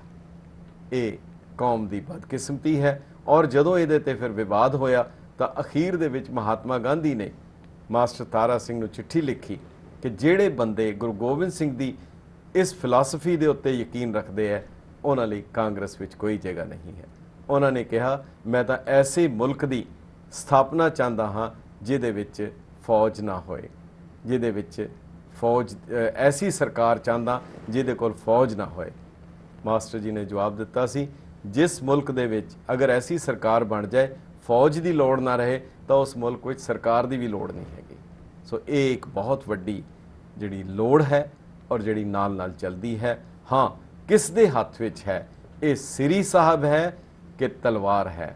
ਤਲਵਾਰ ਅਸੀਂ ਬਾਜ਼ਾਰੋਂ ਖਰੀਦ ਸਕਦੇ ਹਾਂ, ਸ੍ਰੀ ਸਾਹਿਬ ਨਹੀਂ ਲੈ ਸਕਦੇ। ਇਹ ਗੁਰੂ ਦੀ ਬਖਸ਼ਿਸ਼ ਨਾਲ ਮਿਲਦੀ ਹੈ। ਵਾਲ ਹਰ ਇੱਕ ਦੇ ਹੋਣਗੇ, ਪਰ ਜਦੋਂ ਗੁਰੂ ਦੀ ਬਖਸ਼ਿਸ਼ ਕਰਕੇ ਤਾਰਨ ਹੋਣਗੇ ਫਿਰ ਇਹ ਕੇਸ ਬਣ ਜਾਂਦੇ ਹੈ। ਸੋ ਗਿਆਨੀ ਜੀ ਵੀ ਇਹਦੇ ਤੇ ਦੱਸ ਰਹੇ ਸਨ, ਕਿਉਂਕਿ ਇਹ ਬਹੁਤ ਹੀ ਅਹਿਮ ਨੁਕਤਾ ਹੈ ਜਿਹੜਾ ਸ਼ਸਤਰਾਂ ਦਾ ਔਰ ਸ਼ਸਤਰਾਂ ਨੂੰ ਨਮਸਕਾਰ ਕਰਨ ਦਾ। ਕਿਉਂਕਿ ਹੁਣ ਵੀ ਕਈ ਲੋਕ ਇਹ ਕਹਿ ਦਿੰਦੇ ਹੈ ਕਿ ਇਹ ਇਸ ਦੀ ਯੂਟਿਲਾਈਜੇਸ਼ਨ ਦੇਖਣੀ ਚਾਹੀਦੀ ਹੈ, ਇਹ ਗੁਰੂ ਸਾਹਿਬ ਨੇ ਇਹਦੇ ਵਰਤਣ ਲਈ ਦਿੱਤਾ ਹੈ। ਇਹ ਇੱਕ ਇਸ ਤਰ੍ਹਾਂ ਦੀ ਆਈਟਮ ਨਹੀਂ ਹੈ, ਇਹ ਆਰਟੀਕਲ ਆਫ ਫੇਥ ਹੈ। ਜੇ ਅਸੀਂ ਨੂੰ ਇਸ ਸੈਂਸ ਵਿੱਚ ਲੈ ਲਈਏ ਕਿ ਵਰਤਣ ਲਈ, ਫਿਰ ਤਾਂ ਸਰਕਾਰ ਜਾਇਜ਼ ਹੋਏਗੀ ਹਰ ਥਾਂ ਦੇ ਉੱਤੇ ਬੈਨ ਕਰ ਦੇਣ ਲਈ। ਫਿਰ ਤਾਂ ਹਿੰਦੁਸਤਾਨ ਵਿੱਚ ਵੀ ਜੇਕਰ ਹਵਾਈ ਜਹਾਜ਼ ਵਿੱਚ ਅਲਾਉਡ ਹੈ ਫਿਰ ਉਹ ਵੀ ਬੰਦ ਹੋ ਜਾਏਗੀ। ਦਰਅਸਲ ਇਹ ਕਕਾਰ ਸ਼ਸਤਰ 5 ਕਕਾਰਾਂ ਵਿੱਚੋਂ ਇੱਕ ਔਰ ਗੁਰੂ ਸਾਹਿਬ ਦੀ ਬਖਸ਼ਿਸ਼ ਹੈ। ਇਹ ਆਰਟੀਕਲ ਹੀ ਨਹੀਂ, ਆਰਟੀਕਲ ਆਫ ਫੇਥ ਹੈ। ਜਿੱਥੇ ਆਰਟੀਕਲ ਫੇਥ ਹੋ ਜਾਂਦਾ ਉਹਨੂੰ ਕੋਈ ਰੋਕ ਨਹੀਂ ਸਕਦਾ, ਉਹਨੂੰ ਕੋਈ ਤਬਦੀਲ ਨਹੀਂ ਕਰ ਸਕਦਾ।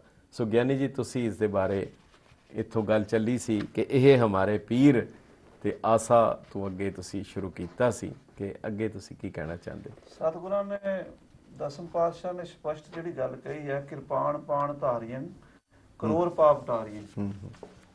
ਖਾਲਸਾ ਪੰਥ ਅੱਜ ਤੱਕ ਪਹਿਰਾ ਦਿੰਦਾ ਆ ਰਿਹਾ ਔਰ ਰਹਿੰਦੇ ਯੁੱਗ ਤੱਕ ਸਦਾ ਇਹ ਕਿਰਪਾਨ ਖਾਲਸੇ ਦੇ ਗਾਤਰੇ 'ਚ ਰਹਿਣੀ ਹੈ ਜੀ। ਔਰ ਜਿਹੜਾ ਸਾਡਾ ਨਿਸ਼ਾਨ ਸਾਹਿਬ ਹੈ ਜੀ, ਉਹ ਨਿਸ਼ਾਨ ਸਾਹਿਬ ਤੇ ਜੋ ਖੰਡਾ ਹੈ ਜੀ, ਉਹ ਵੀ ਇਸ ਸੰਸਾਰ ਦੇ ਕੁੱਲ ਕੌਮਾਂ ਦੇ ਝੰਡੇ ਵੇਖ ਲਓ, ਇੱਕ ਖਾਲਸੇ ਦੇ ਝੰਡੇ ਦੀ ਵਿਲੱਖਣਤਾ ਹੈ। ਨਿਸ਼ਾਨ ਸਾਹਿਬ ਜੀ ਦੀ ਵਿਲੱਖਣਤਾ ਕਿ ਉਹਦੇ ਉੱਤੇ ਸ਼ਸਤਰ ਸੁਭਾਇਮਾਨ ਜੀ। ਤੋ ਗੁਰੂ ਸਾਹਿਬ ਜੀ ਨੇ ਜਿੱਥੇ ਸਾਨੂੰ ਸ਼ਕਤੀਸ਼ਾਲੀ ਬਣਾਇਆ ਔਰ ਖੰਡੇ 'ਚ ਵੀ ਸਿਧਾਂਤ ਦਿੱਤਾ, 2 ਧਾਰਾ ਖੰਡਾ ਹੈ। ਇੱਕ ਪਾਸੇ ਉਹ ਸੰਸਾਰ ਦੀ ਉਤਪਤੀ ਕਰਦਾ, ਦੂਜੇ ਪਾਸੇ ਉਹ ਜ਼ੁਲਮ ਦਾ ਨਾਸ਼ ਕਰਦਾ। ਗੁਰੂ ਸਾਹਿਬ ਦਾ ਖੰਡਾ ਕਿਸੇ ਗਊ ਗਰੀਬ ਦੀ ਹੱਤਿਆ ਕਰਨ ਵਾਸਤੇ ਨਹੀਂ, ਕਿਸੇ ਨੂੰ ਬੇਲੋੜਾ ਮਾਰਨ ਲਈ ਨਹੀਂ, ਬਲਕਿ ਧਰਮ ਦੀ ਰਾਖੀ ਲਈ ਹੈ। ਅੱਜ ਤਾਈਂ ਖਾਲਸੇ ਨੇ ਜਿੰਨੇ ਵੀ ਜੰਗ ਲੜੇ ਨੇ ਉਹ ਧਰਮ ਦੀ ਰਾਖੀ ਲਈ ਲੜੇ ਨੇ, ਨਾ ਕਿ ਕੋਈ ਮੁਲਕ ਵਾਸਤੇ ਜਰ ਜੋਰੂ ਜ਼ਮੀਨ ਵਾਸਤੇ ਖਾਲਸੇ ਨੇ ਕਦੀ ਲੜਾਈ ਨਹੀਂ ਕੀਤੀ।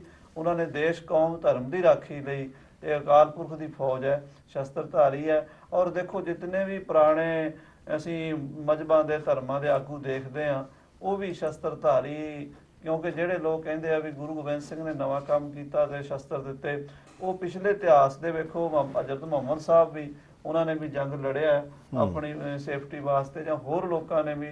ਤੇ ਜੇ ਸ਼ਸਤਰ ਜੋ ਹਨ ਉਹ ਰਾਖੀ ਵਾਸਤੇ ਨਾ ਹੁੰਦੇ ਤੇ ਪੁਰਾਣੇ ਲੋਕ ਵੀ ਉਹਨੂੰ ਯੂਜ਼ ਨਾ ਕਰਦੇ। ਸੋ ਗੁਰੂ ਸਾਹਿਬ ਜੀ ਨੇ ਅੱਜ ਵੀ ਸਾਰੀ ਦੁਨੀਆ ਦੀ ਜਿਹੜੀ ਸਰਕਾਰਾਂ ਹਨ ਉਹਨਾਂ ਨੇ ਆਪਣੀ ਆਪਣੀ ਫੌਜ, ਆਪਣੀ ਆਪਣੀ ਮਿਲਟਰੀ ਰੱਖੀ ਹੋਈ ਹੈ, ਆਪਣੀ ਸੇਫਟੀ ਵਾਸਤੇ ਹੈ। ਸੋ ਮਹਾਰਾਜ ਜੀ ਨੇ ਬਹੁਤ ਵੱਡਾ ਡੂੰਘਾ ਸਿਧਾਂਤ ਸਾਨੂੰ ਦਿੱਤਾ ਹੈ, ਉਹਨੂੰ ਸਮਝ ਕੇ ਕਲਗੀਧਰ ਪਾਤਸ਼ਾਹ ਦੀ ਬਾਣੀ 'ਚ ਦੇਗ ਤੇਗ ਜਗ ਮੈਂ ਦੂਤ ਚੱਲਿਆ ਦਾ ਸਿਧਾਂਤ ਹੈ। ਗੁਰਦੁਆਰੇ ਸਾਹਿਬਾਂ ਦੇ ਨਿਸ਼ਾਨ ਸਾਹਿਬ ਇਸ ਗੱਲ ਦਾ ਪ੍ਰਤੀਕ ਹਨ। ਹੋਰ ਵੀ ਬਹੁਤ ਕੁਝ ਹੈ ਜਿਹੜਾ ਸਾਡੇ ਇਤਿਹਾਸ ਦੇ ਵਿੱਚੋਂ, ਸਾਡੇ ਪਰੰਪਰਾ ਦੇ ਵਿੱਚੋਂ ਸਾਨੂੰ ਮਿਲਦਾ ਸ਼ਸਤਰਾਂ ਦੇ ਬਾਰੇ। ਜੀ ਡਾਕਟਰ ਸਾਹਿਬ ਤੁਸੀਂ ਕੁਝ ਇਹਦੇ 'ਚ ਵਾਧਾ ਕਰਨਾ ਚਾਹੁੰਦੇ ਸੀਗੇ? ਜੀ, ਪਹਿਲੀ ਗੱਲ ਤੇ ਮੈਂ ਜਿਹੜਾ ਤੁਸੀਂ ਇਹ ਦੱਸਿਆ ਕਿ ਦੇਗ ਤੇਗ ਜਗ ਮੈਂ ਦੋ ਚੱਲੇ ਦਾ ਸਿਧਾਂਤ ਸ਼੍ਰੀ ਦਸਮ ਗ੍ਰੰਥ ਵਿੱਚੋਂ ਪ੍ਰਤੀਪਾਦਿਤ ਹੁੰਦਾ ਹੈ। ਜੀ। ਦੇਗ ਦਾ ਭਾਵ ਹੈ ਲੰਗਰ, ਭਾਵ ਭੋਜਨ। ਜੀ। ਖਾਲਸੇ ਦਾ ਇਹ ਲਕਸ਼ ਹੈ ਸੰਸਾਰ ਵਿੱਚੋਂ ਭੁੱਖਮਰੀ ਦੂਰ ਕਰਨਾ, ਸਭ ਵਾਸਤੇ ਭੋਜਨ ਦਾ ਪ੍ਰਬੰਧ ਕਰਨਾ। ਜਸਟਿਸ ਦਾ ਪ੍ਰਤੀਕ ਹੈ ਤੇਗ। ਜੀ ਸਭ ਵਾਸਤੇ ਭੋਜਨ ਦਾ ਪ੍ਰਬੰਧ ਕਰਨਾ, food for all and justice for all. ਜੀ ਇਹ ਦੇਗ ਤੇਗ ਦਾ ਜਿਹੜਾ ਹੈ ਮੈਸੇਜ ਹੈ, ਦੇਗ ਤੇਗ ਦਾ ਲਕਸ਼ ਹੈ। ਇਹ ਕਿਹੋ ਜਿਹਾ ਕਲਿਆਣਕਾਰੀ ਸਾਰੇ ਦੁਨੀਆ ਵਾਸਤੇ ਹੈ, ਇਹ ਸਮਝਿਆ ਜਾ ਸਕਦਾ ਹੈ। ਜੀ ਜੀ ਜੀ ਰਹੀ ਗੱਲ ਅਗਲੀ ਕਿ ਸ਼ਸਤਰ ਨੂੰ ਪੀਰ ਕਿਉਂ ਕਿਹਾ ਗਿਆ? ਜੀ ਕਿਉਂਕਿ ਸਾਡੇ ਕੁਝ ਵੀਰ ਕਹਿੰਦੇ ਨੇ ਵੀ ਸ਼ਸਤਰ ਨੂੰ ਪੂਜਨਯੋਗ ਮੰਨਣਾ, ਸ਼ਸਤਰ ਅੱਗੇ ਸਿਰ ਝੁਕਾਉਣਾ, ਸ਼ਸਤਰ ਨੂੰ ਇਸ਼ਟ ਮੰਨਿਆ ਗਿਆ ਇੱਥੇ, ਔਰ ਗੁਰੂ ਸਾਹਿਬ ਸ਼ਸਤਰ ਨੂੰ ਇਸ਼ਟ ਨਹੀਂ ਮੰਨ ਸਕਦੇ, ਇੱਕ ਕਿੰਤੂ ਕਰਦੇ ਨੇ। ਮੈਂ ਬੇਨਤੀ ਕਰਾਂ ਕਿ ਪੀਰ ਇਸ਼ਟ ਨਹੀਂ ਹੁੰਦਾ। ਪੀਰ ਜਿਹੜਾ ਇਸਲਾਮ ਦੇ ਵਿੱਚ ਇੱਕ ਮਹਾਤਮਾ ਸੰਤ, ਜਿਵੇਂ ਸਾਡੇ ਸੰਤ ਹੈ ਉਸੇ ਤਰ੍ਹਾਂ ਪੀਰ ਹੁੰਦਾ ਜੀ ਹੈ। ਜੀ ਇਸਲਾਮ ਦਾ ਇਸ਼ਟ ਅੱਲਾ ਹੈ।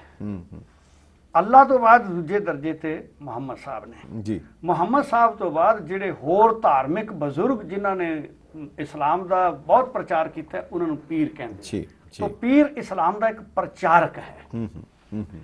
गुरु जी ने जदों शस्त्र नूं पीर किया तो उस वेले शस्त्र नूं इष्ट नहीं किया जी, बल्कि कहा कि यह धर्म का प्रचारक है जी, जिहड़ा लक्ष्य है धर्म चलावन संतो बारन दुष्ट सबन को मूल उपारन। जी, जिहड़ा शस्त्र है ये राज सत्ता वास्ते नहीं है, ये धर्म के प्रचार वास्ते है। ये एक पीर का काम करता है, ये तो एक पीर का काम लेना है। धर्म की सिक्ख्या जिहड़ी है लोकां तक पहुंचाण विच जिहड़ा कोई रुकावट बनता है जी, ਉਹਦੇ ਤੇ ਸ਼ਸਤਰ ਦੀ ਵਰਤੋਂ ਕਰਨੀ ਪਵੇ ਤੇ ਵਰਤੋਂ ਕਰਕੇ ਵੀ ਧਰਮ ਜਿਹੜਾ ਹੈ ਉਹ ਸਾਰੇ ਸੰਸਾਰ ਵਿੱਚ ਬਹਾਲ ਕਰਨਾ ਹੈ। ਇਹ ਸ਼ਸਤਰ ਦਾ ਲਕਸ਼ ਹੈ।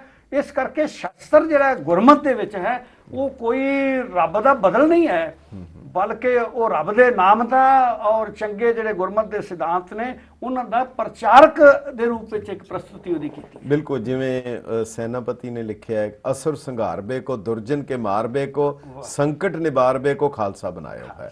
ਇਹਦਾ purpose ਸੁਖ ਜੀ। ਸੰਤਾਂ ਕਰਨੰ ਦੁਰਮਤ ਦੁਰਮਤ ਦਰਨਮ ਕਿਲ ਵਿਖਾਰਨਮ ਅਸ ਸਰਨ ਅਸੀ ਸਰਨਮ ਜੀ। ਜੈ ਜੈ ਜਕਾਰਨ ਸ੍ਰਿਸ਼ਟ ਉਬਾਰਨ ਮਮ ਪ੍ਰਤਿਪਾਰਨ ਜੈ ਜੈ ਜੈ। ਤੇਗੰ, ਜੈ ਤੇਗੰ। ਬਹੁਤ ਅੱਛੇ, ਬਿਲਕੁਲ। ਡਾਕਟਰ ਸਾਹਿਬ ਤੁਹਾਡੇ ਕੋਲ ਆਵਾਂਗੇ ਔਰ ਬੜਾ ਹੀ ਅਹਿਮ ਹੈ। ਗੁਰੂ ਗ੍ਰੰਥ ਸਾਹਿਬ ਦੇ ਵਿੱਚ ਵੀ ਇੱਕ ਜਗ੍ਹਾ ਜ਼ਿਕਰ ਆਇਆ ਕਿ ਰਘੁਬੰਸ ਤਿਲਕ ਸੁੰਦਰ ਦਸਰਤ ਗਰ ਮੁਨ ਬਾਛੇ ਜਾਕੀ ਸਰਣੰ। ਇਹ ਸ੍ਰੀ ਰਾਮਦਾਸ ਤਾਰਨ ਤਰਣੰ ਗੁਰੂ ਰਾਮਦਾਸ ਜੀ ਦਾ ਜ਼ਿਕਰ ਆਇਆ। ਤੇ ਕੀ ਇਸ ਤਰ੍ਹਾਂ ਜਿਹੜਾ ਗੁਰੂ ਸਾਹਿਬ ਨੇ ਆਪਣੇ ਕੁਲ ਦਾ ਵਰਣਨ ਕੀਤਾ, ਕੁਲ ਕਿਸੇ ਨਾ ਕਿਸੇ ਦੀ ਕੋਈ ਨਾ ਕੋਈ ਕੁਲ ਹੋਏਗੀ, ਪਰ ਉਹਨਾਂ ਨੇ ਉੱਥੋਂ ਸ਼ੁਰੂ ਕਰਕੇ ਫਿਰ ਖੰਡਾ ਕੁਲ ਛਤਰੀ ਪੈਦਾ ਕਰ ਦਿੱਤਾ, ਖੰਡਾ ਕੁਲ ਬਣਾ ਦਿੱਤਾ, ਯਾਨੀ ਕੁਲ ਦੀ ਟਰਾਂਸਫਾਰਮੇਸ਼ਨ ਹੋ ਗਈ। ਤੇ ਜਿਹੜਾ ਗੁਰੂ ਸਾਹਿਬ ਨੇ ਆਪਣੀ ਆਤਮ ਕਥਾ ਦੇ ਵਿੱਚ ਕੁਲ ਵਰਣਨ ਕੀਤਾ, ਬੰਸ ਦਾ ਵਰਣਨ ਕੀਤਾ, ਉਹਦੀ ਕੀ ਮਹੱਤਤਾ ਸੀ?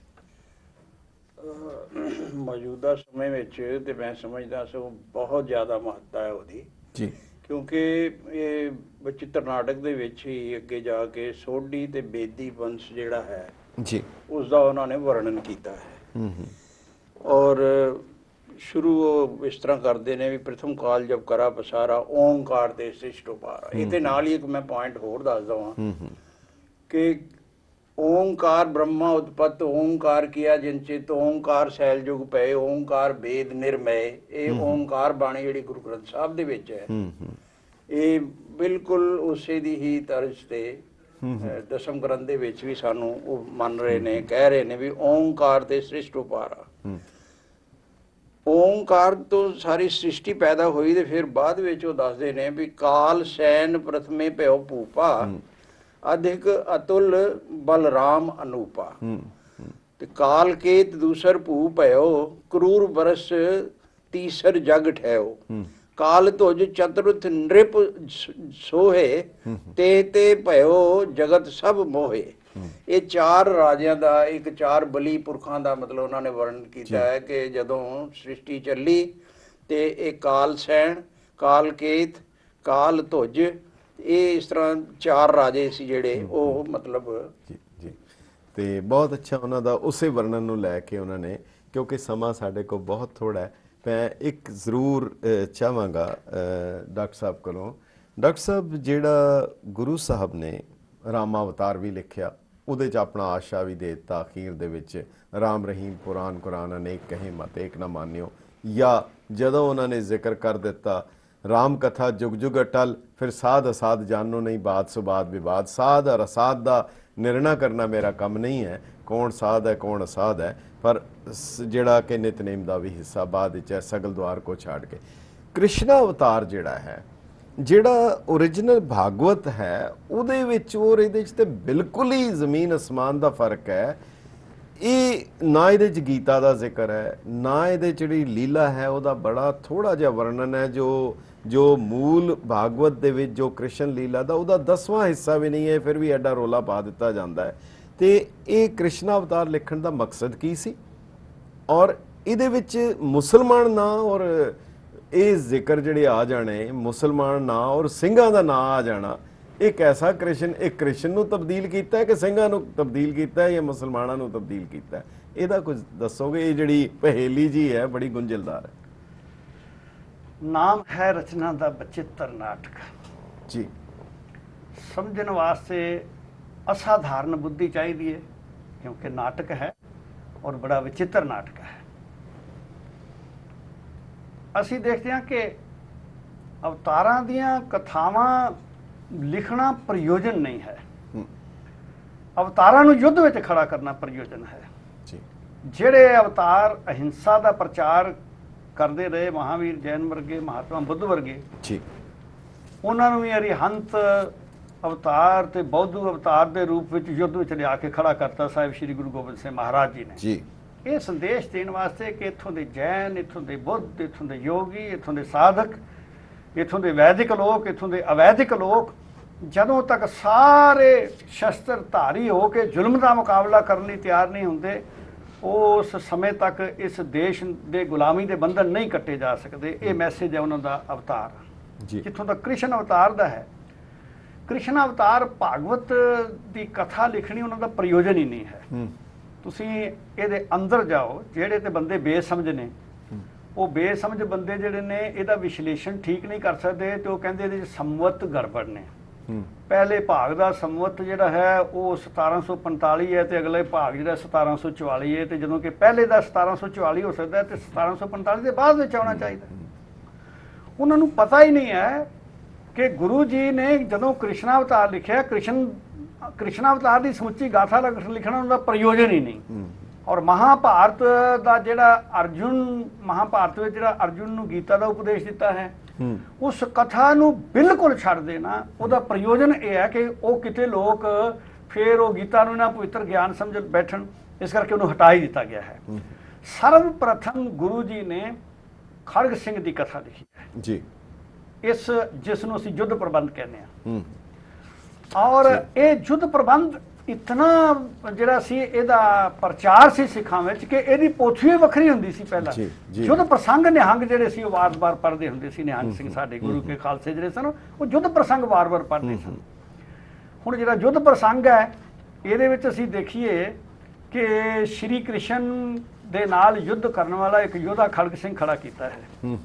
ਪੁਰਾਣਕ ਜਿਹੜੀ ਕਥਾ ਹੈ ਉਹਦੇ ਵਿੱਚ ਕਿਤੇ ਖੜਗ ਸਿੰਘ ਨਹੀਂ ਹੈ। ਖੜਗ ਸਿੰਘ ਲਿਆ ਕੇ ਖੜਾ ਕੀਤਾ ਹੈ। ਖੜਗ ਸਿੰਘ ਕ੍ਰਿਸ਼ਨ ਨਾਲ ਯੁੱਧ ਕਰਦਾ ਹੈ ਜੀ। ਹੁਣ ਅਗਲੀ ਖੂਬਸੂਰਤੀ ਇਹਦੇ ਵਿੱਚ ਇਹ ਵੇ ਕਿ ਇਹਦੇ ਚ ਲਿਆ ਕੇ ਬੜੇ ਬੜੇ ਸੋਹਣੇ ਨਾਮ ਸਿੰਘਾਂ ਦੇ ਸਜਾ ਕੇ 5-5 ਦਾ ਜਥਾ ਭੇਜਿਆ ਜਾਂਦਾ ਹੈ ਯੁੱਧ ਦੇ ਮੈਦਾਨ ਵਿੱਚ। ਇਹ ਸੰਕਲਪ ਪੰਜਾਂ ਦਾ ਜਿਹੜਾ ਹੈ ਵਾਰ-ਵਾਰ ਉਹਦੇ ਵਿੱਚ ਆਉਂਦਾ ਹੈ ਜੀ। ਫਿਰ ਕ੍ਰਿਸ਼ਨ ਜਿਹੜਾ ਹੈ ਉਸ ਦੀ ਗਾਥਾ ਨੂੰ ਉਸ ਸਮੇਂ ਵਿੱਚ ਲਿਆ ਕੇ ਉਹਦੇ ਵਿੱਚ ਖਾਨ ਖੜੇ ਕੀਤੇ ਜਾਂਦੇ ਨੇ, ਕਿਉਂਕਿ ਉਸ ਵੇਲੇ ਜਿਹੜਾ ਸੰਘਰਸ਼ ਹੈ ਉਹ ਉਸ ਸਮੇਂ ਦਾ ਜਿਹੜਾ ਸੰਘਰਸ਼ ਦੀ ਲੋੜ ਹੈ, ਉਸ ਲੋੜ ਨੂੰ ਦੇਖਦਿਆਂ ਹੋਇਆਂ ਖਾਨ ਜਿਹੜੇ ਲਿਆ ਖੜੇ ਕੀਤੇ ਜਾਂਦੇ ਨੇ ਤੇ ਸਿੰਘ ਵੀ ਲਿਆ ਕੇ ਯੁੱਧ ਦੇ ਮੈਦਾਨ 'ਚ ਉਤਾਰੇ ਜਾਂਦੇ ਨੇ। ਔਰ ਖੜਗ ਸਿੰਘ ਸੂਰਬੀਰ ਹੁੰਦਾ ਹੈ ਜਿਹੜਾ ਸ਼੍ਰੀ ਕ੍ਰਿਸ਼ਨ ਦਾ ਮੁਕਾਬਲਾ ਕਰ ਰਿਹਾ ਹੈ। ਸ਼੍ਰੀ ਕ੍ਰਿਸ਼ਨ ਨੂੰ ਵਾਲਾਂ ਤੋਂ ਪਕੜ ਕੇ ਖੜਗ ਸਿੰਘ ਕਹਿੰਦਾ ਹੈ। ਹੁਣ ਇਹ ਲੋਕ ਕਹਿਣ ਕਿ ਕ੍ਰਿਸ਼ਨ ਅਵਤਾਰ ਵਿੱਚ ਕ੍ਰਿਸ਼ਨ ਦੀ ਮਹਿਮਾ ਹੈ। ਖੜਗ ਸਿੰਘ ਵਰਗਾ ਇੱਕ ਕਾਲਪਨਿਕ ਵਿਅਕਤੀ ਕ੍ਰਿਸ਼ਨ ਨੂੰ ਵਾਲਾਂ ਤੋਂ ਪਕੜ ਲਵੇ ਤੇ ਇਹ ਕਿਹੜੀ ਕ੍ਰਿਸ਼ਨ ਦੀ ਮਹਿਮਾ ਹੈ? ਖੜਗ ਸਿੰਘ ਵਾਲਾਂ ਤੋਂ ਜਾ ਕੇ ਪਕੜ ਲੈਂਦਾ ਹੈ, ਜਿਹੜਾ ਕਿ ਮਗਰੋਂ ਖਾਲਸੇ ਨੇ ਕਰਨਾ ਸੀ ਕਿ ਇੱਥੋਂ ਦੇ ਦੇਵੀ ਦੇਵਤਿਆਂ ਦਾ ਜਿਹੜਾ ਵਰਚਸਵ ਸੀ ਉਹ ਭਰਮ ਸਾਰੇ ਤੋੜਨੇ ਸਨ ਖੜਗ ਸਿੰਘ ਖਾਲਸੇ ਨੇ। ਤਾਂ ਖੜਗ ਸਿੰਘ ਨੇ ਵਾਲਾਂ ਤੋਂ ਫੜ ਲਿਆ ਤੇ ਕਹਿੰਦਾ ਮੈਂ ਤੈਨੂੰ ਬਖਸ਼ ਇਸ ਕਰਕੇ ਰਿਹਾ ਕਿ ਤੂੰ ਇੱਕ ਸੂਰਬੀਰ ਹੈ ਤੇ ਮੇਰੇ ਨਾਲ ਯੁੱਧ ਕਰੇਗਾ, ਮੈਨੂੰ ਸਵਾਦ ਆਏਗਾ। ਇਹ ਮੈਸੇਜ ਦਿੱਤਾ ਹੈ ਕਿ ਜਿਹੜਾ ਸਿੱਖ ਹੈ ਗੁਰੂ ਦਾ ਖੜਗ ਸਿੰਘ ਹੈ ਉਹ ਯੁੱਧ ਵਿੱਚ ਵੈਰ ਵਾਸਤੇ ਨਹੀਂ ਕਿਸੇ ਨਾਲ ਲੜਦਾ, ਉਹ ਤੇ ਸੰਘਰਸ਼ ਉਹਦਾ ਧਰਮ ਹੈ, ਉਹਨੇ ਬਦੀ ਵਿਰੋਧ ਸੰਘਰਸ਼ ਕਰਨਾ ਹੈ, ਇਸ ਕਰਕੇ ਉਹ ਸੰਘਰਸ਼ ਕਰ ਰਿਹਾ ਹੈ ਜੀ। ਹੁਣ ਉਸ ਨੂੰ ਕੋਈ ਮਾਰ ਨਹੀਂ ਸਕਦਾ ਖੜਗ ਸਿੰਘ ਨੂੰ। ਜਦੋਂ ਮਾਰ ਨਹੀਂ ਸਕਦਾ ਤੇ ਮੈਂ ਕਥਾ ਬੜੀ ਸੰਖੇਪ ਕਰ ਦੇਵਾਂ ਕਿ ਸ਼੍ਰੀ ਕ੍ਰਿਸ਼ਨ ਆਰਾਧਨਾ ਕਰਦੇ ਨੇ, ਤਿੰਨੇ ਵੱਡੇ ਦੇਵ ਆ ਜਾਂਦੇ ਨੇ, ਇੰਦਰ ਨੂੰ ਬੁਲਾ ਲਿਆ ਜਾਂਦਾ ਹੈ, ਸਾਰੀਆਂ ਸੈਨਾਵਾਂ ਇੰਦਰ ਦੀਆਂ ਆ ਜਾਂਦੀਆਂ ਨੇ, ਫਿਰ ਕੌਰਵ ਤੇ ਪਾਂਡਵ ਬੁਲਾ ਲਏ ਜਾਂਦੇ ਨੇ। ਸਾਰੀ ਸ਼ਕਤੀ ਇਕੱਠੀ ਕਰਕੇ ਵੀ ਖੜਗ ਸਿੰਘ ਨੂੰ ਨਹੀਂ ਹਰਾ ਸਕਦੀ। ਇਹ ਸਮਝ ਲੈਣਾ ਚਾਹੀਦਾ ਕਿ ਹਿੰਦੁਸਤਾਨ ਦੀਆਂ ਸਾਰੀਆਂ ਫੋਰਸਿਸ ਖਾਲਸੇ ਦੇ ਵਿਰੁੱਧ ਡਟੀਆਂ ਰਹੀਆਂ ਨੇ। ਉਹਨਾਂ ਨੇ ਚਮਕੌਰ ਦੀ ਗੜੀ ਨੂੰ ਵੀ ਘੇਰਾ ਪਾਇਆ, ਉਹਨਾਂ ਅਨੰਦਪੁਰ ਦੀ ਗੜੀ ਨੂੰ ਵੀ ਘੇਰਾ ਪਾਇਆ ਔਰ ਖਾਲਸੇ ਦੇ ਵਿਰੁੱਧ ਡਟੀਆਂ ਰਹੀਆਂ, ਪਰੰਤੂ ਖਾਲਸਾ ਜਿਹੜਾ ਖੜਗ ਸਿੰਘ ਸੀ ਗੁਰੂ ਦਾ ਪੈਦਾ ਕੀਤਾ ਹੋਇਆ, ਉਹਨੂੰ ਨਹੀਂ ਮਾਰ ਸਕੀਆਂ ਸਾਰੀਆਂ। ਇਹ ਜਫਰਨਾਮੇ ਦੇ ਵਿੱਚੋਂ ਹੀ ਬੜਾ ਸਪਸ਼ਟ ਹੋ ਜਾਂਦਾ ਹੈ ਜੀ ਕਿ ਕਿਤਨੀਆਂ ਫੋਰਸਿਸ ਦੂਜੇ ਪਾਸੇ ਨੇ ਤੇ ਕਿਤਨੇ 40 ਕੋ ਭੁੱਖੇ ਪਾਣੇ ਸਿੱਖ ਜਿਹੜੇ ਨੇ ਮੁਕਾਬਲੇ ਦੇ ਉੱਤੇ ਹਨ। ਜੀ ਜੀ ਖੜਗ ਸਿੰਘ ਨੂੰ ਐਂਡਿੰਗ ਜਿਹੜਾ ਸਵਈਆ ਹੈ ਨਾ, ਖੜਗ ਸਿੰਘ ਨੂੰ ਜਦੋਂ ਸੰਘਾਰ ਨਹੀਂ ਕੀਤਾ ਜਾ ਸਕਦਾ, ਖੜਗ ਸਿੰਘ ਦਾ ਸੰਘਾਰ ਨਹੀਂ ਹੋ ਸਕਦਾ। ਹੁਣ ਬ੍ਰਹਮਾ ਨੂੰ ਪੁੱਛਿਆ, ਸਾਰੇ ਦੇਵਤੇ, ਵੱਡਾ ਬ੍ਰਹਮਾ ਸੀ, ਬ੍ਰਹਮਾ ਨੂੰ ਪੁੱਛਿਆ ਜਾਂਦਾ ਹੈ ਕਿ ਖੜਗ ਸਿੰਘ ਨੂੰ ਕਿਵੇਂ ਮਾਰਿਆ ਜਾਵੇ। ਉਹ ਕਹਿੰਦਾ ਜੀ ਇੱਕ ਤਰੀਕਾ ਹੈ, ਸਵਰਗ ਵਿੱਚੋਂ ਅਪਸਰਾ ਬੁਲਾ ਲਈਆਂ ਜਾਣ, ਉਹ ਇਹਦੇ ਸਾਹਮਣੇ ਹਾਵ ਭਾਵ ਕਰਨ, ਨਾਚ ਨੱਚਣ, ਜੇ ਇਹਦਾ ਧਿਆਨ ਉਹਨਾਂ ਵੱਲ ਚਲਾ ਗਿਆ ਤਾਂ ਮਾਰਿਆ ਜਾਏਗਾ। ਠੀਕ ਇਸੇ ਤਰ੍ਹਾਂ ਹੁੰਦਾ ਹੈ ਕਿ ਅਪਸਰਾ ਬੁਲਾਈਆਂ ਜਾਂਦੀਆਂ ਨੇ, ਯੁੱਧ ਦੇ ਮੈਦਾਨ ਵਿੱਚ ਖੜਗ ਸਿੰਘ ਦੇ ਸਾਹਮਣੇ ਉਹ ਨਾਚ ਪ੍ਰਸਤੁਤੀ ਕਰਦੀਆਂ ਨੇ। ਉਸ ਵੱਲ ਧਿਆਨ ਜਾਂਦਿਆਂ ਹੀ ਸ਼੍ਰੀ ਕ੍ਰਿਸ਼ਨ ਉਸ ਨੂੰ ਬਾਣ ਮਾਰਦੇ ਨੇ ਤੇ ਉਹ ਜ਼ਖਮੀ ਹੋ ਕੇ ਧਰਤੀ ਤੇ ਡਿੱਗ ਪੈਂਦਾ ਹੈ। ਜਾਂਦਾ ਫਿਰ ਵੀ ਆਪਣੀ ਮਰਜ਼ੀ ਨਾਲ ਹੈ, ਇਤਨਾ ਬਲੀ, ਪਰੰਤੂ ਗੁਰੂ ਜੀ ਨੇ ਮੈਸੇਜ ਦੇ ਦਿੱਤਾ ਕਿ ਖੜਗ ਸਿੰਘ ਜੈਸਾ ਬਲਵਾਨ ਜਿਸ ਤੇ ਮੌਤ ਅਧੀਨ ਹੋਵੇ, ਉਸ ਵਿਅਕਤੀ ਨੂੰ ਵੀ ਜੇ ਕਾਮ ਵੱਲ ਚਿੱਤ ਚਲਾ ਗਿਆ ਤੇ ਉਹਦਾ ਚਿੱਤ ਡੋਲਿਆ ਨਹੀਂ ਤੇ ਉਹ ਮਰਿਆ ਨਹੀਂ। ਇਹੀ ਸੁਨੇਹਾ ਡਾਕਟਰ ਸਾਹਿਬ ਚਰਿਤ੍ਰੋਪਾਖਿਆਨ ਵਿੱਚ ਵੀ ਬਾਰ-ਬਾਰ ਇਹ ਸੰਦੇਸ਼ ਚਰਿਤ੍ਰੋਪਾਖਿਆਨ ਦਾ ਹੈ ਤੇ ਇਹ ਹੀ ਸੰਦੇਸ਼ ਇਸ ਬਾਣੀ ਦਾ ਹੈ। ਜੀ ਜੀ ਗੁਰੂ ਜੀ ਨੇ ਕਥਾ ਪੂਰੀ ਕਰਨ ਵਾਸਤੇ ਬਾਕੀ ਇਹਦੇ ਭਾਗ ਜਿਹੜੇ ਨੇ ਰਾਸ ਲੀਲਾ ਇਤਿਆਦਿਕ ਇਹ ਮਗਰੋਂ ਲਿਖੇ ਨੇ, ਤੇ ਰਾਸ ਲੀਲਾ ਵਿੱਚ ਵੀ ਨਾਰੀ ਸ਼ਕਤੀ ਦੀ ਮਹਿਮਾ ਕਰਕੇ ਉਹਨਾਂ ਨੇ ਨਾਰੀ ਸ਼ਕਤੀ ਦਾ ਉਥਾਨ ਕਰਨ ਦੀ ਕੋਸ਼ਿਸ਼ ਕੀਤੀ। ਬਿਲਕੁਲ, ਇਹਦੇ ਵਿੱਚ ਹੀ ਸ਼੍ਰੀ ਕ੍ਰਿਸ਼ਨ ਦੀ ਗਾਥਾ ਦੇ ਵਿੱਚ ਉਹਨਾਂ ਦਾ ਅਖੀਰਲਾ ਨਾਮ ਰਣਛੋੜ ਜੀ ਹੈ, ਪਰ ਇਹਦੇ ਵਿੱਚ ਰਣਜੂਝ ਦੀ ਗੱਲ ਆਉਂਦੀ ਹੈ। ਹੇ ਰਵ ਹੇ ਸਾਸੇ ਕਰਨਾ ਨਿਦ ਮੇਰੀ ਅਬੈ ਬੇਨਤੀ ਸੁਣ ਲੀਜੇ, और न मांगत हो तुम ते कच चाहत हो चित में सोई कीजिए, शस्त्रन स्यों अत हीरण भीतर जूझ मरो तो साच पतीजे। बहुत बहुत धन्यवाद डॉक्टर साहब। एक मिनट ਵਿੱਚ डॉक्टर साहब कुछ दसना चाहणगे? ਉਹੀ ਦੱਸ ਰਿਹਾ ਸਾਂ ਜੀ ਵੀ ਜਿਹੜਾ ਇਹਨਾਂ ਨੇ ਬਹੁਤ ਖੂਬਸੂਰਤ ਬਿਆਨ ਕੀਤਾ ਹੈ ਕ੍ਰਿਸ਼ਨਾ ਅਵਤਾਰ ਦਾ। ਐਂਡ ਜਿਹੜਾ ਇਹਦਾ ਸਵਈਆ 4 ਲਾਈਨਾਂ ਦਾ, ਮੈਂ ਸਿਰਫ 1 ਮਿੰਟ ਦੇ ਵਿੱਚ ਹੀ ਉਹ ਜੀ ਇਹਦਾ 2492 ਇਹਦੇ ਸਾਰੇ ਮਤਲਬ ਪਦੇ ਨੇ, ਤੇ ਉਹਦੇ ਵਿੱਚੋਂ ਜਿਹੜਾ ਲਾਸਟ ਸਵਈਆ ਹੈ ਉਹ ਹੈ ਧਨ ਜਿਉ ਤੈ ਕੋ ਜਗ ਮੇ ਮੁਕਤੇ ਹਰ ਚਿਤ ਮੇ ਯੁੱਧ ਵਿਚਾਰੇ, ਦੇਹ ਅਨਿਤ ਨਾ ਨਿਤ ਰਹੇ ਜਸ ਨਾਵ ਚੜੇ ਭਵ ਸਾਗਰ ਤਾਰੇ, ਧੀਰਜ ਧਾਮ ਬਣਾਏ ਇਹ ਤਨ ਬੁੱਧਿ ਸੋ ਦੀਪਕ ਜਿਉ ਉਜਿਆਰੇ, ਗਿਆਨੇ ਕੀ ਬੜਨੀ ਮਨੁ ਹਾਥ ਲੈ ਕਾਤਰਤਾ ਕੁਤਵਾਰ ਬੁਹਾਰੇ। ਹੈਲਪਲੈਸਨੈਸ ਦੀ ਜਿਹੜਾ ਕੂੜਾ ਕਰਕਟ ਸਾਡੇ ਅੰਦਰ ਭਰਿਆ ਪਿਆ ਹੈ, ਉਹਨੂੰ ਅਸੀਂ ਗਿਆਨ ਦੇ ਝਾੜੂ ਦੇ ਨਾਲ ਹੂੰਝ ਕੇ ਬਾਹਰ ਸੁੱਟਣਾ ਦਰਅਸਲ, ਔਰ ਉਹ ਤਾਂ ਹੀ ਖੜਗ ਸਿੰਘ ਜਿੰਨਾ ਜਿਹੜਾ ਬਲ ਹੈ ਉਹ ਸਾਨੂੰ ਪ੍ਰਾਪਤ ਜੀ। ਹੋਇਆ। ਸੋ ਮੇਰਾ ਖਿਆਲ ਹੈ ਕਿ ਤੁਹਾਡਾ ਇਹ ਪ੍ਰੋਗਰਾਮ ਹੀ ਜਿਹੜਾ ਹੈ ਉਹ ਅਗਿਆਨ ਦੇ ਕੂੜੇ ਨੂੰ ਬੁਹਾਰੀ ਲਾਉਣ ਵਾਲਾ ਹੀ ਹੈ। ਅਗਿਆਨ ਦੇ ਕੂੜੇ ਨੂੰ ਤੇ ਕੂੜਾ ਫੈਲਾਉਣ ਵਾਲਿਆਂ ਨੂੰ। ਸੋ ਬਹੁਤ ਬਹੁਤ ਧੰਨਵਾਦ ਹੈ। ਅਖੀਰ ਦੇ ਵਿੱਚ ਸਿਰਫ ਇੱਕ ਲਫ਼ਜ਼ ਹੈ, ਪੜ੍ਹ ਕੇ ਤਿਹਾਰੀ ਬਾਣੀ ਸ੍ਰੀ ਮਨ ਗੋਬਿੰਦ ਸਿੰਘ, ਸਾਧ ਮੈਨ ਸ਼ੇਰ ਮਨ ਸ਼ੇਰ ਮੈਨ ਸਾਧ ਮਨ, ਦਉ ਪਗ ਦੇਖੀਅਤ आप ही के मग में, सिख जो तिहारे सो तो संगया में सिंह भयो, समर में सिंह भयो, सिंह भयो जग में। आप सब दा बहुत बहुत हार्दिक दिलों धन्यवाद है कि आपने इतना कीमती समा दिता और सानू निवाजिया, और आस है कि दोबारा भी जदों मौका मिलिया जरूर करांगे। और डॉक्टर जोत सिंह जी कोलों असीं जरूर जिहड़ा इन्हां दा खास विशा है कि गुरु ग्रंथ साहिब जोत किद्दां है, ਉਹ ਕਿੱਦਾਂ ਸਥਾਪਿਤ ਹੁੰਦੀ ਹੈ, ਉਹ ਅਧਿਆਤਮਵਾਦ ਦੀ ਗੱਲ ਜੇ ਗੁਰੂ ਨੇ ਕਿਰਪਾ ਕੀਤੀ ਅਸੀਂ ਜ਼ਰੂਰ ਹਾਸਲ ਕਰਾਂਗੇ। ਬਹੁਤ ਬਹੁਤ ਧੰਨਵਾਦ। ਤੁਸੀਂ ਈਮੇਲ ਕਰਨਾ lamba@getpunjabi.tv। ਬਹੁਤ ਬਹੁਤ ਧੰਨਵਾਦ। ਵਾਹਿਗੁਰੂ ਜੀ ਕਾ ਖਾਲਸਾ, ਵਾਹਿਗੁਰੂ ਜੀ ਕੀ ਫਤਿਹ।